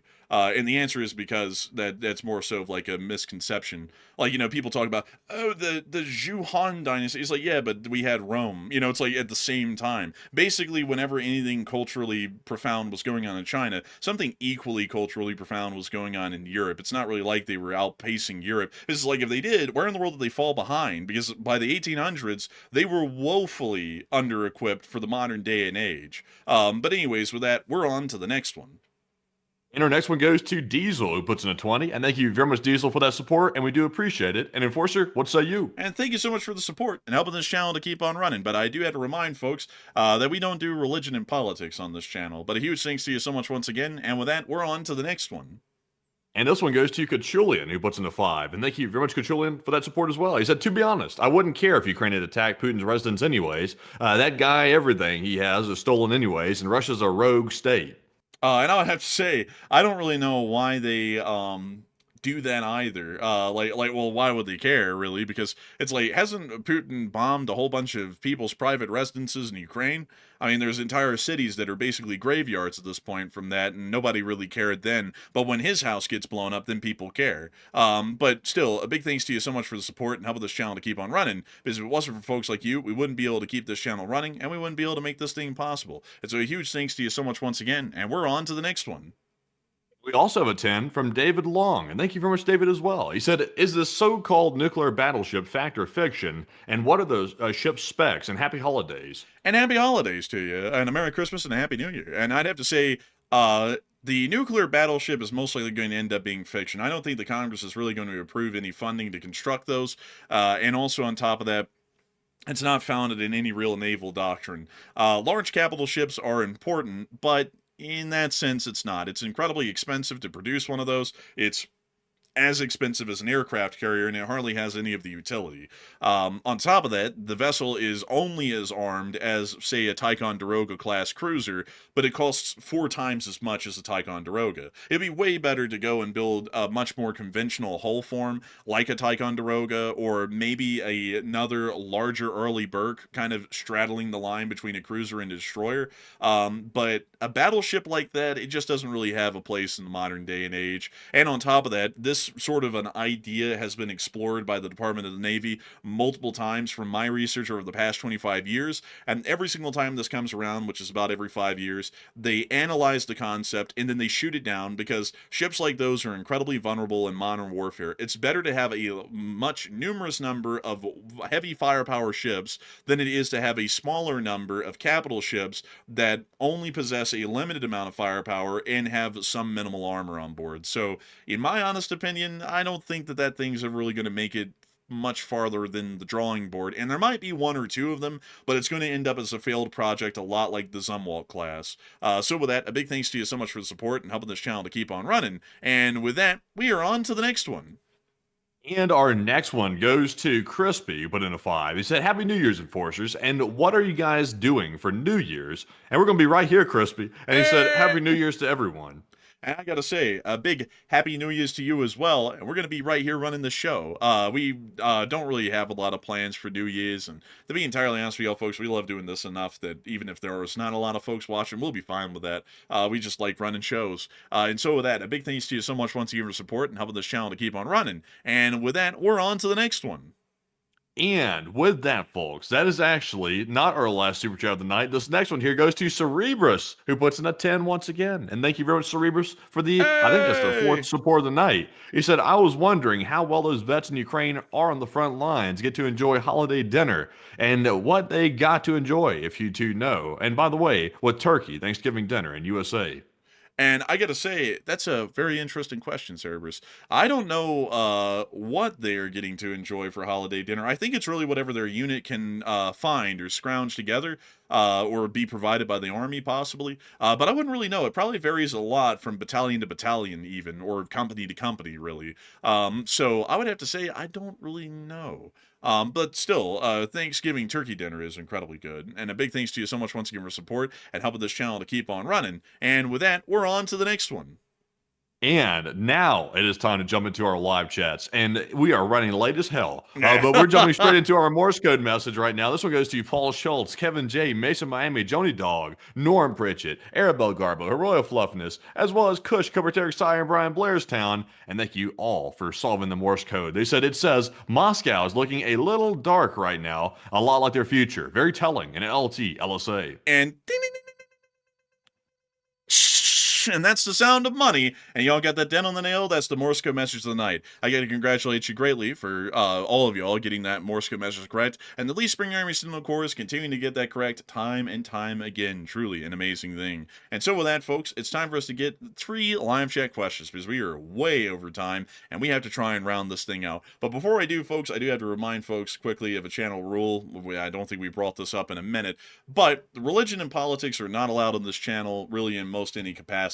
Sometimes people get by with saying stuff and we don't really get to catch it or moderate it all too much, but we do not allow religion on the channel. If you're a Christian, that's great. If you're a Muslim, that's great. If you're a Buddhist, fine. It's a free country. You can believe in whatever you want. But this is not a religious channel, and this is not a missionary. So if you want to go and start trying to convert people to your religion, this isn't really the place to do that. People have a right to believe what they want or believe nothing if they want to. That's your choice. It is the Republic, and that's what we have as the standing law. And we're not going to get also, into... how do you like it as well that guy right there is preaching from the rooftops, and at the same time I'm sitting there politely trying to tell the guy in the live chat that we don't do that here. I'm being super polite, by the way, like overly polite, and the dude just ignores me and then tries to take a slight jab at me before he leaves right there. That's hypocrisy at its finest. Yeah, also, by the way, for some folks who say, oh, well, that's fine to do that. Well, it's like, if someone throws in the $20 super chat and says, praise be to Allah or Buddha or whoever, and, join my religion, would you like that? Most people are probably going to say, probably not. And that's why we don't do that here on the channel. We're not trying to get involved in religious battles or crusades or whatever on the channel. This is a news channel and a foreign policy channel. We don't do domestic politics here. We don't do religion here. We're Christians, but that's our own personal business. And if you're a Christian, that's your own personal business as well. So with that, I hope that does address that the best I can, at least in my opinion. And with that, well, it's not really opinion. That's more so the rule of the channel. But with that, we are on to the third to last question of the night. And this one goes to none other than Alex Williams, who said, do you think we will see IRBM be used again against Ukraine?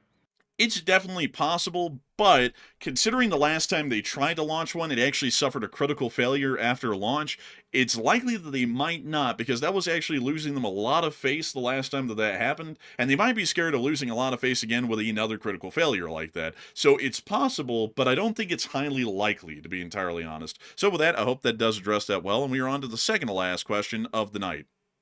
And this one goes to Christian Cruz. He said, did you see that the Russian shadow ship that sank in Spanish waters had 2 submarine nuclear reactors for North Korea on board, allegedly? Yeah, we did hear about that. I didn't report it though because we weren't entirely sure about that, and also we wanted to get better picture and video evidence of that ship sinking, because I did find it kind of weird that there was no video and picture evidence at all. You would feel like the Spanish Navy or the Coast Guard most likely would have filmed that vessel, considering that it put out a distress call, if I'm not mistaken. So we're trying to get some more info on that, but it's a pretty wild story nonetheless. And so with that, I hope that does address that well. And with that, we are on to the final question of the night. And so who is the lucky last person who put in the lucky last question of the night? And that one goes to Freddie. And Freddie said, my question is, how long do we think Taiwan can hold on by themselves if China were to invade right now? I would say that they could probably hold on for a pretty good while, probably 6 months, maybe even a year. They're in a defensive position, so even if they are completely cut off and besieged, it would take a while for China to whittle them down to a point that they could try and conduct an amphibious landing. They definitely wouldn't be able to do it outright. They would have to wear down the Taiwanese for a good bit, so they could last probably a good half year or a year before they completely fell to a Chinese invasion, and that's with no foreign support. Foreign support in terms of direct arms support to try and clear out Taiwan's waters will probably serve a huge beneficial interest to the Taiwanese and probably allow them to survive much longer in the conflict, to the point that China might get a little bit leery about continuing it and might look at some form of a diplomatic compromise to end the conflict sooner. So with that, I hope that does address that the best I can, and we have reached the end of tonight's stream, folks. I got to thank you all massively for enjoying the stream tonight, and I also got to say that it's a wonderful thing to know that so many people continue to watch this show. We had a peak viewership tonight of 14.4 thousand people, and a total stream viewership of 110,000. Truly an incredible thing, and I got to thank you all so much once again for watching, and we will see you all tomorrow at 10 p.m. Eastern Time to cover the next 24 hours of the news from around the world, and if we have enough news for tomorrow, Enforcer Matt will be the one making the short war video. And so with that, we'll see you all then. Good night. Good luck, take care, stay safe, Slava Ukrainian, Ram Slava, long live the Lee Spring Army, and long live the Republic.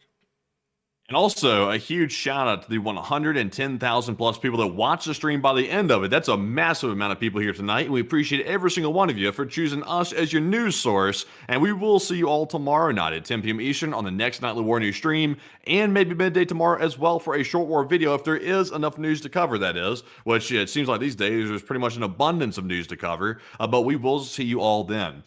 Excuse me, getting choked up here. See, it's bringing me to tears, essentially, at the very end. But thank you all once again, and Slava Ukraine, Herom Slava, get some rest, and good night.